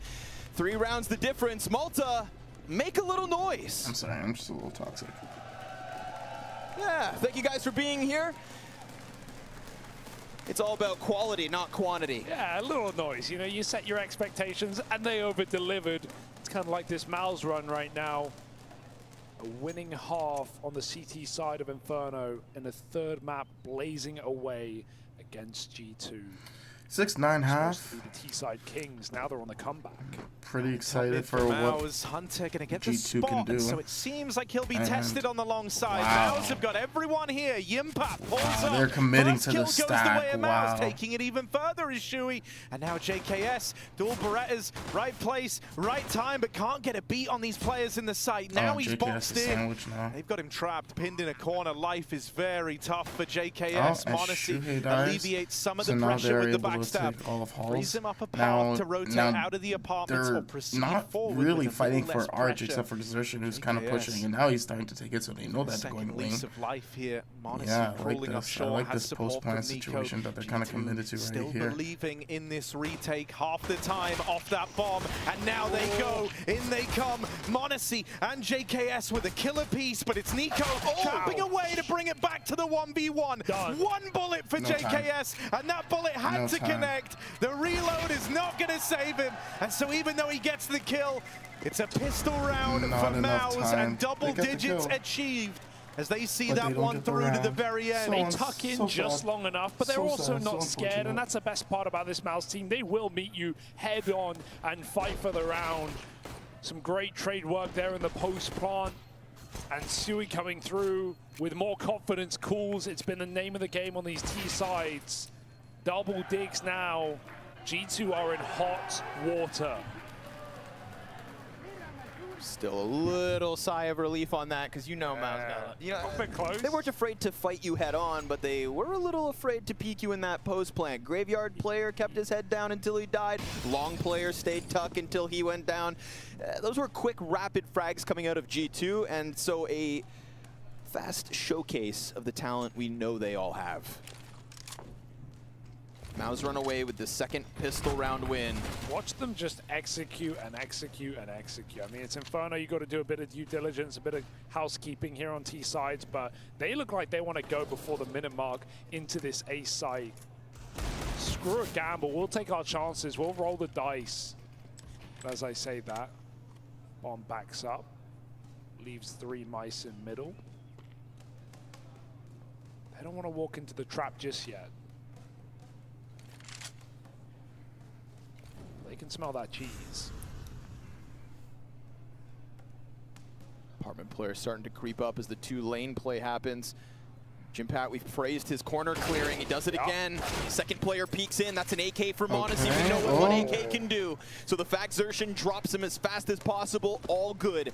And the conversion, undeniable. 11-6.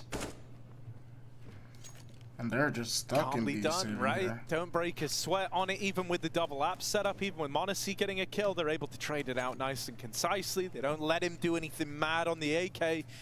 And so the force buy for G2 falls on deaf ears here. Not even the save is 100% guaranteed, but it would feel crazy for Mouse to go any further than bottom banana. G2 getting out, even with the CZ and Deagle, that's all they're left with to try and deny 12 rounds to Mouse, and then the real challenge starts. If G2 don't hit the ground running in that first buy round, this could be a very quick second half. That is the pressure that comes with not finding this pistol and not finding the force buy in the second.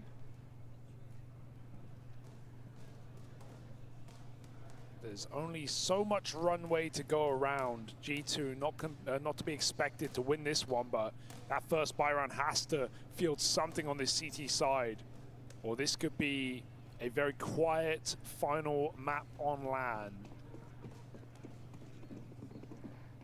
not how you want to go out. Not with your track record on Inferno this year.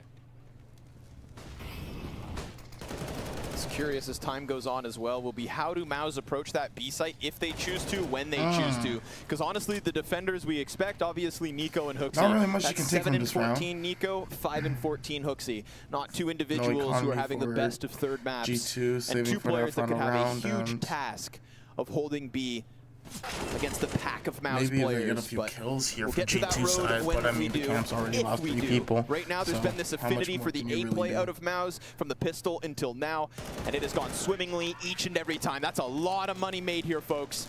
This is a G2 not only facing a 6-round deficit, but also facing a well-equipped, strong, and momentum-rolling Mouse. A Mouse that have multiple individuals vying for the top of that scoreboard. You've got Frozen and Torzi and Exertion, your win conditions, and we haven't even talked about Slippery Jimmy. Oh, yeah. Here we go, folks. The last-ditched effort to start something new for G2, something in this map. Holy crap. Frozen extinguishes the B Molotovs. G2 dump everything they've got down below. They're left only to smoke some flashes on that B bomb site. Mouse send themselves elsewhere. AWP under the porch and a bait and switch with anti-flashes. Even a fourth here. Hooks is here in time. Fights with a miss. And JKS turns back for the flash, but it doesn't matter. Talking of which, he's back in the bomb site. Hooksy comes swinging. He falls as well. And that opens up a path. Mounds know they killed the B player. Can they find Nico now? You're in that chart as Waters here, right? Mouse kind of changing it up on the fly, trying to go through CT, but Nico, great position to deal with this. Takes the kill as soon as it's available. Doesn't play the discipline. So is locked in this fight. Brings the heat to Frozen. Melts him down. And now we have 2 1v1s to decide the round, but actually... They think he's gone? They look to try and deal with Shui here, and now alone at the B site. Yimpa a little ways away. Shui. I love this. 1v2. Nico, shadow spotted and dealt with by the captain of Mouse. Leaves it all on m0NESY. 1v2 in with the AWP. And quiet on the approach. They don't know where he is. They don't know where he's gotten to. But m0NESY is dead. And it's Shui who killed him. Mouse, 13 rounds. And that first rifle, that's oh so important rifle round for G2, goes against them.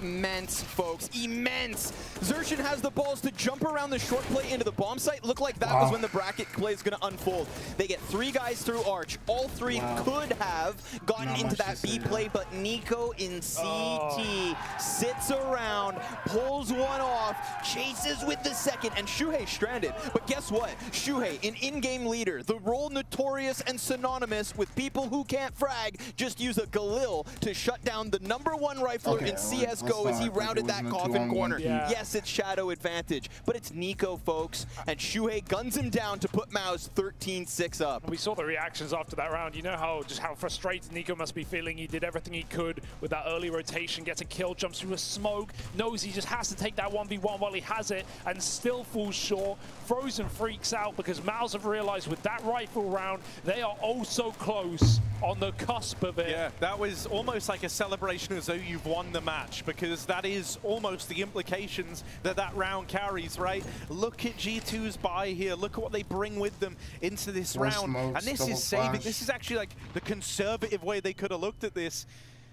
They're going to bring guns out in the next, but that really is the final chance to stop this. Right now, they're hoping that some pistols, some Mag 7s are enough for an upset against Mouse, but dead on the jump. One Mag 7 removed. Yeah. Nico swinging with the deagle. m0NESY has one as well. And Xtrfy's so content to take this kind of space. Again, sometimes it looks a little crazy when he jumps around a corner, but the space creation for that 3-man pack of players to work their way up mid, to come and split into this A hit, inevitably they will find footing on the site. JKS resides in the apartments and decides to get aggressive instead, hoping maybe he can peel a player off, maybe an upgrade and a weapon comes with that, or hell, a flank around short could find backs turned. But the timing has worked out against him. It's being held by Jimpat, who just hits another instantaneous headshot. And we're talking about a cleared out G2. Yes, a save though. Guns to come.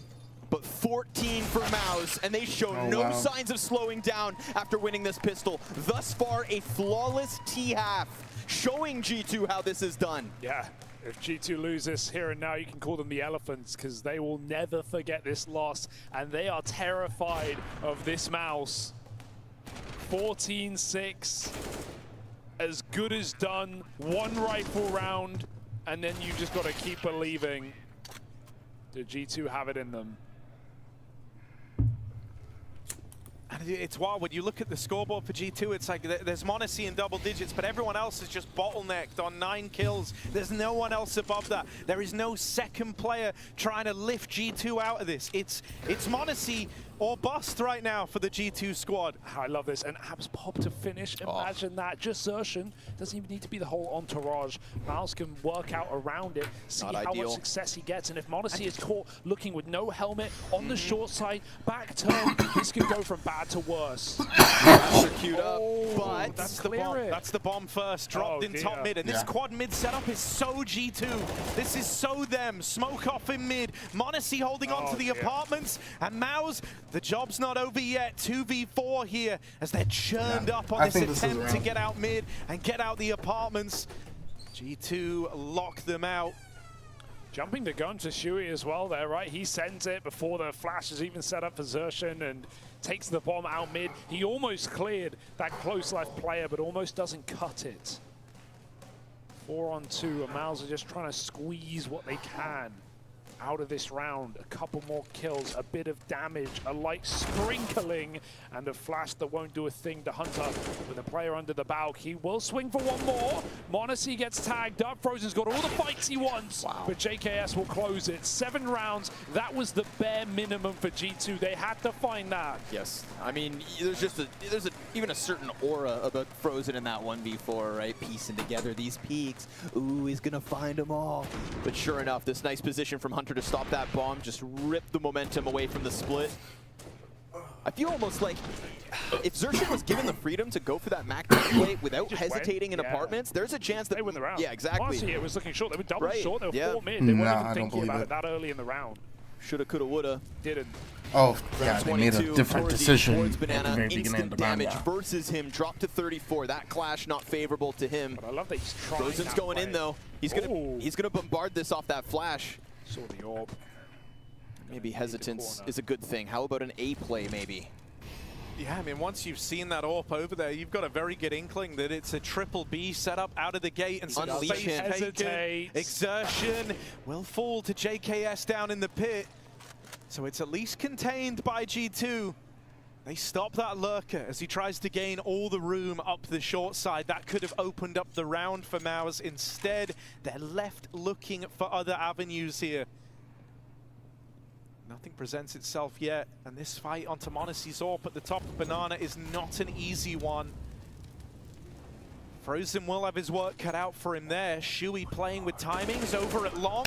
He's going to be the guy to find the way in. They're in trouble. Huxi has had a really hard map right now, and he is in the pivotal position to win this round. JKS down the pit. God. The aggression down B. They can back up again if they want, but they don't want to fight the AWP. In the B site, they find JKS instead. Do they know? The Huxi's here. They clear him back from the pit and back with a vengeance. It's Mouse with 15. Guaranteed. m0NESY can do nothing about this. The one player who's been putting up a fight in this third map left to the wayside as Mouse find a way. Man, Shui leaning on his ability and his confidence to go for plays, right? Somebody you can bank on. This isn't a Huxi or a Kerrigan. You know, this is somebody who has the frags under wraps and that instant headshot on the smoke play. To have the gall to do that on his own, no support, creeps through. And with it comes the A site. Frustrating for Hunter, no doubt, but this is 8 map and match points for Mouse to set up what would be the IEM Dallas Finals rematch against ENCE to then take it one further. Some elderly man in the stands watching this game. That's Get on my pre-player break vibe. Yeah. Into the culture of the young. This is a different Mouse, to the modern. putting up different levels. Game has been around for older than most people. Are they going the whole way? So At this rate, you've jumped on the mouse Not majority, train. but most. Hey, man. Round by round, that's Counter-Strike. I mean, dude, So- like, you know, this is a very legit run from the Mouse squad. And man, It's like, a pretty you mature know, game.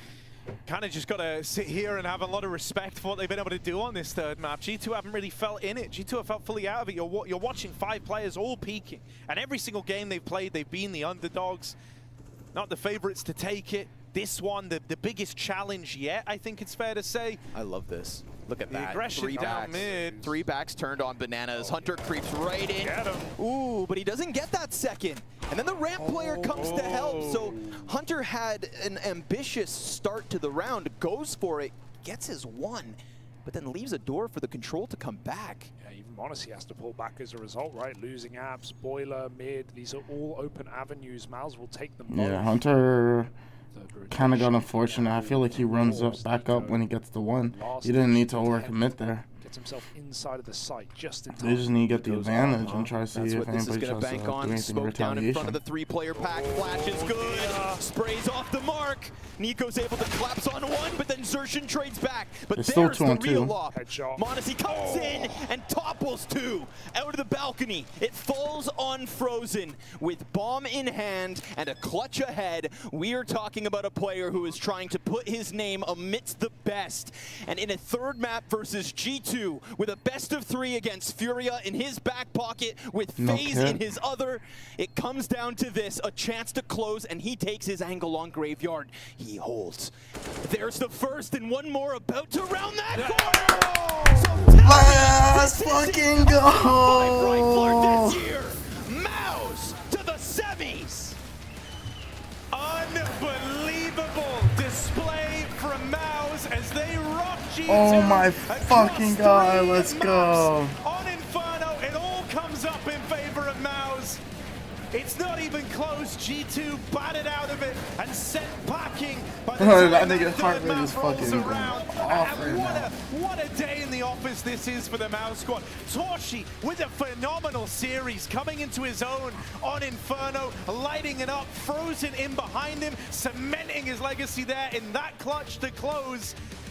Damn. Yeah, even the youngest player in ESL Pro League playoffs as well, right? Jimpack has been an unbelievable player across this tournament, across this series, and one for the future without a doubt. For G2, they end their final global offensive LAN, just falling a little bit short, not able to match up with that Cologne rematch up against ENCE in the semi-finals. They had a great close on Ancient, but this is how it will be remembered. Underwhelming on Inferno, a T-side lacking, and no comeback potential today. It's a sad day in the office for G2, but this new Mouse train is something to get behind, Connor. Man, that glorious 3K as well from Nico back on Ancient. Yeah. That ramp play that just sent us into this third one, maybe just extending the misery of G2 tonight. But this roster, I mean, Jimpat, maybe not in this third map, maybe not throughout this series, but just this event, this is his coming to moment within this team. All he had to be was a little better than JDC, and instead, we get something special. Shuhei calling, getting the best out of Torzi after so much of the scene was calling for his head. His replacement felt inevitable after we saw this roster taper off. The struggles in Paris, the shortcomings in Rio, and then Dallas out of nowhere meant what? It meant this team is what you look to when we talk about the future of CSGO, and this team has a real run on Revenge versus ENCE tomorrow. A hell of a run. The toughest run if you were to pick a team from the first round of playoffs here in Malta. What a beautiful game of CS tonight versus G2. What a great accolade for these young men to have in their careers. Yeah, just This in is time amazing. as well, right? Just as the doors Amazing for all close, these it's players. poetic. Last chance. Yeah. And man, Mouse really are seizing it. They really are grabbing that opportunity with both hands. And now, you know, now it feels like the sky's the limit. Just how far can Mouse go? They've got that semi-final tomorrow versus ENCE, but for now, we're going to give this back to Freya over at the desk. That is indeed the question, Harry. Mouse making absolute mincemeat of G2 on that third and final map of Inferno. We've got Jimfat and Torzi down here to discuss everything. Gentlemen, first of all, I want to know what the conversation was after that second map of Ancient. We go the full 30. You're so tantalizingly close to pushing it to OT. What were you guys saying to each other coming into Inferno?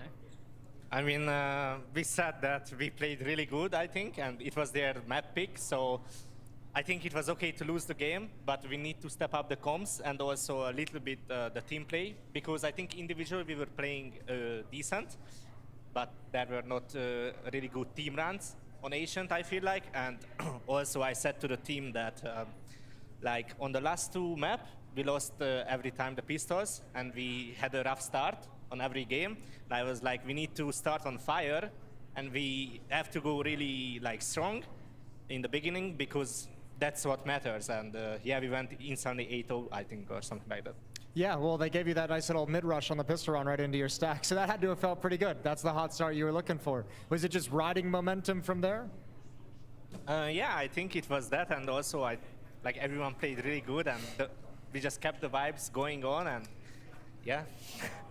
Jimmy, tell me, it's your first sort of playoffs. There's a bit of a crowd here, you know, and you've just been really calm in every game, you know, on the server, doing your job, doing your thing. So how do you do it? I mean, I was actually like really nervous, even though like maybe it didn't show that. But yeah, I just like knew that we have so good like team vibes, and it was just so nice to play. So it really helped me a lot to go through like these nervous and stuff like that. Do you get any help from the rest of your team? We always affectionately called Mouse like the academy team that's kind of made this jump up, the first one to really do it. But obviously they've been in your shoes, they've been down this path. Do you get a lot of assistance from the guys who have had to kind of adjust to a higher level of play? Yeah, of course. We are like a family in here, so it's really like nice and warm like environment. What's like the best piece of advice you've gotten from any of them in terms of handling the stress and handling the tier 1 competition? I mean, it's just probably that I just have to go through it. Like it will come like no matter what, and I cannot avoid it. So I just have to go like and play, and then it will get better after time. We get the rematch of IM Dallas Grand Final tomorrow in that semi-final versus Ents. How are you feeling about that, Tortu? Yeah, it fires me up a lot, because in Dallas I didn't play good, so yeah, it will be a banger game, I think. Ents is a really good team, and they have been playing really good for the last half a year or last year, and they are the second best team at the moment, I think. And yeah, it's a hard playoff bracket for us. Yeah. We've been talking to a lot of the teams who, you know, haven't necessarily lifted some of the bigger trophies in the era of CSGO. We were chatting to Monty just the other day saying, does this fuel an extra little bit of fire in your bellies, knowing that this is the last trophy in CSGO? Does that give you the extra edge to go, hell yeah, we're going to lift this last one? Yeah, obviously. I mean, okay, it's not the last one because there is Blast, but... yeah, it's not a LAN, though. Yeah, there's no trophy for that one. There is no trophy, so yeah, okay, this is the last one. Yeah, I mean, it gives a lot of energy for us, and yeah, we just want to prove that we belong here. Yeah, Blast isn't really real. I guess I mean, my question would next be, I mean, you kind of talked about Ents as your #1 team, but sort of like the other top 2 teams that we kind of had placed here would be Vitality and G2. Who'd you have above Ents? Vitality? I'm sorry, I didn't... You said Ents was like the #2 team in the world, but who's #1? Because they've all already been knocked out. Ents is the last of the top dogs remaining. I mean, I think for me, it's Vitality. Okay. Yeah, for me as well. Yeah. Okay, cool. Even considering their result here and that they've been knocked out, does that affect how you kind of place them in terms of the rankings? Not really, to be honest. Okay. I mean, I think they have been playing really great, and also like they won the last CSGO major, so... Yeah. Props to them. Fair enough. Yeah. You mentioned that you know, back in Dallas you felt like you didn't have the performance that you wanted. Is there anything reflecting upon that that grand final that you learned and you're going to be, you know, taking forward going into tomorrow? I mean, obviously there are a lot of things going on around the team at that time, so yeah, I was not really confident, you know, but right now I'm feeling really good in the team, and yeah, it's really nice. Also, Jimmy is doing a great job on his first playoff, so yeah. Things are going great. Anything you want to say to all the Mouse fans that are going to be cheering you on in that semi-final and have been cheering you on here in the quarterfinals? Thank you for the support. Yeah, thanks guys for the cheers, and yeah, just keep it up. Thank you. Thank you. Excellent stuff. We love that. Well, we'll let you go off and get prepared for and with that that, semi-final.